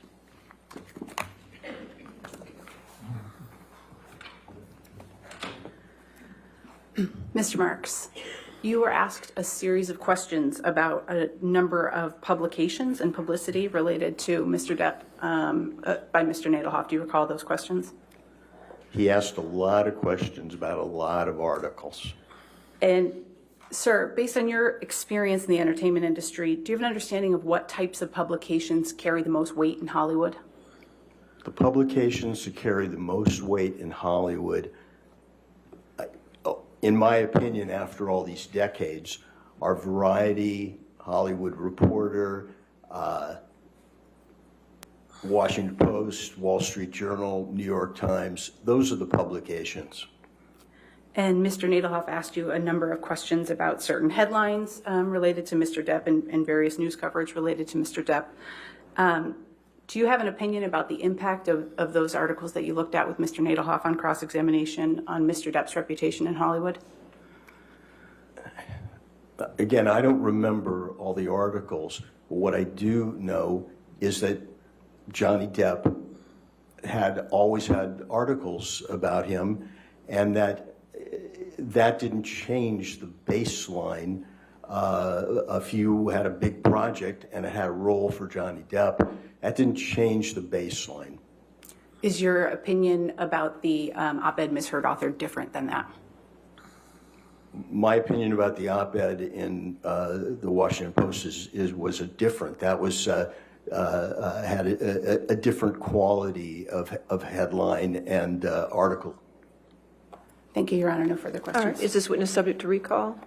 He is, Your Honor. All right, sir, since you're subject to recall, the rule of witness does apply for you, so you cannot discuss your testimony and did not watch any of the case. Okay, sir?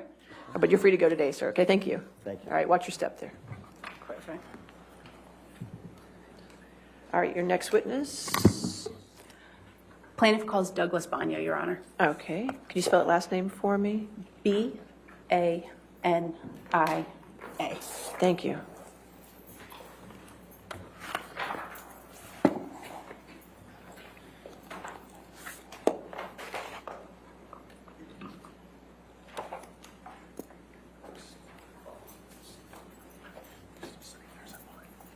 Your Honor, may I approach for just a moment? Okay, sure. Mr. Nadelhoff. Is using internet and social media analysis when I'm quantifying value, or I'm calculating damages, or if I'm analyzing the impact of social media or internet events. Where do you work? I work at Nevium, which is located in San Diego, California. How long have you worked there? 10 years. What's your position? I'm a founding principal and an analyst. I'd like to talk a little bit about your educational background for a moment. Where did you attend college? I received my bachelor's degree in cinema from San Diego State University. I graduated in 1997. And after you graduated in 1997, did you pursue another degree? Yes, I went directly to San Diego State University. I got a master's degree in television, film, new media production. Was there any particular reason you chose to go to San Diego State for that? The new media production side of that program I really liked. I graduated from there in 2000, so this is even before YouTube was found. So the whole idea of putting film on the internet and kind of analyzing the internet and using analytic tools to see how things are doing on the internet is that's what attracted me, and that's what I learned there as well. What did you do after you got your master's degree? After the master's degree, I moved to Los Angeles, and I was an independent filmmaker for a while. Then I got introduced to intellectual property, and I started working for a small boutique IP firm back in San Diego. What was the boutique firm you went to? What was the name of the firm? Yes. The name of the firm was Consor. And what did Consor do? Consor values intellectual property for various business reasons. They do litigation support services as well. And when you say intellectual property, what do you mean? When I talk about intellectual property, I'm mostly talking about copyrights, patents, and trademarks. I might include related intangible assets such as domain names, websites, internet accounts. But IP for me is mostly brands, publicity rights, copyrights, trademarks. This dashboard is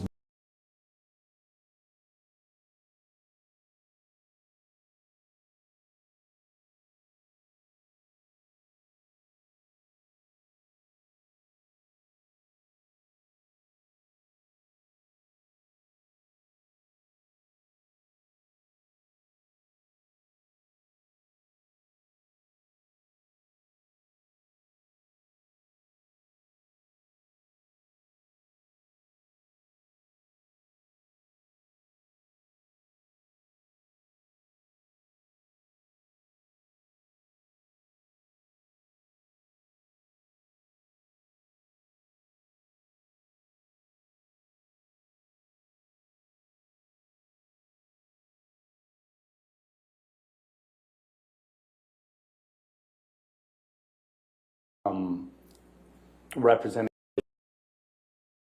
but IP for me is mostly brands, publicity rights, copyrights, trademarks. What type of work did you do while you were at Consor? I have various positions there, but I was a research analyst, as a financial analyst. I was a director of business development. My last position there was a principal.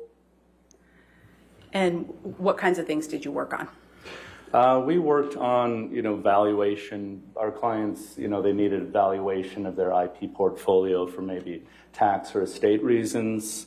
A lot of litigation support like I'm doing now. Somebody infringes on a trademark or publicity rights. That's actually the place I got my first expert witness job. I was a named expert on a right of publicity case representing the retired players of the NFL against the NFL. They're using their name and likeness without permission. So services such as that. How long did you work at Consor? I was at Consor for 10 years. And after Consor, where did you work? Then at Nevium, where I am now. And did you found Nevium? Yes. What kind of work does Nevium do? Nevium does several things, provides several services. We value intellectual property for various reasons: tax, estate, M&A, business transactions. We not only provide the value of a business, but we can break that value. What percent of the value is this trademark portfolio or this patent portfolio? We do litigation support. So like I'm here, I testify in cases, maybe a false endorsement case. Somebody uses a celebrity's name and likeness without permission. Maybe there's a trademark infringement case. You used a brand without permission. A defamation case such as this. What's the impact of something that was posted online? So the third kind of bucket of services we offer is brand monetization strategies. So I think the best way to explain that is companies have business plans, they have marketing plans, they don't have IP plans. So we come in and work with customers, with our clients, understand their business and their marketing plans, and help them build an IP plan that fits in with those two so they can essentially make more money off their branded products and services.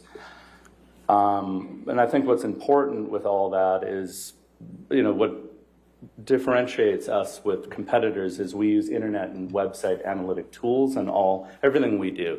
Everything is online now, and understanding those tools when calculating value or calculating damages is important. Do you have any professional certifications? I am a certified licensing professional. That is a designation given by the Licensing Executive Society. LES. LES is a not-for-profit organization that supports professionals like me who deal with a lot of licensing. I'm a Google Analytics individual. I have a Google Analytics individual qualification. That is a test given by Google for those that understand and pass a test related to internet analytics. Can you explain a little bit about what Google Analytics is? Yeah, so Google Analytics is a web service provided by Google, and it's used by business owners and website owners to understand the traffic that comes to their websites. So essentially, once you sign up for your Google Analytics account, you're given a bit of code, and you embed that code into various your web pages. Then you can log in and you can see who's coming to my website, what are they doing. And really, it's essentially a tool for search engine optimization. The goal of the web is to show up number one in Google Organic. So then you'll tweak your website a bit. You'll look at your analytics, see if you're showing up on the first page of Google. If not, you can use those analytics to keep playing around and try to end up on the first page of Google. Are you a member of any professional organizations? I'm a member of the International Trademark Association. That is an organization. They're actually having their annual conference here in D.C., so I'm popping back and forth to that.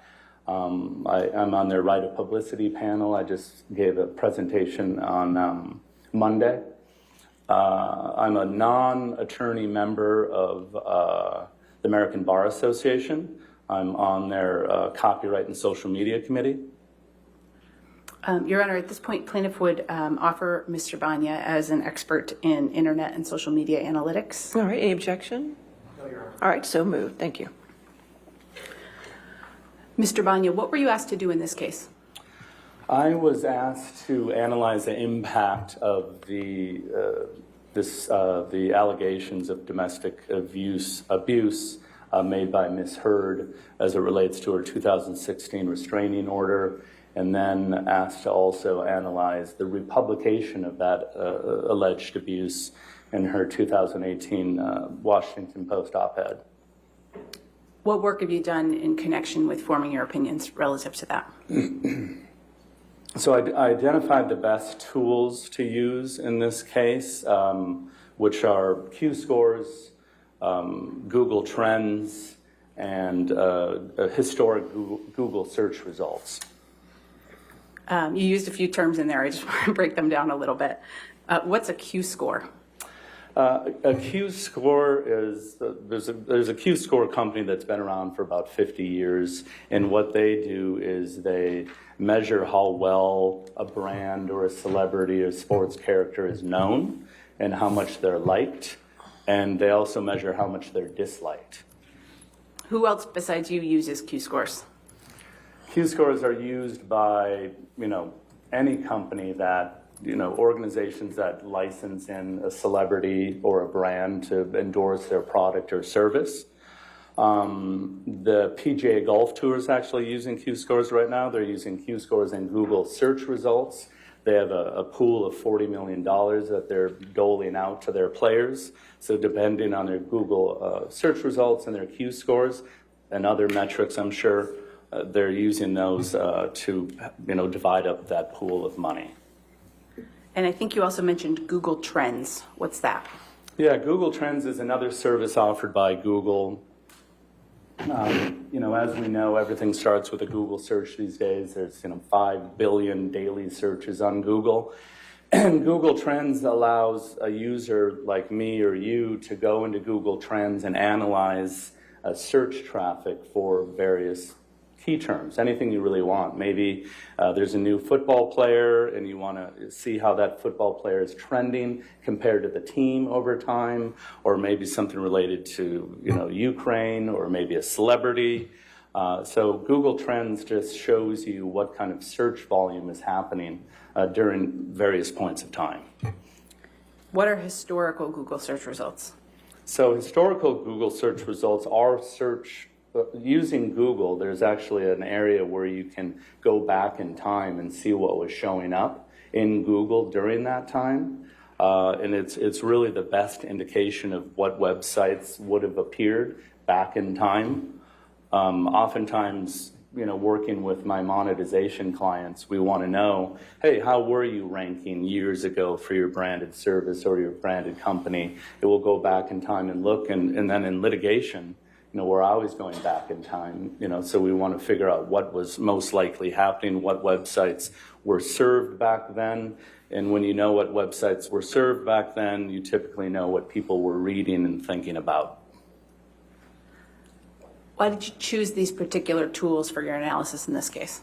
Well, the Q scores, I really thought it was the best idea to understand Mr. Depp's Q scores right before 2016, before the abuse allegations, just to see where he was at. Then I wanted to see his Q scores right after the 2016 alleged abuse allegations. And then I wanted to see his Q scores after the 2018 Washington Post op-ed, just to see if there was any changes during that period of time. And what about your decision to use Google Trends and historical Google search results?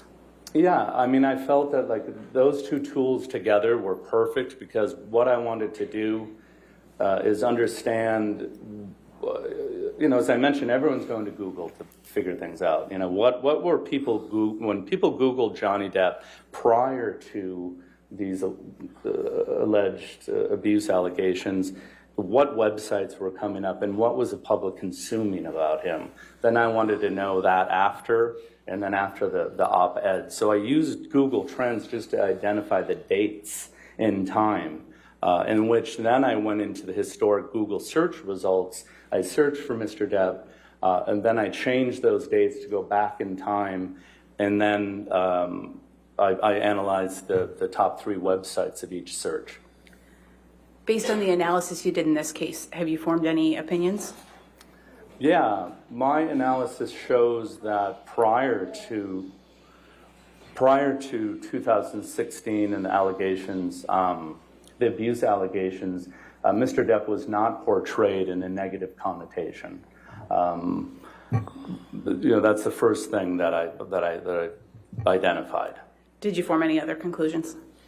I realized that those websites that were coming up were mostly about his career, his characters, Johnny Depp as the individual, his interests. Then after the 2016 mark, the majority of those results turned into negative things about the abuse allegations.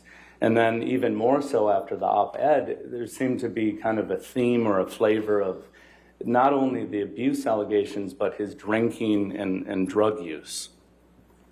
Did that answer your question? Yes. Okay. Yeah.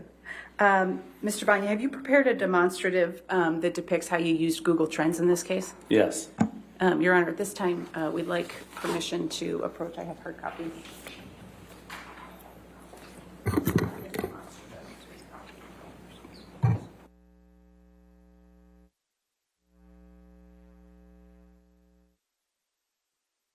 Just for the record, we've marked these as plaintiffs 1236 for identification. 1236 for identification. Do you want to publish it to the jury? Yes, please. Okay. And Mr. Banya, can you explain for the jury what is depicted in this demonstrative that you prepared? Yes. So this is the Google Trends data. You're going to see that it runs from 2004 into 2020. And you're going to notice the different spikes. Those spikes represent when people were searching for Mr. Depp. You're going to also notice here, I've got the red line just showing the date when Ms. Heard filed the restraining order. Oh, can I write on this thing? You can touch the screen, yes. Okay. Yes, sir. Thank you, Your Honor. Yeah, so here I'm talking about, in this line here, is just the date and time in which Ms. Heard alleged the abuse and filed the restraining order. And then this line here is the December 18th, 2018 op-ed. And what I wanted to do is identify the peaks of interest in Mr. Depp. And you're going to notice here, I found 17 spikes of interest that I analyzed. And then the 51 key web pages we're going to get into later, I've analyzed the top 3 search results for each spike. And then here I analyzed the 7 spikes after the 2016 allegations of abuse, and then again after the December 18th, 2018 op-ed. Once you determined these spikes, the periods of significant interest in searches for Johnny Depp on Google, what did you do with that information? So, again, the purpose of using Google Trends was just to understand when there's the most interest in Johnny Depp, because for some reason something was going on in the news, in the media, people are turning to Google to search for Mr. Depp. So then I went to my web browser, and then I searched for Johnny Depp in Google. But before I did so, I have a separate web browser. I call it my workbench browser. I don't log into anything. It's important to be logged out of Google because Google keeps a profile on you, and your search results could be biased based on that profile. Then also when you go into a web browser, you have to clear your cache, you have to clear your history, clear all your data, and make sure you can get the most unbiased search results as possible. So I went into Google, I typed in Johnny Depp, and then I searched and set the time periods for the various points here that you see labeled with letters. Do you have a demonstrative that shows an example of one of those points that you examined? Yes. Okay. Tom, could we go to the second Banya demonstrative, please? Yeah, so this is an example of, I believe it was spike or point O in the Google Trends. So what I did is I went into Google, I cleared everything as I told you, made sure I was logged out of Google. And here you're going to see I typed in Johnny Depp, I hit the search. And then what I did is went to this tool area, which pulls a drop-down area for the date. And I set the date to match the Google Trends spike of November of 2004. Then we had these top 3 websites that came up. I downloaded those websites and then I analyzed them. So did you undertake this analysis for each of the 17 points on the prior slide that we looked at? Yes, correct. And what did you do once you had your web page results, such as on this demonstrative? You mean when I reviewed each web page? Yes. Yeah, so what I was looking for is, were these web pages or articles, did they have anything to do with the alleged abuse? Did they have anything to do with his alcohol, drug use? Did they have anything to do with his work ethic? So I basically, tried to understand, the content and of each website or article. Did you look at all of the results that turned up when you ran these historical searches? I only reviewed the top 3. Why did you choose the top 3? So I reviewed the top 3 because research shows that about 50 to 75% of the people only click on the top 3. So I wanted to get the majority of the searches. Tom, I think we can take that down for now. Thank you. What did you determine about the results that you found for the period prior to Ms. Heard's first allegations of abuse? So I determined that, Mr. Depp was not portrayed in any negative connotation. The web results were about his life and his career as acting, his pictures of him, relationships he was in, just pretty normal stuff. And what did you determine about the top results after Ms. Heard's initial allegations in 2016 and then the republication in the op-ed in 2018? Objection, Your Honor. Okay.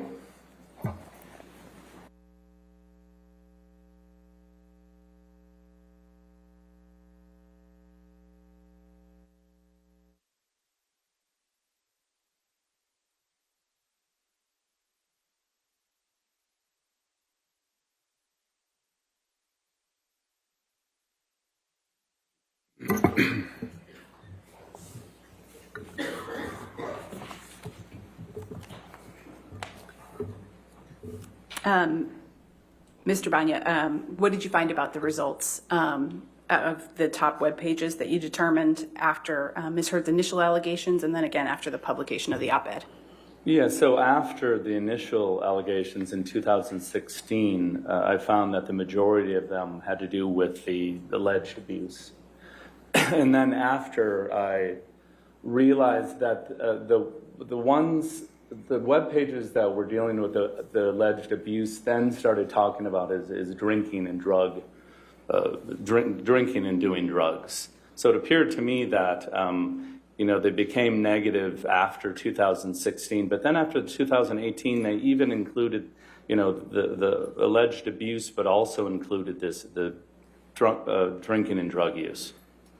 Did you form any opinions about the results that didn't refer to the allegations of abuse? That didn't? I formed an opinion that, I'm not following your question, I'm sorry. That's all right, we can move on. Did any of the results that you analyzed refer to Mr. Depp's work ethic? No. Did you form any overall opinions about the results in the web pages that you looked at following Ms. Heard's accusations of abuse? Yes, as I stated, prior to 2016, the web pages were just about his daily life and career. After the 2016 marker point, they tended to include, the majority of them included, the allegations of abuse. And then after the 2018 op-ed, the ones that included the allegations of abuse were also talking about drinking and drug use. Well, I can't believe it that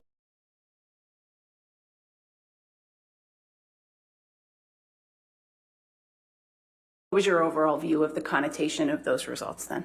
Yeah, so Mr. Depp was portrayed in a negative connotation after the 2016 allegations of abuse, and even more so after the 2018. You mentioned you also looked at Q scores as part of your analysis. How are Q scores calculated? Yeah, so Q scores, it's a survey of 1,800 people that happens twice a year. What they do is it's internet-based, and they measure how well a celebrity or a brand is known, how much they're liked, and how much they're disliked. Q scores, include sports figures, celebrities, even cartoon characters, brands. So that's how the scoring system works. Do you have a demonstrative that reflects the Q score analysis that you prepared? Yes. Okay. Tom, could we have demonstrative C, please? And Mr. Banya, what does this tell us about the Q score analysis that you completed? Yeah, so what this is saying, again, these spikes are the Google trends that you've already seen, but what I've overlaid are his Q scores shown in the red, green, and purple area. And as you recall, I wanted to find out his Q score prior to the allegations of abuse in 2016, where he had a positive Q score of 11 and a negative Q score, a positive Q score of 35 and a negative Q score of 11. And then I looked at the Q scores after, and then after the op-ed. And what did you determine about those Q scores? Yeah, so what you can see here, his positive Q score, which is represented in red, was a 35, and that was prior to the alleged abuse and the restraining order. Then after that, his Q score, positive Q score, dropped to a 31. And what that's saying is less people liked him after the date of the 2016 alleged abuse. And then his negative Q score went up from an 11 to a 16, which is telling you that more people disliked him during that time frame. And what did you find about the final Q scores that you looked at for Mr. Depp? Yeah, then you can see the Q score C that I have there in purple. His positive Q score went from a 31 to a 29. His negative Q score went from a 16 to a 15. So now his positive Q score dropped again from a 31 to a 29, meaning less people had a positive impression of Mr. Depp. And then his negative Q score did go from a 16 to a 15, so not as many people disliked Johnny during that time frame. What are your overall opinions about the Q scores that you analyzed? So my overall opinions are, as I mentioned earlier, I wanted to analyze the Q scores during this snapshot of time. I wanted to understand what they were before, during, and after the op-ed. And what this tells me is his positive Q score went from a 35 to a 29, and then his negative went from an 11 to a 15. So what the Q scores is telling me is the public perception of Mr. Depp has been damaged. They like him less and they dislike him more. Based on all of the analyses that you completed in this case, what are your final opinions about Mr. Depp's reputation over this period of time? Yeah, so my opinions are that, Mr. Depp was not portrayed in a negative connotation prior to the 2016 allegations of abuse. And then Mr. Depp's image, he was portrayed in a negative connotation after the 2016 allegations of abuse, and then more so after the 2018 Washington Post op-ed. And then the Q scores represent that, the public thinks he's damaged. They think less likely of him. His positive Q score has gone down, and they don't like him even more because his negative Q score went from the 11 to the 15. I have no further questions of this witness, Your Honor. All right. Ladies and gentlemen, let's go ahead and take our afternoon recess of 15 minutes. Do not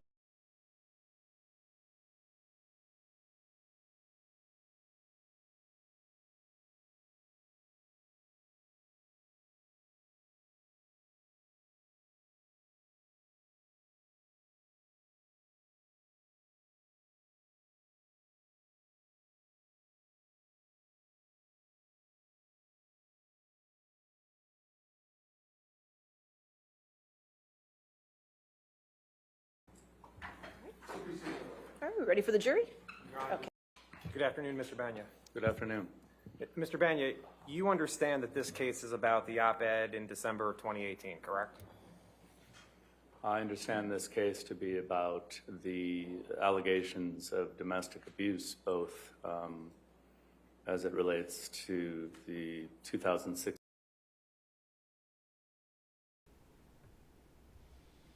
Hello, Moki. Welcome back. Yeah, so we've seen here. Oh, microphone's way over here. My bad. Okay, so I put it over there. Okay, so we have.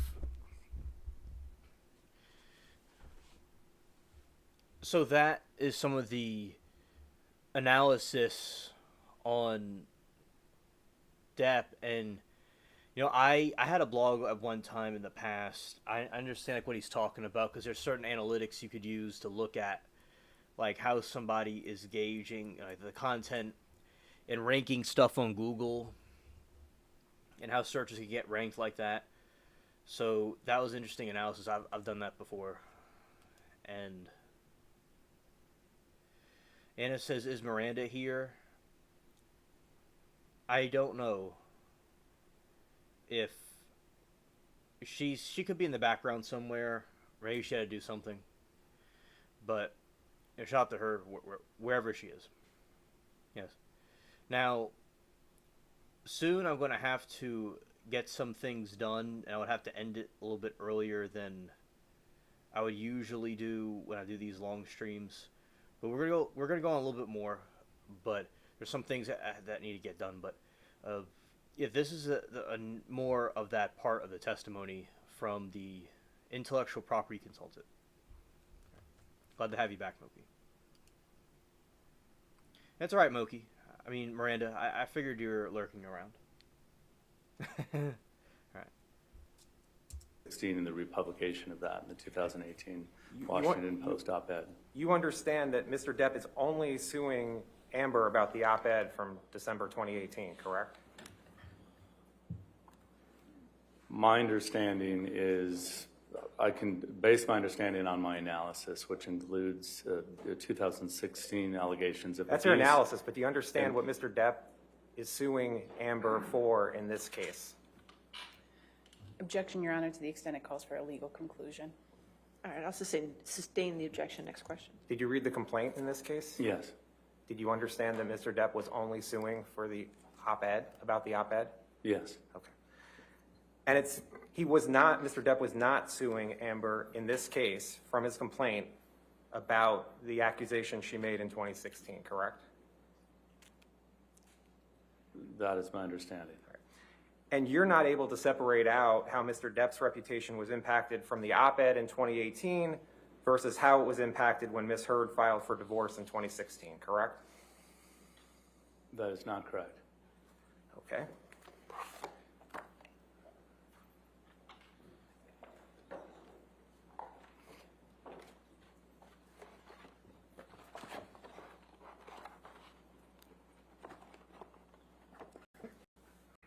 Everyone said I'd have.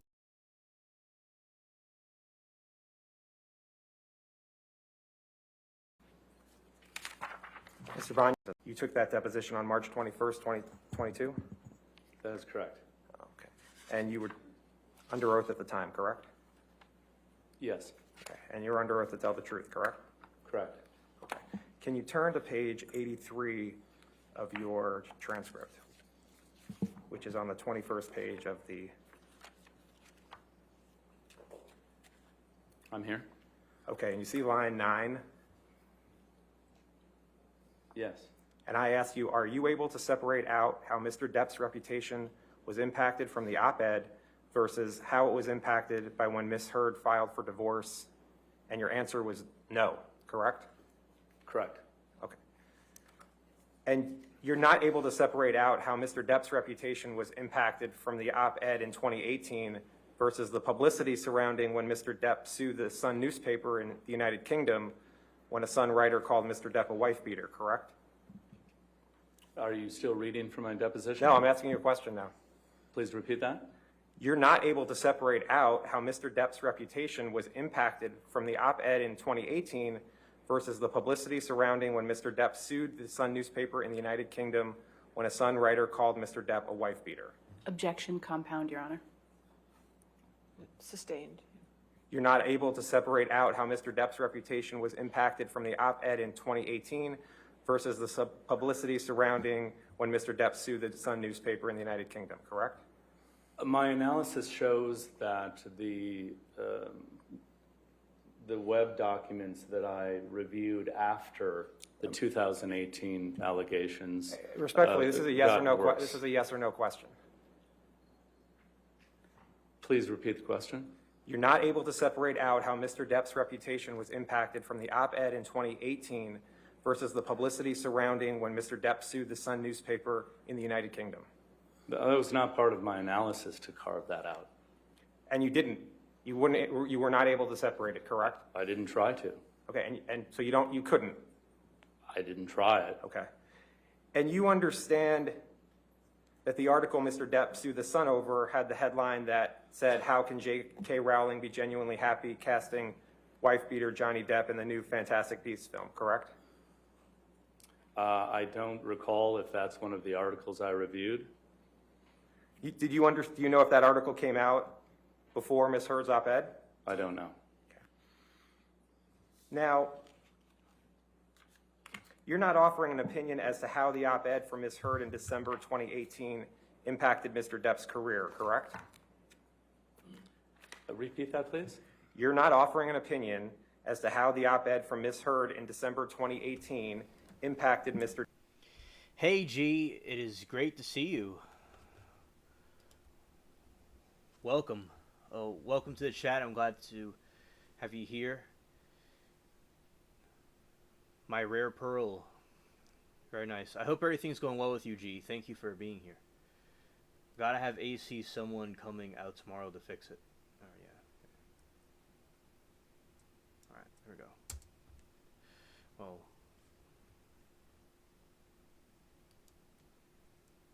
Depp's career. Correct. Okay. And you're not offering an opinion as to how the op-ed from Ms. Heard in December 2018 impacted Mr. Depp's reputation. What I'm doing is It's a yes or no. Are you offering an opinion to that or not? My opinion is related to his public image. You're not offering an opinion as to how the op-ed from Ms. Heard in December 2018 impacted Mr. Depp's reputation, correct? I'm not talking exactly about his reputation, correct? And you're not offering an opinion as to how the op-ed from Ms. Heard in December 2018 impacted Mr. Depp's public image, correct? I mean, I'm offering an opinion that after the 2018, it's a yes or no, sir. Image. It's a yes or no. You're not offering an opinion as to how the op-ed from Ms. Heard in December 2018 impacted Mr. Depp's public image. I am. Turn to your deposition transcript, please. And if you go to page 74, which is on page 19.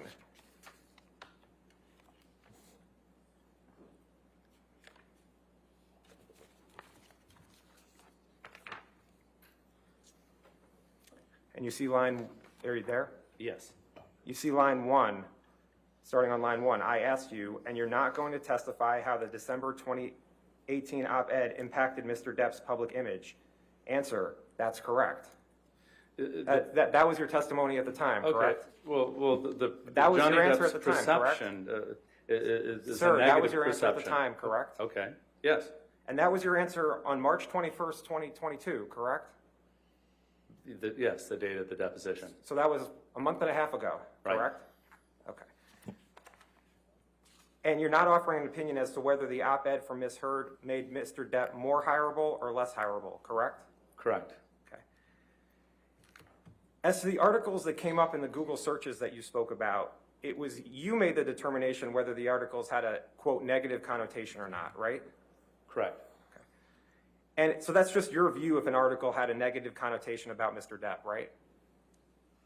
Yes, that's my opinion that they had a negative connotation. Right. So if an article criticizes Mr. Depp's acting, for example, you're not considering that article as having a negative connotation about Mr. Depp, correct? Repeat that, please? So if an article criticizes Mr. Depp's acting, you're not considering that article as having a negative connotation about Mr. Depp, correct? Correct. Okay. Now, in your analysis of Google spikes, the highest spike in searches for Mr. Depp was in January 2004, correct? Correct. Okay, and I guess you guys have it. Can you put up the demonstrative 1236?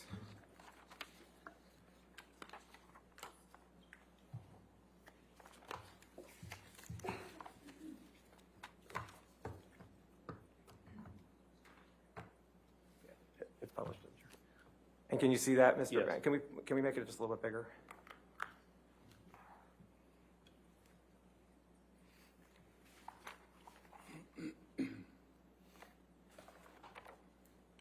Okay. So if I'm understanding you correctly, A is where the most searches were conducted for Johnny Depp, correct? Correct. And that's from January 2004, correct? Correct. So that was 18 years ago? Correct. Okay. And that was when Ms. Heard was 18 years old? I don't know. Okay. The top spike you mark as 100, correct? I did not mark that, but Google Trends identified that spike as 100. And where it says 100, you don't know how many people actually searched for Johnny Depp at that point, correct? Well, the Google Trends algorithm marks the highest point of search as 100, and then everything is compared to that as a ratio or a percent. So if you notice that A is 100, everything else is lower than that because everything is being compared to that highest point. Right, so you don't know how many people actually did the search for Johnny Depp in January 2004, correct? Correct. It could be 100 or it could be 1 million, right? I don't know. And you don't know if it's actually human beings doing these searches, correct? As opposed to bots or something like that. Hancock Whitney has just made being in business so much easier. I did not do an analysis to determine if it's a bot or a human being, but Google Trends is a tool that's going to show you during a time frame the highest point of search interest as 100. Okay. But you don't know if it's humans, bots, my cat doing the searches, correct? Objection asked and answered, Your Honor. Sustained. Next question. Now, in all of these Google spikes, Ms. Heard's op-ed never came up as one of the top 3 searches in any of the Google spikes, correct? Well, that is correct because Google Trends is based on a search of a word or a name. And because Mr. Depp's name was not mentioned in that op-ed, Google Trends did not pick that up. So person does a search for Johnny Depp and the op-ed doesn't come up, correct? In my analysis, the op-ed did not come up. Okay. And in fact, the red dotted line all the way to the right, that shows when the op-ed was published on December 18th, 2018, correct? Yes. Okay. And the searches are actually going down right after the red line, correct? As opposed to the searches in 2004? No. Look at the red line, look at the red dotted line, and you have two points here, right there. Those go down from the time of the op-ed, correct? Correct. Okay. And isn't it true that the next, I guess, spike happens in March of 2019, correct? Right there. Yes. And do you know that it was March of 2019 when Mr. Depp sued Amber Heard in this case? No, I didn't look at that date. Right. You didn't look at any articles for this bullet, correct? That's correct.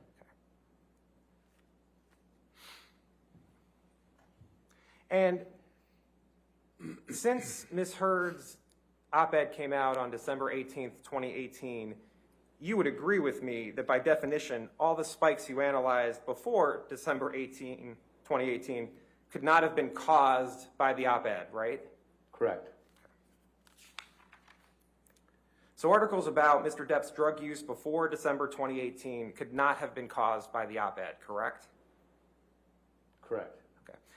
And you, in this chart, analyze only 2 spikes after the op-ed, isn't that right? That is correct. Okay.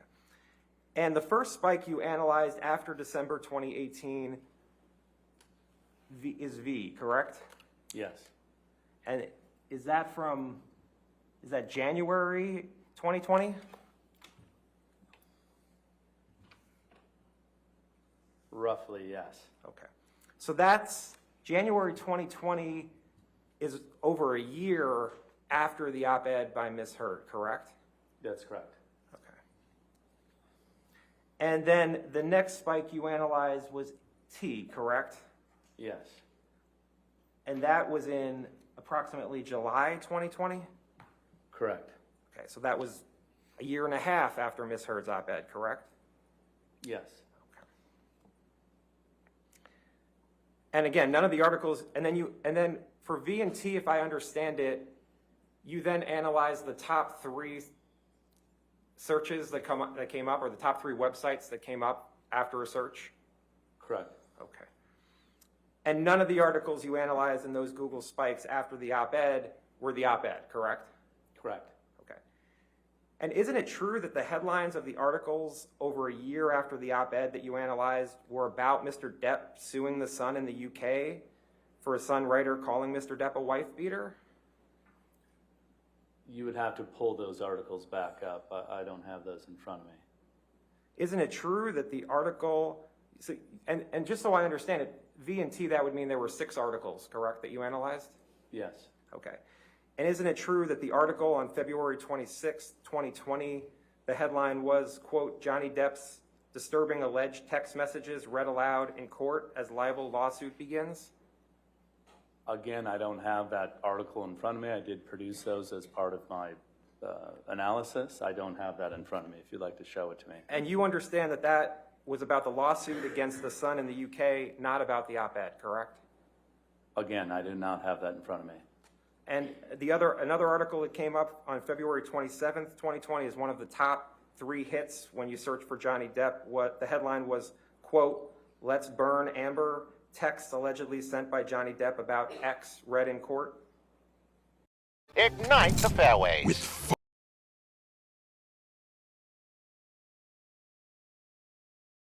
If you want to talk about these articles, we need to bring them up. This is your opinion. You don't recall what articles you analyzed? I mean, there's a lot of articles here. I didn't memorize each title. There were 6 articles that you analyzed in the almost 2 years after the op-ed. All right, can you bring those up and we can talk about them? And on July 19th, 2020, the headline was, quote, Hollywood nervously awaits fallout from explosive Johnny Depp trial. You don't recall one way or the other whether that was one of the articles in either V or T? Again, I know if you want to bring up my documents, I know document 9J, 9O, 9K, and 9M are mentioning the op-ed. Again, I don't have those in front of me. And when you say mentioning the op-ed, does that mean that it just references that Mr. Depp sued Amber Heard in Fairfax?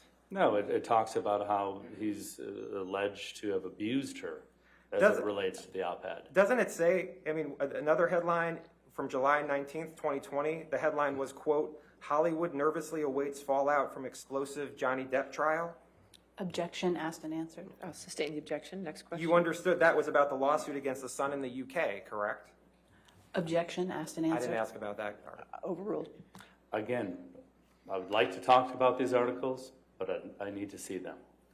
And on July 19th, 2020, the headline was, quote, Johnny Depp versus Amber Heard, all the nasty bits of the UK trial, and it's all nasty. That was in point T, correct? Again, I do not have that list in front of me. If you'd like to bring that up, we could talk about it. And you understood that was about the lawsuit against the Sun in the UK, correct? I do not. And on July 19th, 2020, the headline was, quote, Johnny Depp claims in the Sun he beat ex-wife, complete lies, court told. That was the quote, correct? I don't see that here. That was in your report, correct? I would have to look at the documents again. I would be happy to discuss them if you would bring those up. And then you previously had a chart that had articles from November 2020, correct? I'm sorry, say that? You previously had a chart that included articles from November 2020, correct? Objection, Your Honor. May we approach on Okay, this? sure.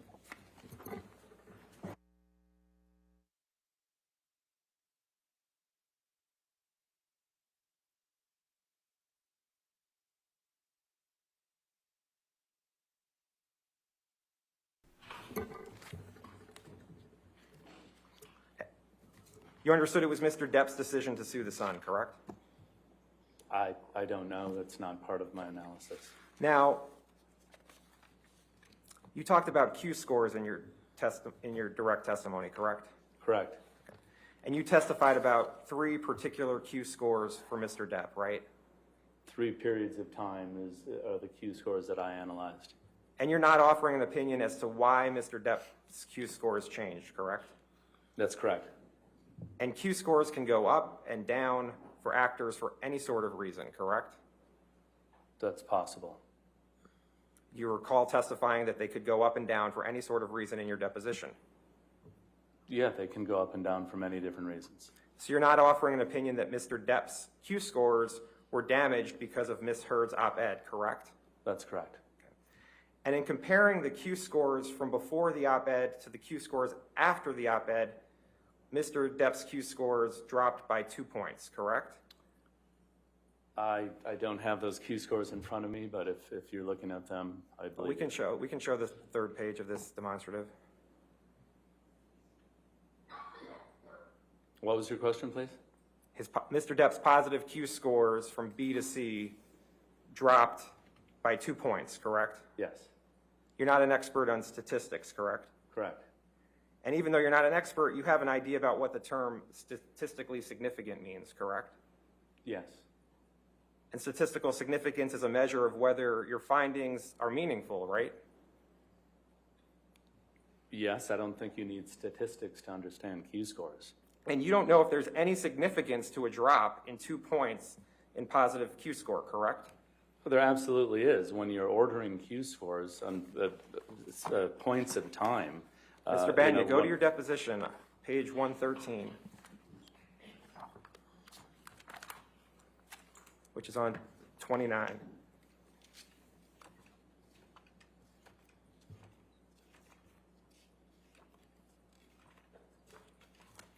Okay.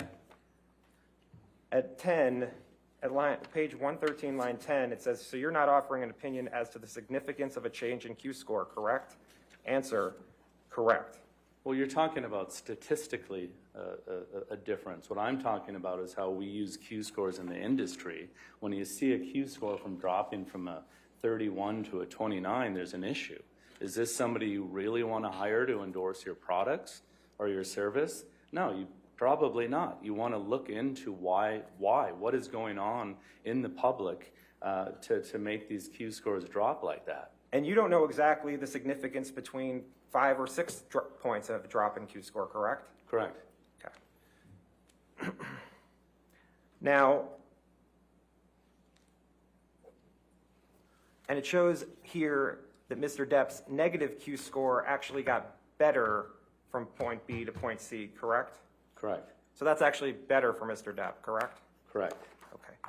And you understand that Dr. Alan Jacobs reviewed your opinions in this case? Yes. And you understand that Dr. Jacobs reviewed additional Q score data, correct? Yes. Okay. Can we please put up Plaintiff's Exhibit 889 at 117?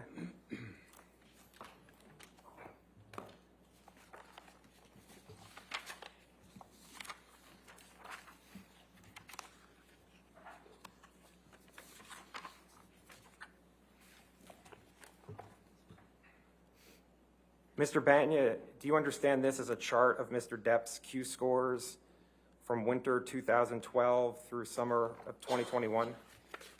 Yes.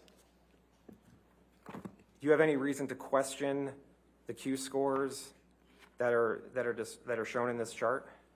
Like I said in my deposition, I've not received the actual data to build this chart, but I don't have any reason to not believe that this is accurate. As I understand it, Q scores are performed on a celebrity like Mr. Depp twice a year, correct?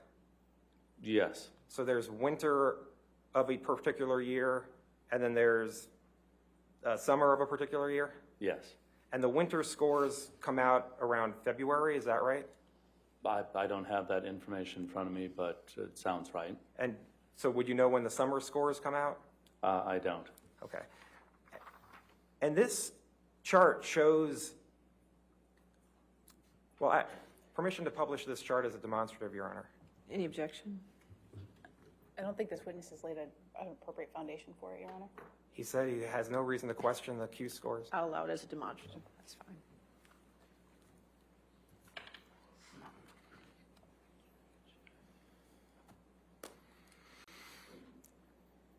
And so this chart shows Mr. Depp's positive and negative Q scores, correct? Correct. And the positive Q scores are in blue. That's correct. Can you blow it up a little bit, Michelle? And the negative Q scores are in red? Yes. Okay. Objection, Your Honor, may we approach for a Yes. moment?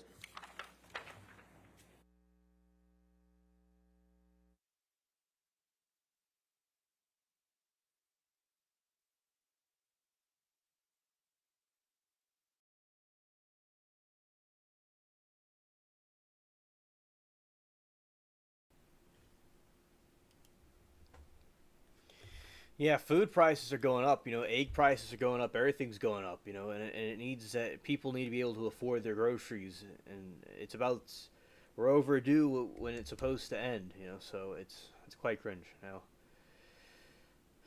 It's interesting to see how everybody has to deal with the situations that they deal with. When I was in church school, when I was getting I was like taking these classes to get the first communion, and the teacher told me and the rest of us that to not waste any food because there's a lot of people that are hungry in Africa and different places, and that every little bit of food you could save and eat is the best because people can't even save food. It's very valuable, and people should be thankful for what they have. People take for granted like what they have. It's just, especially going through something like Hurricane Katrina, you really understand that life can end in a split of a second, and you gotta be thankful for the blessings that you do possess because you would crave them if they were not yours. So definitely. I stock up during sales: peanut butter, TP, detergent, pasta sauce. Sam's Club is great for that mugs. Yes. Walmart, best prices. If you have a fryer oven, get those CPAC fried shrimps and Ordea fast fries and veggies.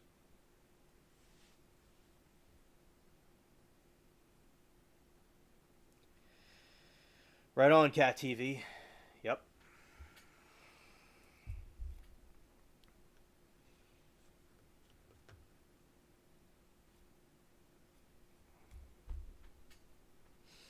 Because we need to have more, because a lot of people are getting, wealthy off different things. It's good to have money. I'm not against people making money, but I think there's something nefarious going on. It needs to, we need to put America first always, in my opinion. Right. I don't like seeing my fellow Americans struggle, but we're all struggling together. So we're all in the same boat. Yeah. Here we go.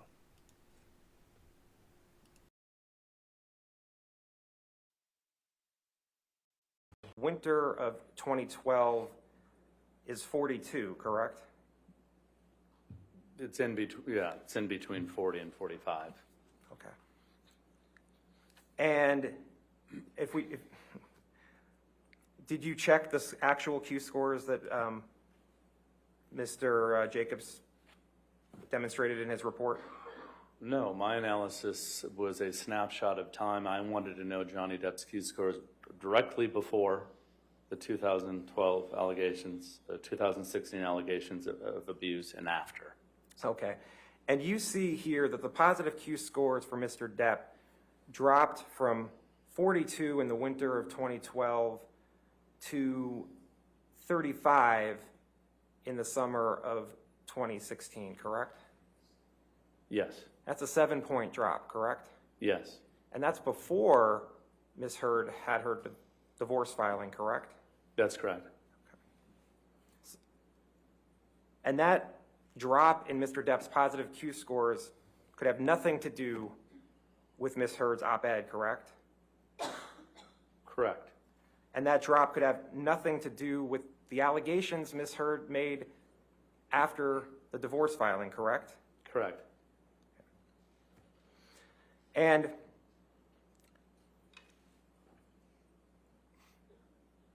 would you agree that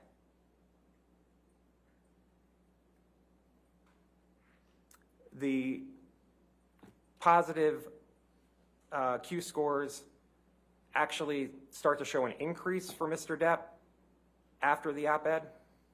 There's a decrease and then there's an increase? Yep. And the same for the negative Depp Q scores.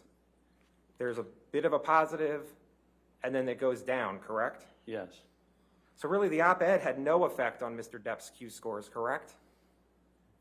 As I mentioned, my analysis looked at the snapshot of time, and it shows that he was harmed, from before the allegations of abuse in 16 to after the op-ed in 2018. You looked at 3 Q scores, and you could have looked at 1, 2, 3, 4, 5, 6, 7, 8, 9, 10, 11, 12, 13, 14, 15, 16, 17, 18. I won't even count the 2021 scores. 18 Q scores, correct? Yep. Okay. And you looked at 3, right? That's correct. And that's what you're basing your opinion on, that the op-ed damaged Mr. Depp's Q scores? Yeah, so what we need to understand is Q scores. My question is a do yes or go no. up Your and counsel down. can come back and ask what you whatever I you want. wanted to do Your is Honor. I wanted to analyze. Sir, if you could just answer his yes or no Oh, question. sorry. That's fine. I didn't hear your question.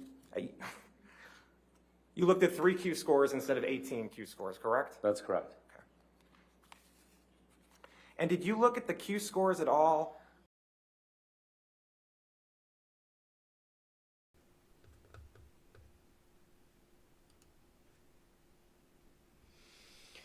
And it says, can't believe Trump hasn't done anything with prices. Saw a sad doc film of 3 families with issues with finances. Daughter saved half school lunch for mom's dinner and hungry and ate all her lunch and cried for mom considered her but pounds.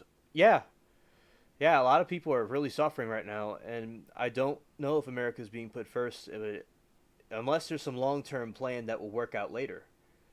That would be great, that if it works out in the long term. But yeah, I do agree, something should be done as soon as possible. Point is, we can't believe this is happening in the USA where white people in like Virginia and Kentucky.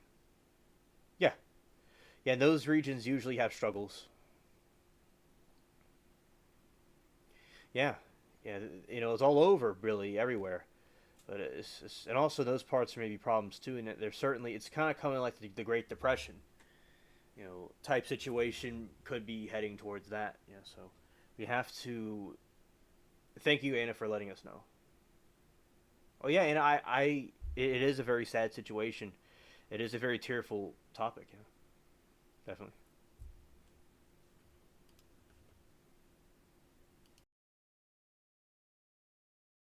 After the Dan Wooten article that came out in April of 2018? Objection, asked and answered, Your Honor. I don't think I asked that. Overruled, I'll allow it. No. Okay. Thank you. I have nothing further. All right, redirect.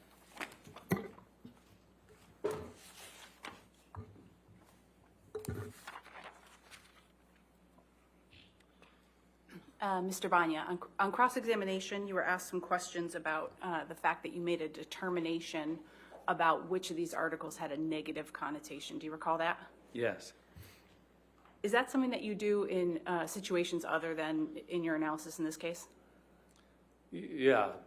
So in non-litigation, when we're building brand monetization strategies, and especially if you're going to work with a celebrity or an athlete, you want to look at what's going on out there, about that personality. Because celebrities and athletes, Q scores can go up and down. You want to analyze the time and see what's going on out in the media. Do I really want my client to license in a celebrity that there's problems out there, or an athlete? So yes, it's important to look at this. And I believe you were asked whether you're offering an opinion in this case about the impact of the op-ed on Mr. Depp's public image. Do you recall that? All right, Moki. Good night to you. See you tomorrow. We're not going to be much longer because I have to get some stuff done myself, but we'll go a little bit more. Yes. And I believe you testified that you are offering an opinion on that. Is that right? Yes. What's that opinion? Well, the opinion is that he's portrayed in a negative connotation after that date. And with respect to the Q scores that you analyzed, Mr. Nadelhoff was asking you about the 3 points in time that you looked at. Why, in your opinion, was it appropriate to look at just those 3 Q scores? Yeah, as I was trying to explain, Q scores do go up and down. We're analyzing a period of time. We want to see what's happening right before an event, during that event, and if there's another event after that event. And that is our area of analysis. So that's why just these 3 sets of Q scores are the appropriate way to analyze this. Thank you. I have nothing further, Your Honor. All right, is this witness subject to recall? He is, Your Honor. All right, sir, do not discuss your testimony with anybody since you are subject to recall, but since you are an expert, you are allowed to stay in the courtroom if you wish, okay? Okay, All right, thank thank you, you, Your sir. All right, you can step down. Okay.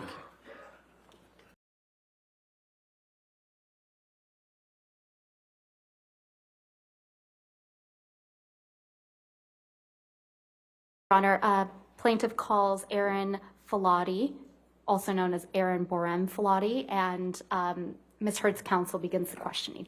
Okay, thank you.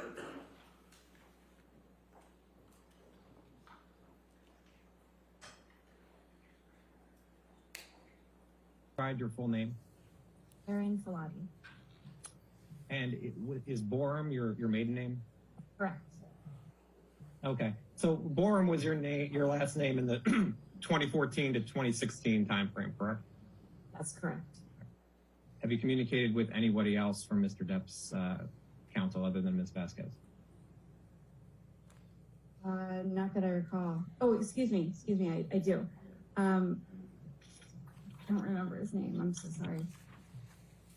I feel like I spoke with Adam. I don't know his last name. Did you speak to or communicate with Adam Waldman? Perhaps. I don't recall his last name.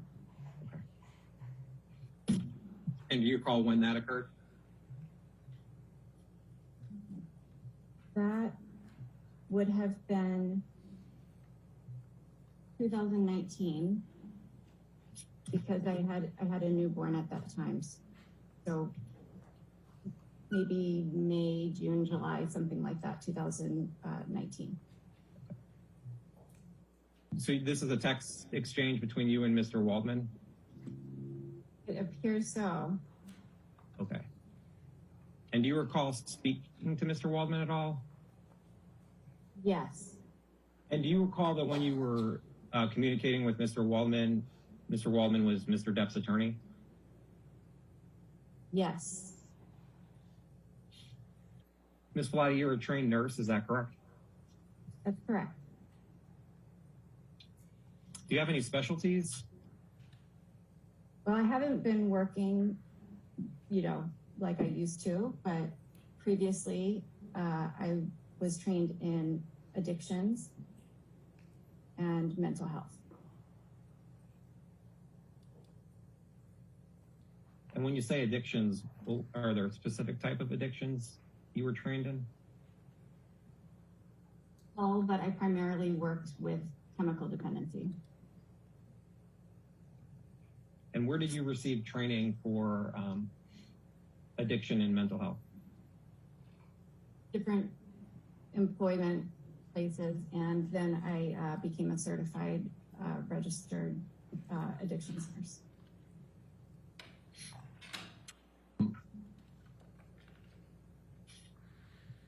You know who Dr. David Kipper is, correct?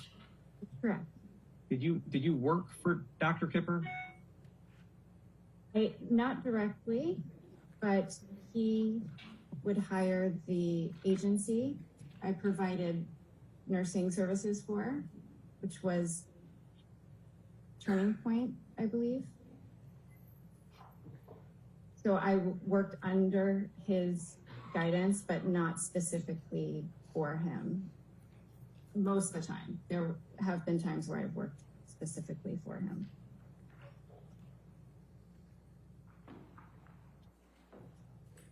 Okay. When did you start working for Turning Point Nursing Services, or whatever the name of that company was? I don't recall. My best guess would be somewhere between 2007 or 8. And when did you start to begin to do any work for Dr. Kipper?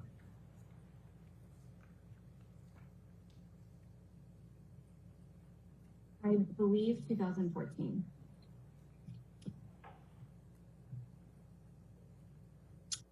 What were the circumstances that started you working for Dr. Kipper in 2014?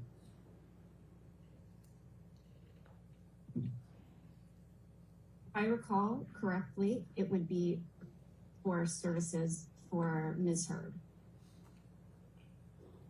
Were you ever responsible for Mr. Depp's nursing care while he was under the treatment of Dr. Kipper? I provided him with nursing care. Exhibit 2.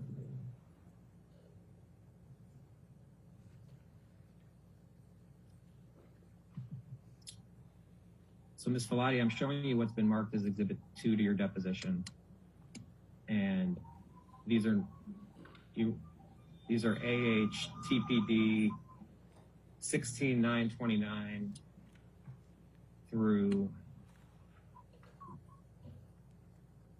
16959. And is that the paper documents you have, a set of the paper documents you have in front of you? Part of it. The first page. And the first page might have said at the bottom also K182. Yes, I have that. Okay. Do you recognize these as your, what are these? These are my nursing notes kept for Ms. Heard. Yes. And these are notes you created? Yes. Did you create these notes in the ordinary course of business? Yes. Okay. Were you trained in how to prepare these notes?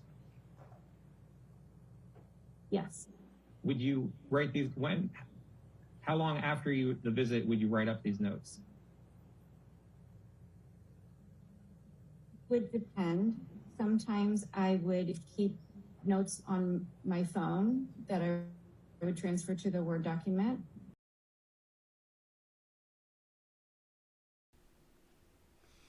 All right, so this is a nurse witness, by the way, and this was February 4, 2022 at 13:34:26.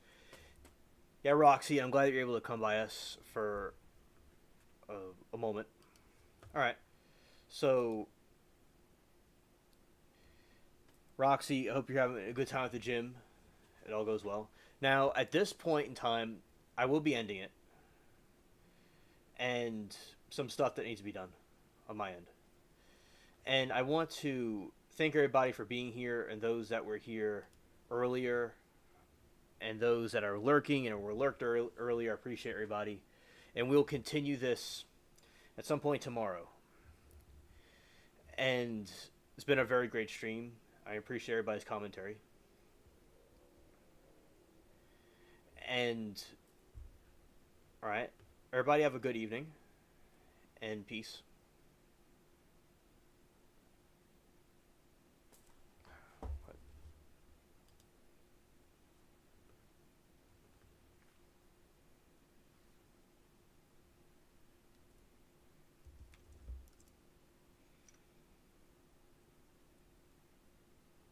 Oh, you're welcome, Roxy. And okay, G, understood. Glad you want to see it too. Okay, let's see. This works. Let's try this again.